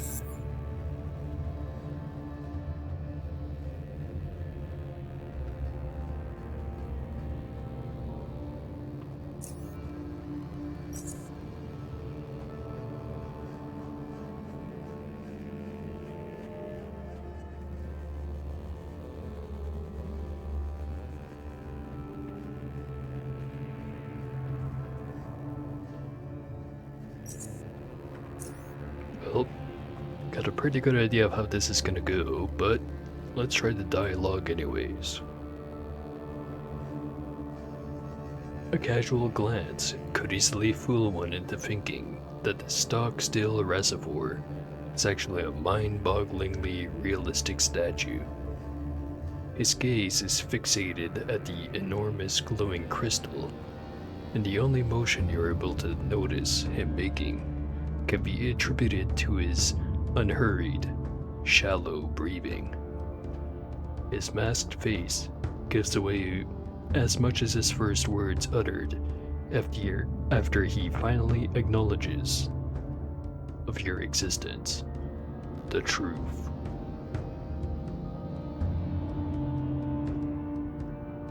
Emperor Mateo, is that you? His answer comes with a delay.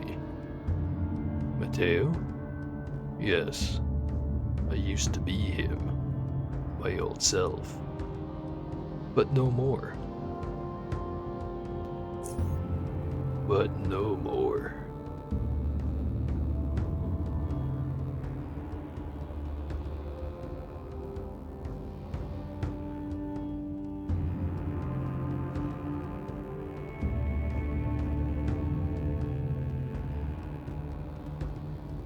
Why aren't the creatures around here attacking you? Or me for that matter. My minions. They are my minions now. In my power. Protecting me while I absorb the truth. He finally repeats the last word before becoming silent.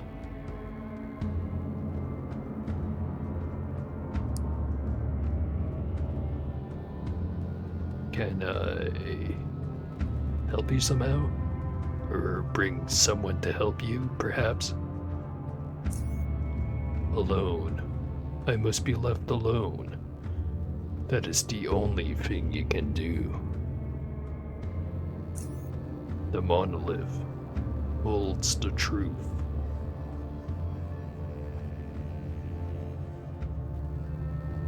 Well, try guide your brother. And farewell. I don't need their guidance. Leave.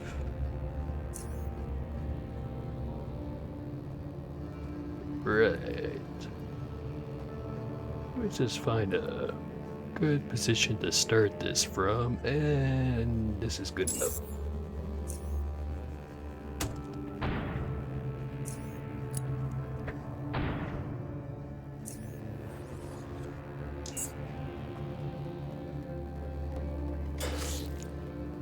Damn, there's extra ones. And he's got a crossbow.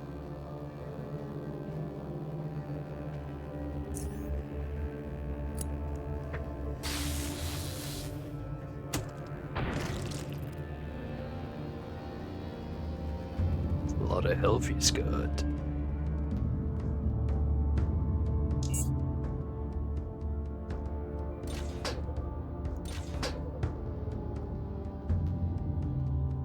Cannot move.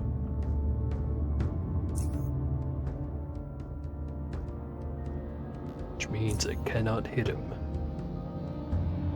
Except for right here. But that's not gonna do enough. Stun grenade.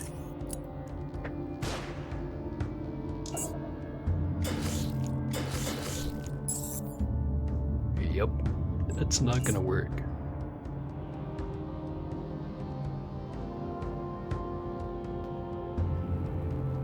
No, one of these fuckers is right back here. Just gonna have to slowly work my way up.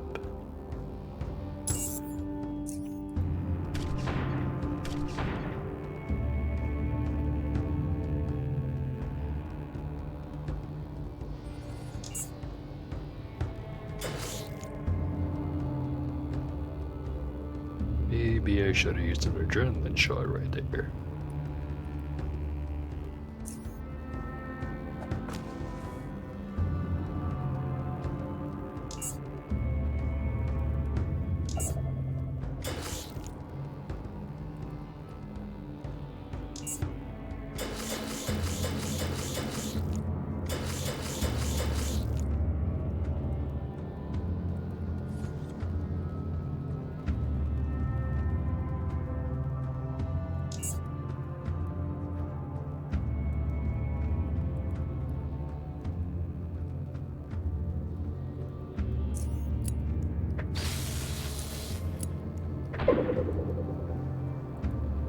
That was a horrendous miss.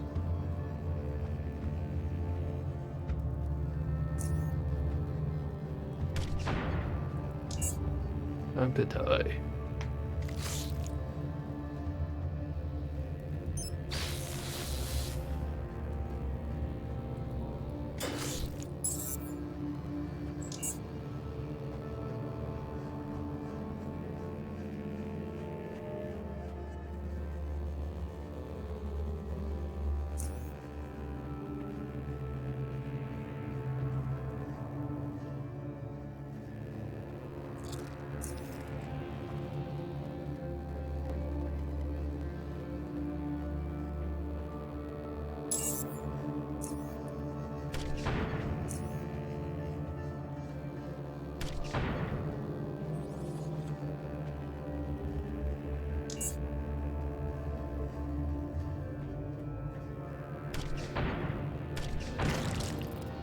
Not sure why he just stood there.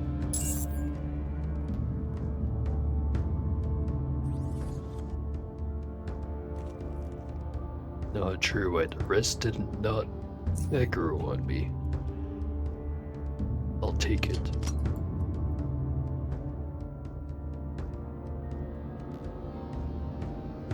Where's the rest? There's one right there.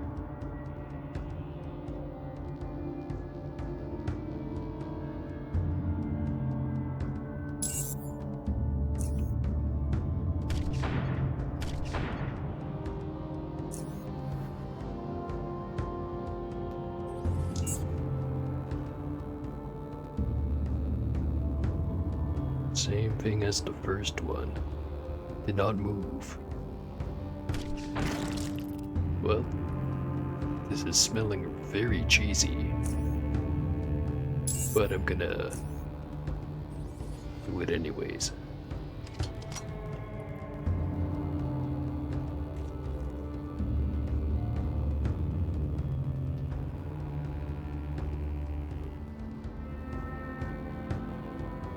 Guessing as long as Mateo doesn't see me, they're not gonna run after me.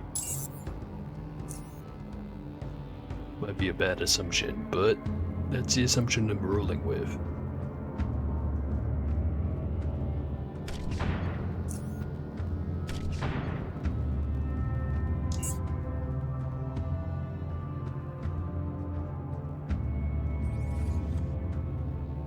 Oh yeah, he's angry now.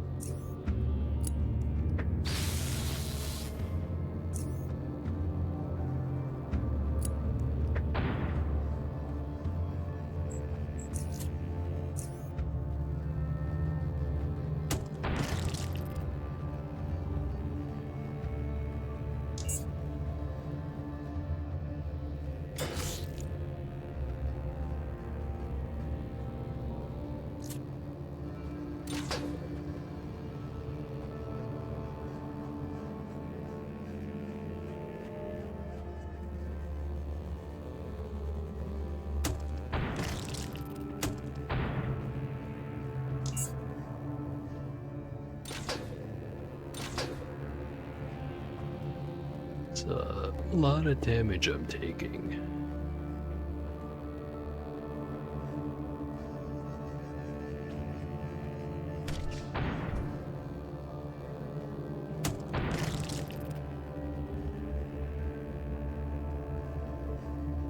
No way in hell am I surviving this.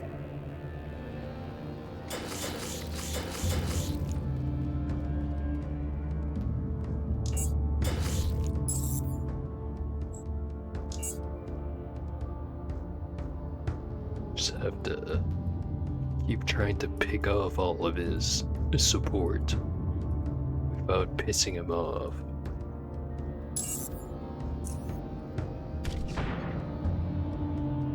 Well, that's a misclick.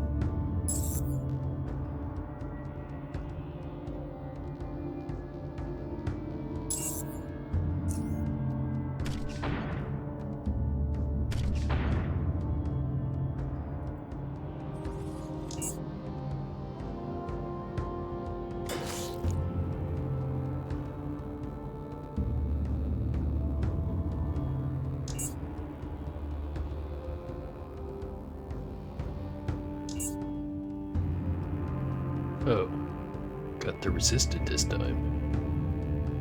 Convenient.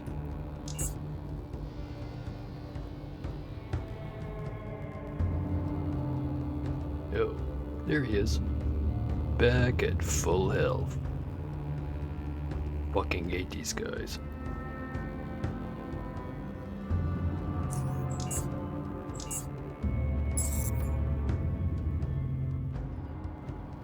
I also hate how quickly I click on things, not making sure.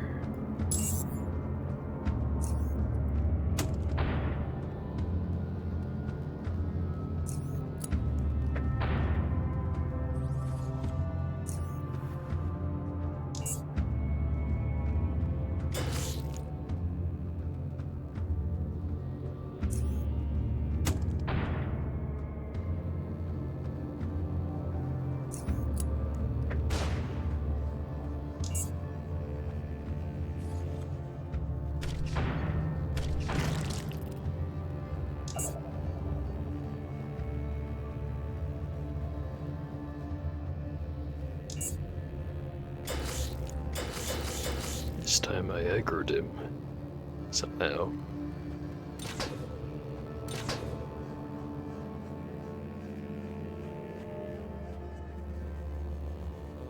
Just kill me.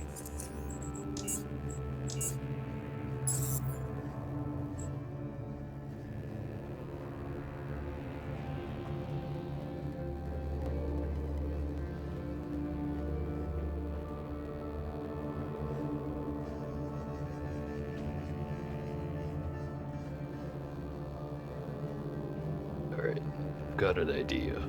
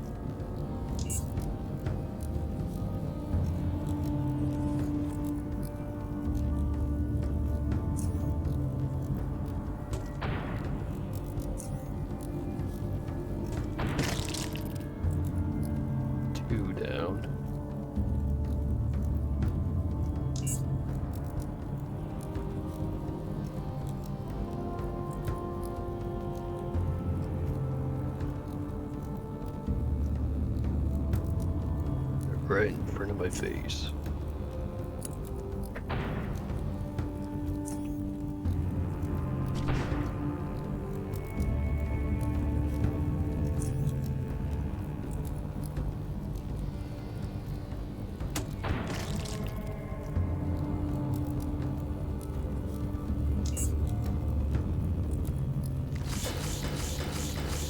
Oh, he missed a sting.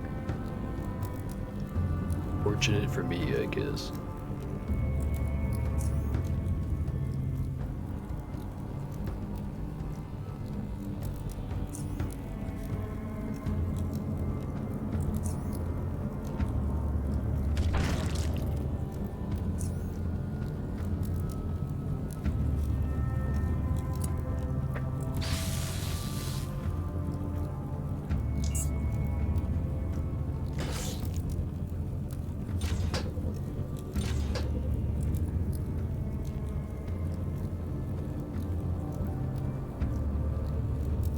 This is not an obvious fight.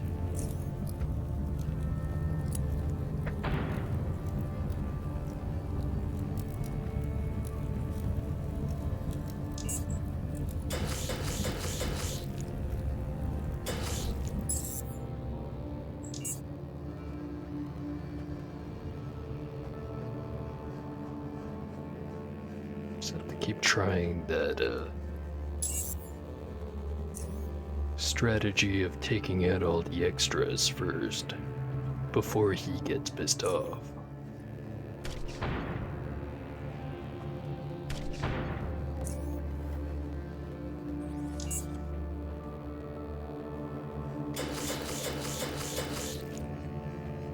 Certainly helps if they'll let me kill him instead of just running away. Because they very easily could.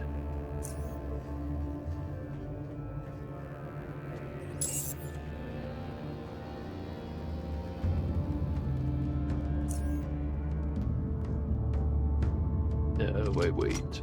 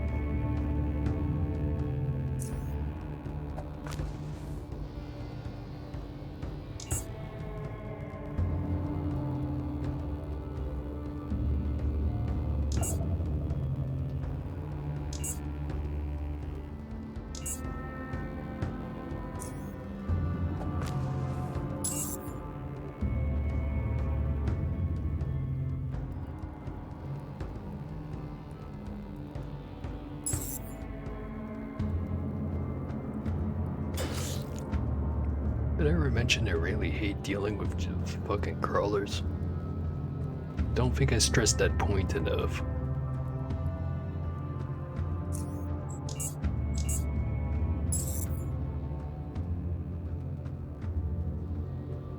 Must be nice being a fucking sniper. Deal with these assholes in one turn. You know, like that. Except every time.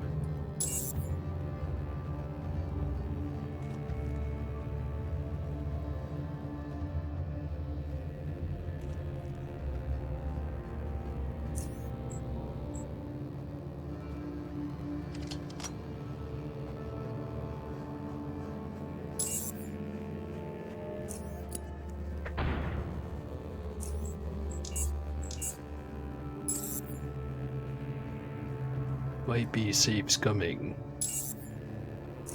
but I don't care anymore.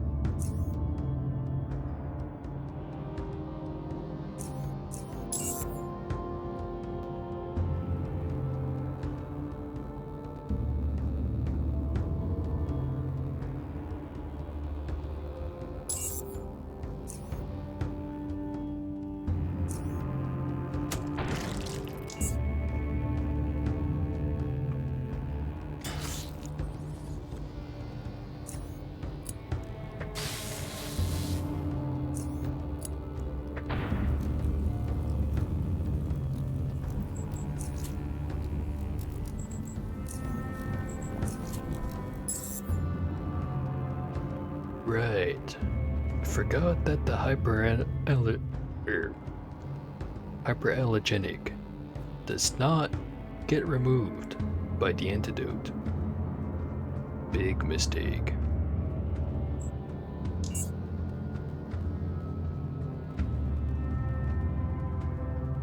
Can never be easy with these fuckers.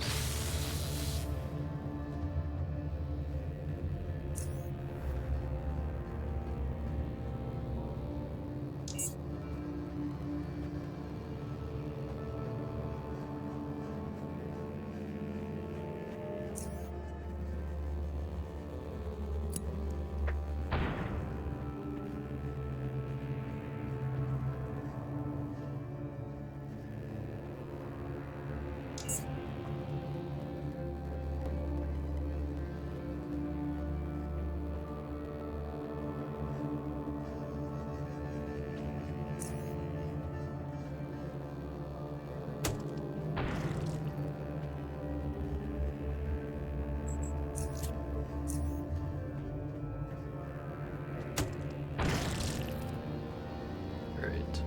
3 of them dead. Now the rest.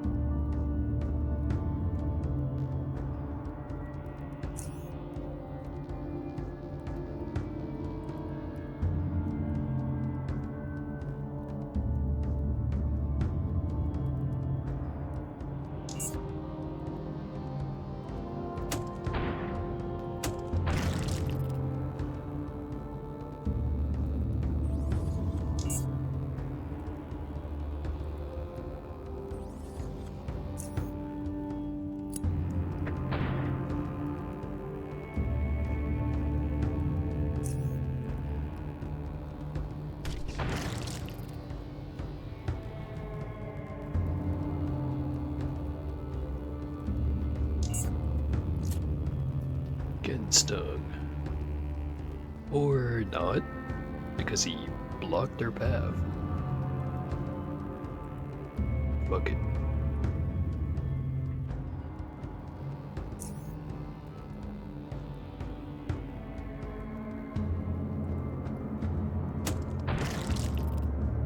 Alright, just him.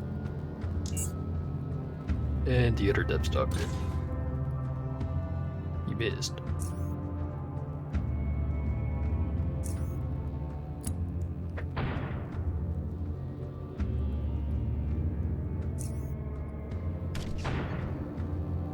And they're both not dead.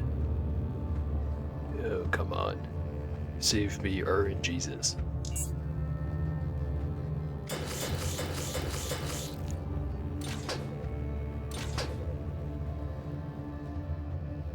Alright.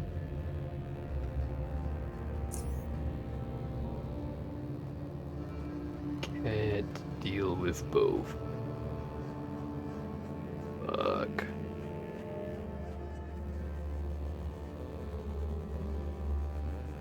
Kill you.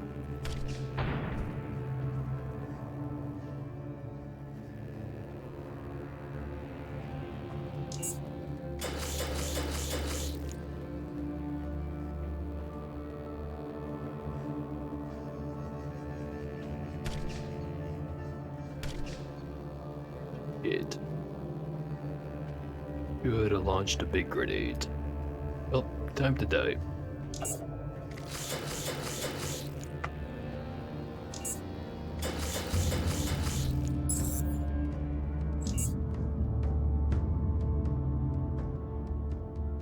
Fucking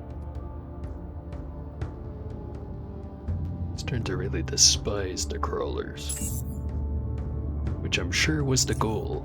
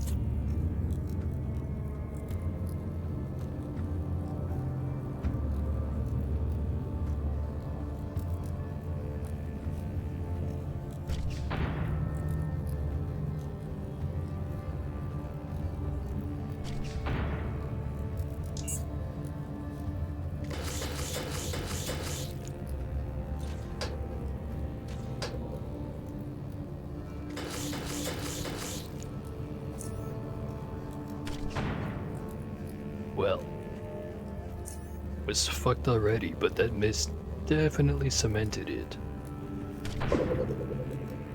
And that other miss made it even worse.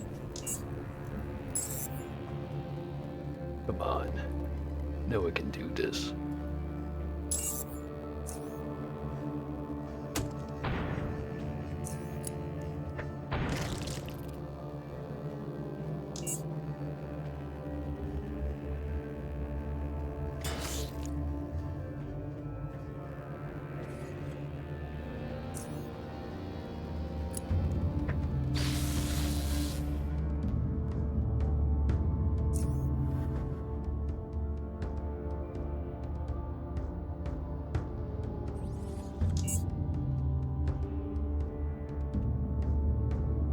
Just tank the health debuff.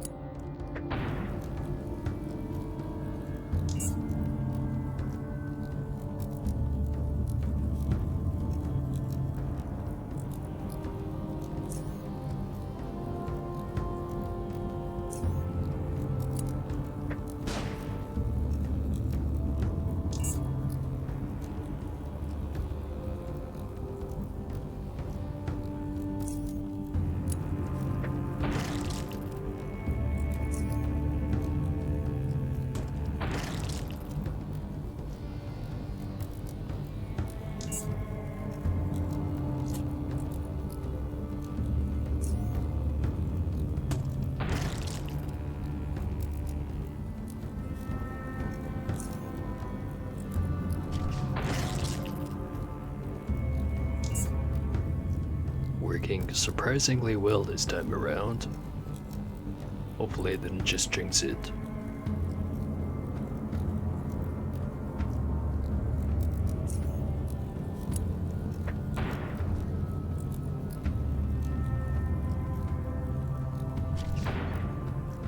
Alright, Mateo's down. Just have to not die.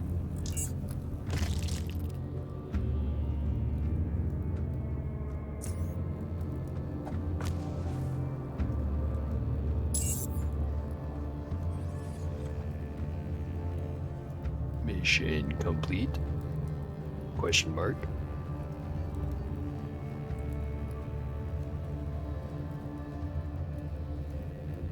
I think we're good.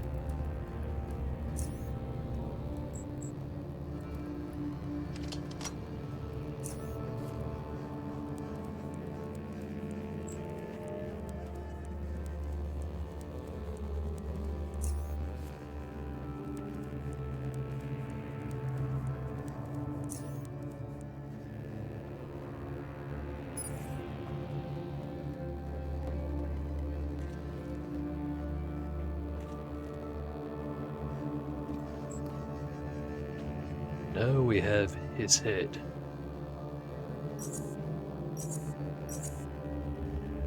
And some Reservoir armor. Mechanical 35% and 10 threshold. 5 acid threshold. Bio 25% and 7 threshold. Mechanical damage threshold increased by 100% against bullets and shotgun shells. Resolve increased, perception decreased. Not very good armor. And the Needler. Though not particularly heavy, this metal crossbow is very long and unwieldy. It has a powerful string that, if stretched far back over its large frame, could fire devastating shots. 35% chance to immobilize the target for 1 turn. It's got a piercing shot from a special attack that also attempts to deal normal damage to the target it passes through. And on equip, damage of special weapon attacks increases by 30%. This does not affect unconditional special attacks. Actually seems like a pretty decent crossbow. Probably. Maybe. I think I've only ever tried crossbows once, and I immediately decided, fuck that.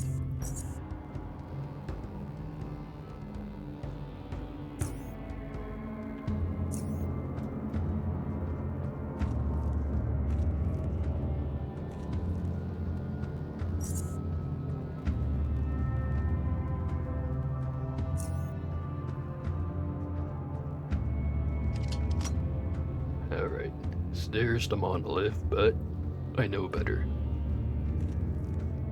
Nothing ever happens without the monolith benefiting from it. The less I involve myself with it, the better.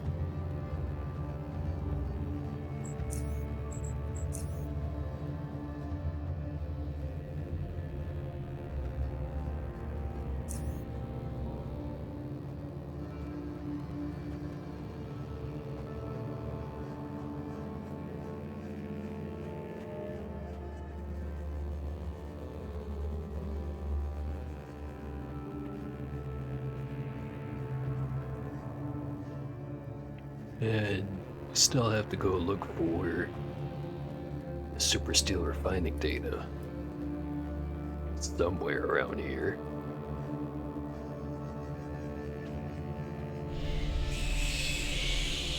That's again.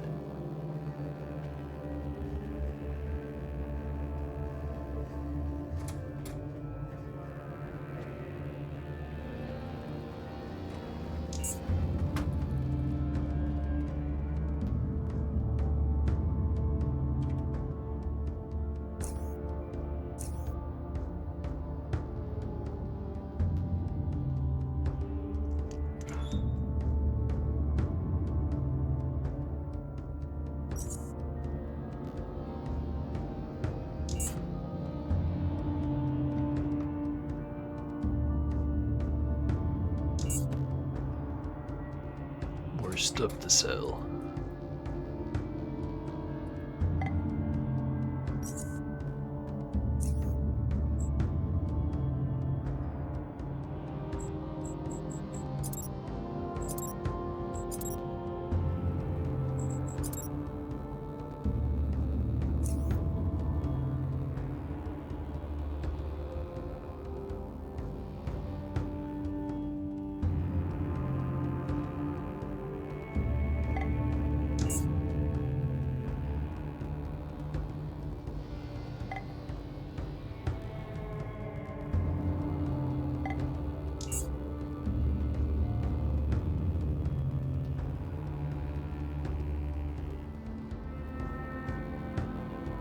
So far, this West Wing seems very substantive. Surprised that they were willing to close off so much of their institute. Guess they didn't really need it all that much.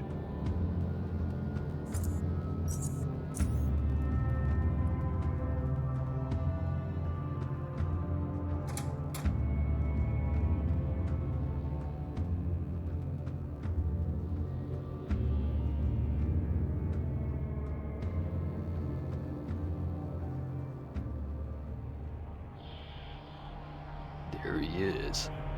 6. The man who eats 7.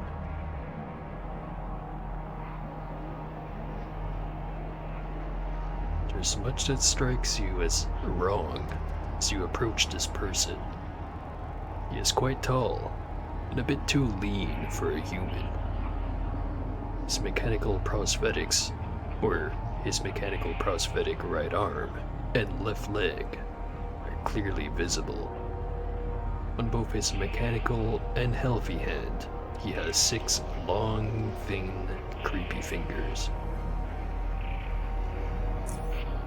His face is completely covered, and he appears to wear some sort of a metal mask with 4 protruding lenses. And there's another extension on his very forehead that looks like a short gun barrel. Instead of hair, rigid wires protrude from the back of his head. As the multiple lenses of his helmet focus intently on you, you can feel an oppressive aura weigh down on your mind, as if the walls and the ceilings are closing in on you. You suddenly feel claustrophobic in this large room. You feel tired. Merely speaking takes effort. This is not the first time I find you oddly in my path. And yet, you do not seem like you belong there. What is your business here, scavenger?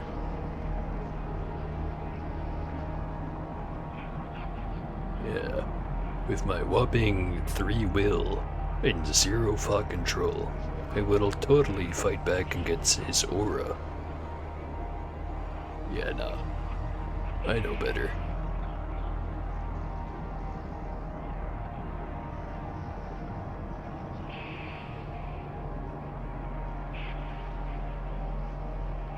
I'm, investigating the Institute. Why?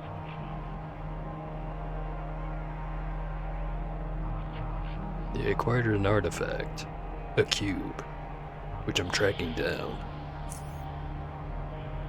And why is this artifact of interest to you? Seems to be why the Faceless are all pissed off. I want to get to the bottom of this. He looks away from you for the first time since the encounter began. The aura that weighed heavily on you seems to be lifting. He remains silent for a few moments. This is true, but it is a dangerous place you are heading to if you keep following their prize. If you are concerned for the welfare of your kin, the best course of action would be to stay out of their way. What is that cube? It is of no use to you. Let it find its way to its owner. We both should be leaving this place now. Danger draws near.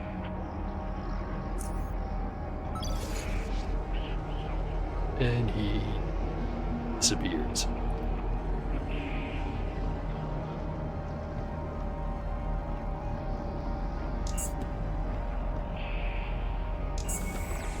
Oh hey, a level.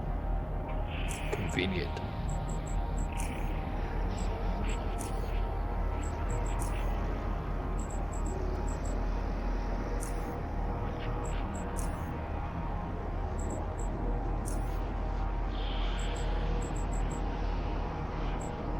it. I'll probably want to keep putting some more points into hacking and lockpicking eventually. But it's good enough for now. So 15 points into electronics. It's still not enough to really do anything with.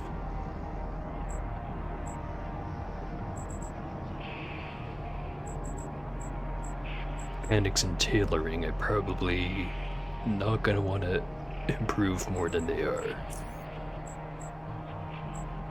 Really should learn the breakpoints rather than just vibing my way through this shit.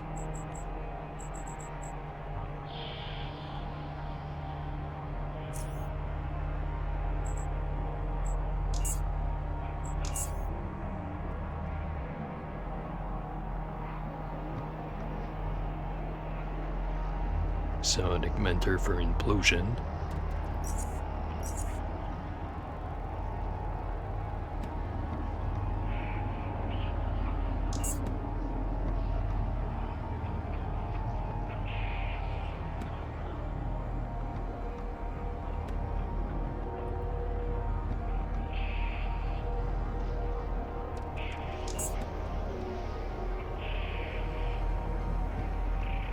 Check out all these boxes, then I'll look at that panel.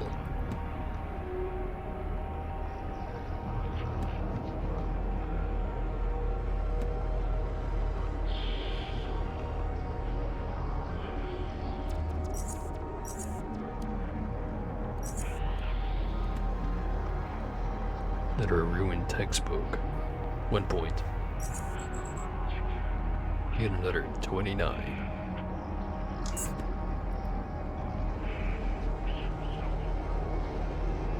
Judging by its position, this could be some sort of console, but you have no idea how it would function, since it has no obvious displays or controls.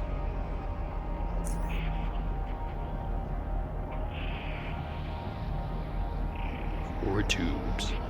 One of them lit up.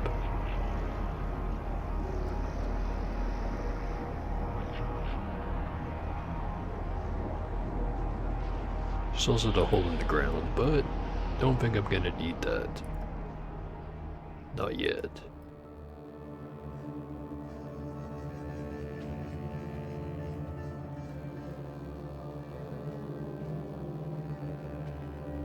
Pavel. Dead as hell. Another book.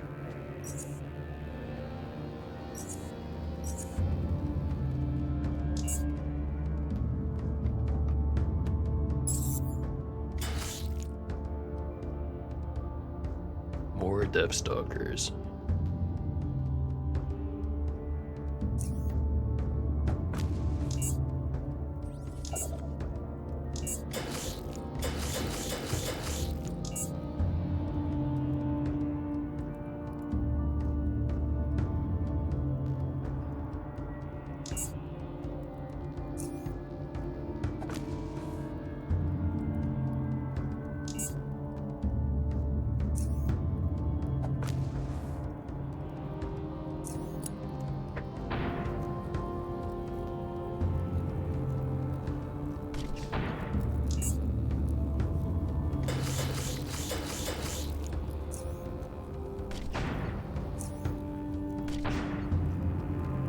Yeah, that's fine.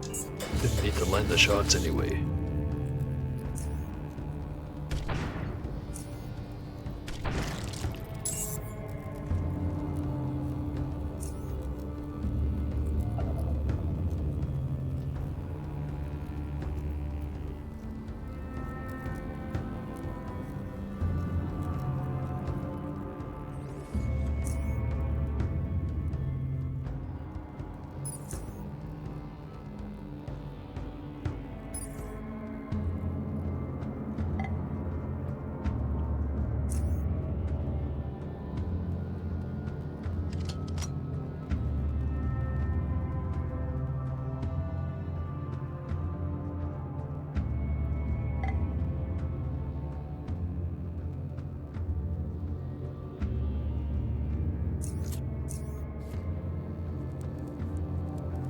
fuckers would be so much easier to deal with without the hyperallergenic. But then again, if they were easy to deal with, the hell would be the point?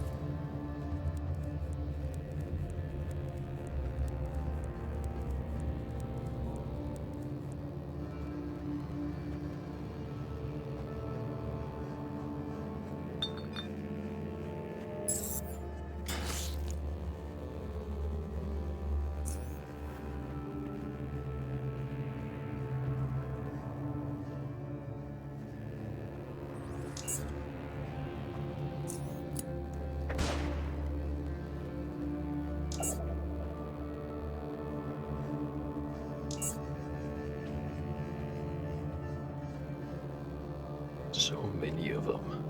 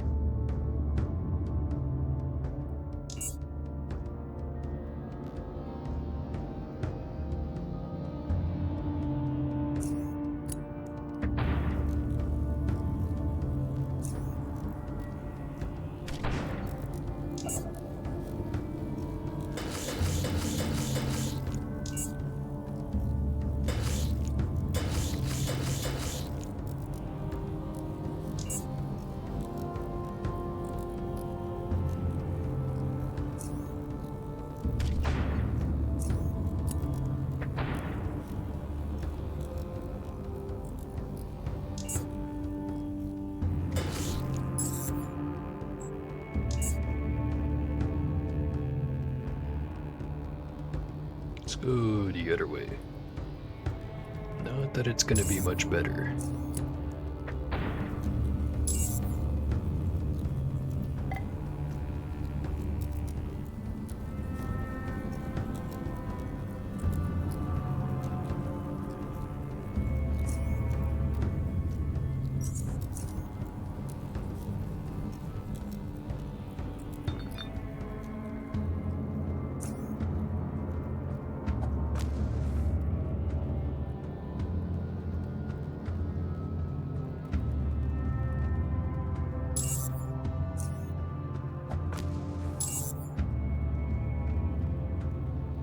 None of them followed me.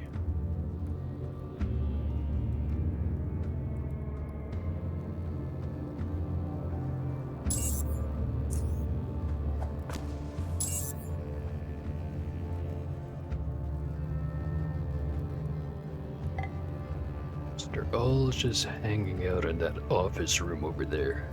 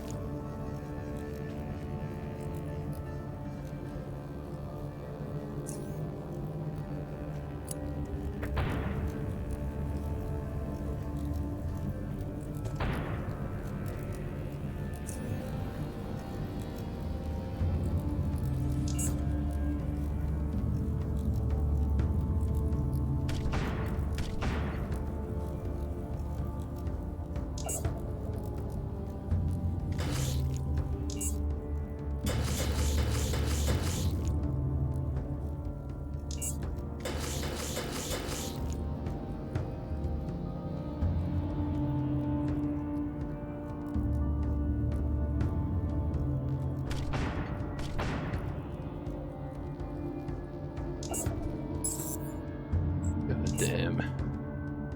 Fight against these fuckers feels so RNG dependent, it's ridiculous.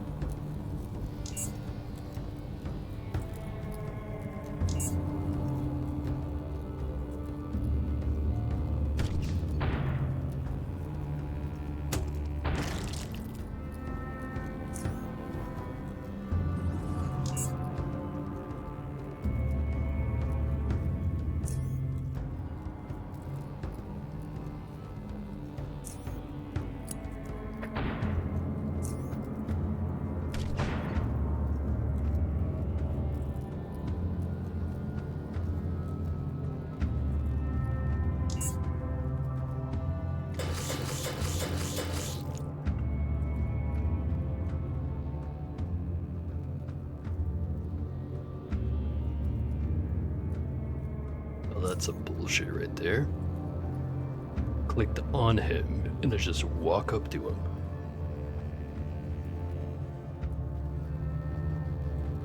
Ah, fuck.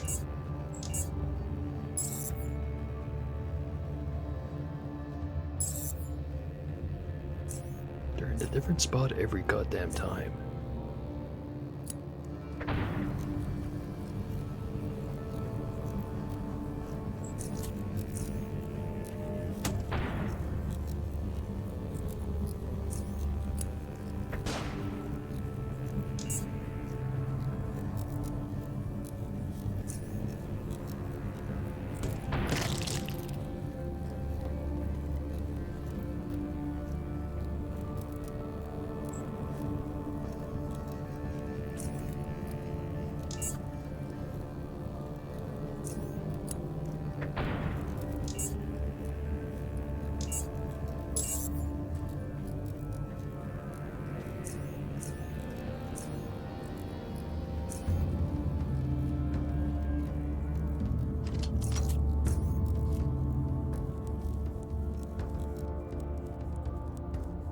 All of that, and I killed one of them.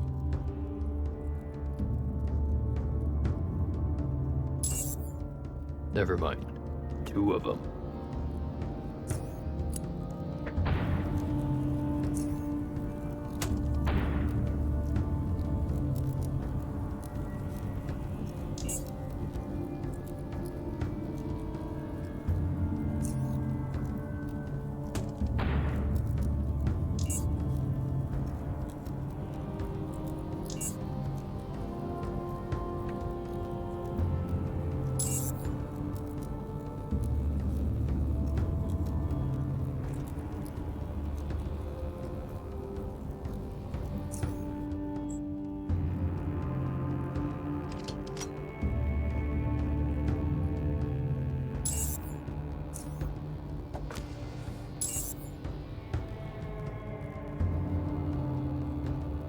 No, you're over here, fucker.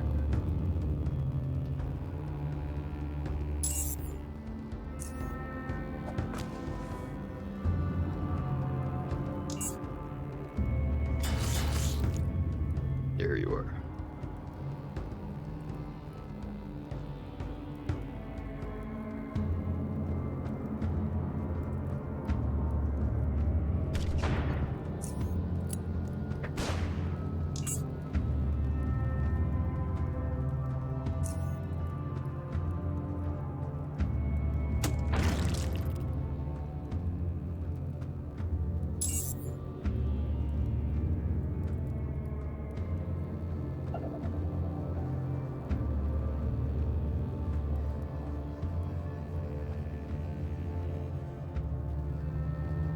Well, none of them came running to slap my ass while I was done, so maybe I got all of them. Maybe.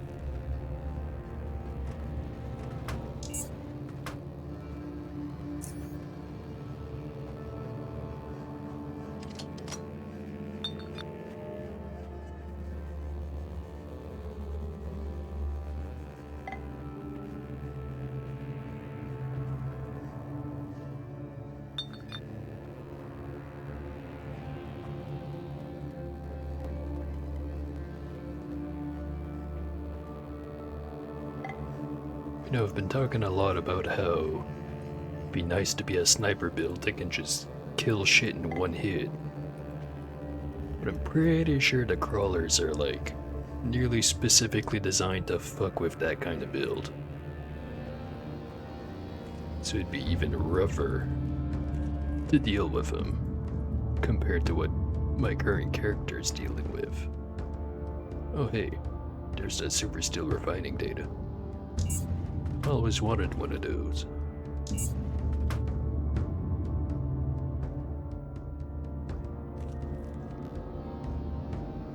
Might as well check out the rest of this place while I'm at it. Pretty sure I got rid of all the danger. Might be wrong. Coil spiders. My favorite.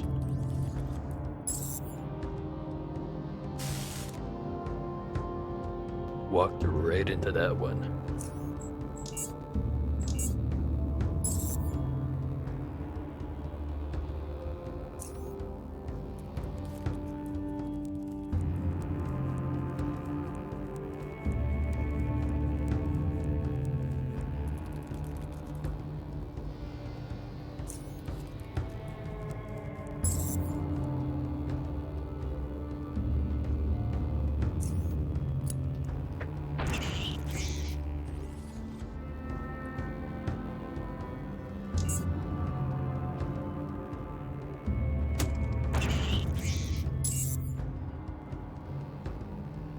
Three spiders dead.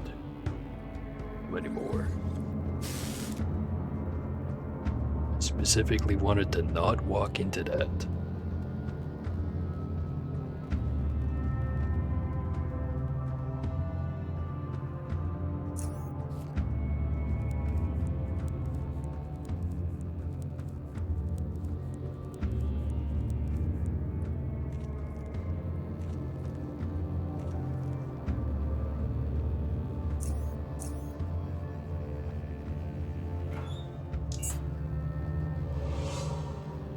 Ventilation shaft.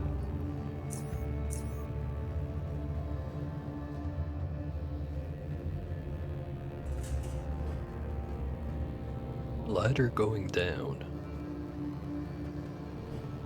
Check the rest of this room first.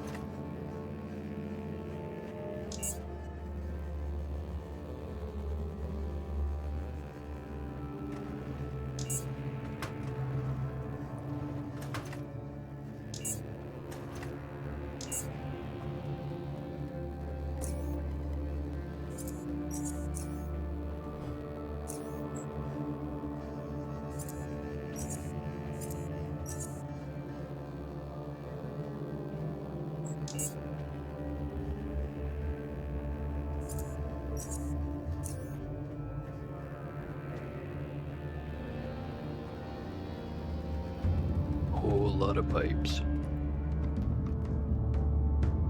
A broken motion detector. This device is clearly broken. It's indicating things moving all around you, which clearly isn't the case. Unless... one point.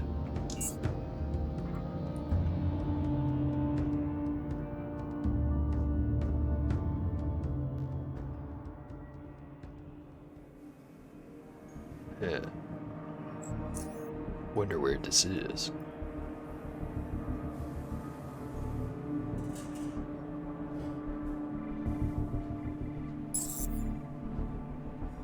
Somewhere I'm not supposed to be, apparently.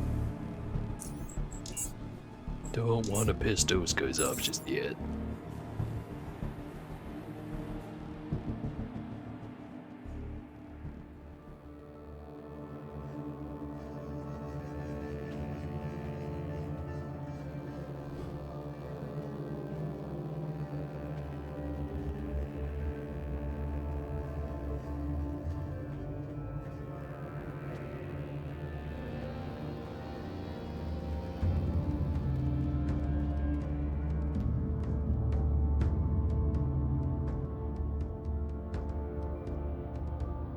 Alright.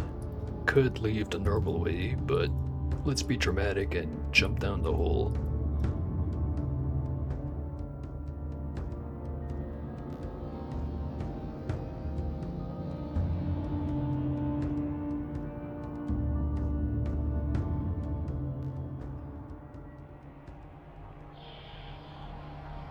As far as you can see, it's a 6 to 7 meter drop to the level below. You doubt that you can jump down without injuring yourself. How bad could it be? 129. A dead lunatic. Got a huge slashing wound running horizontally across his chest. Oh hey, another one of you.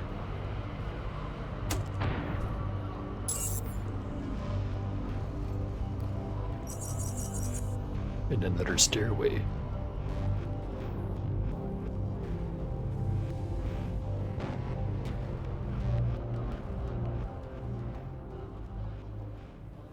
So I get the feeling that, maybe I should come back here later.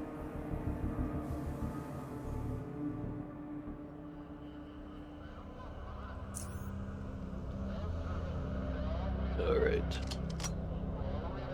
Got the data. Just have to run all the way back to Foundry, but the stream's been going on for 5 hours now. Which is pretty long, at least for me. I don't think I'm gonna call it there.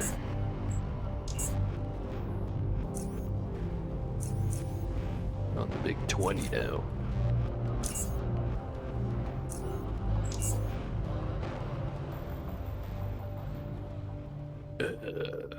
Right.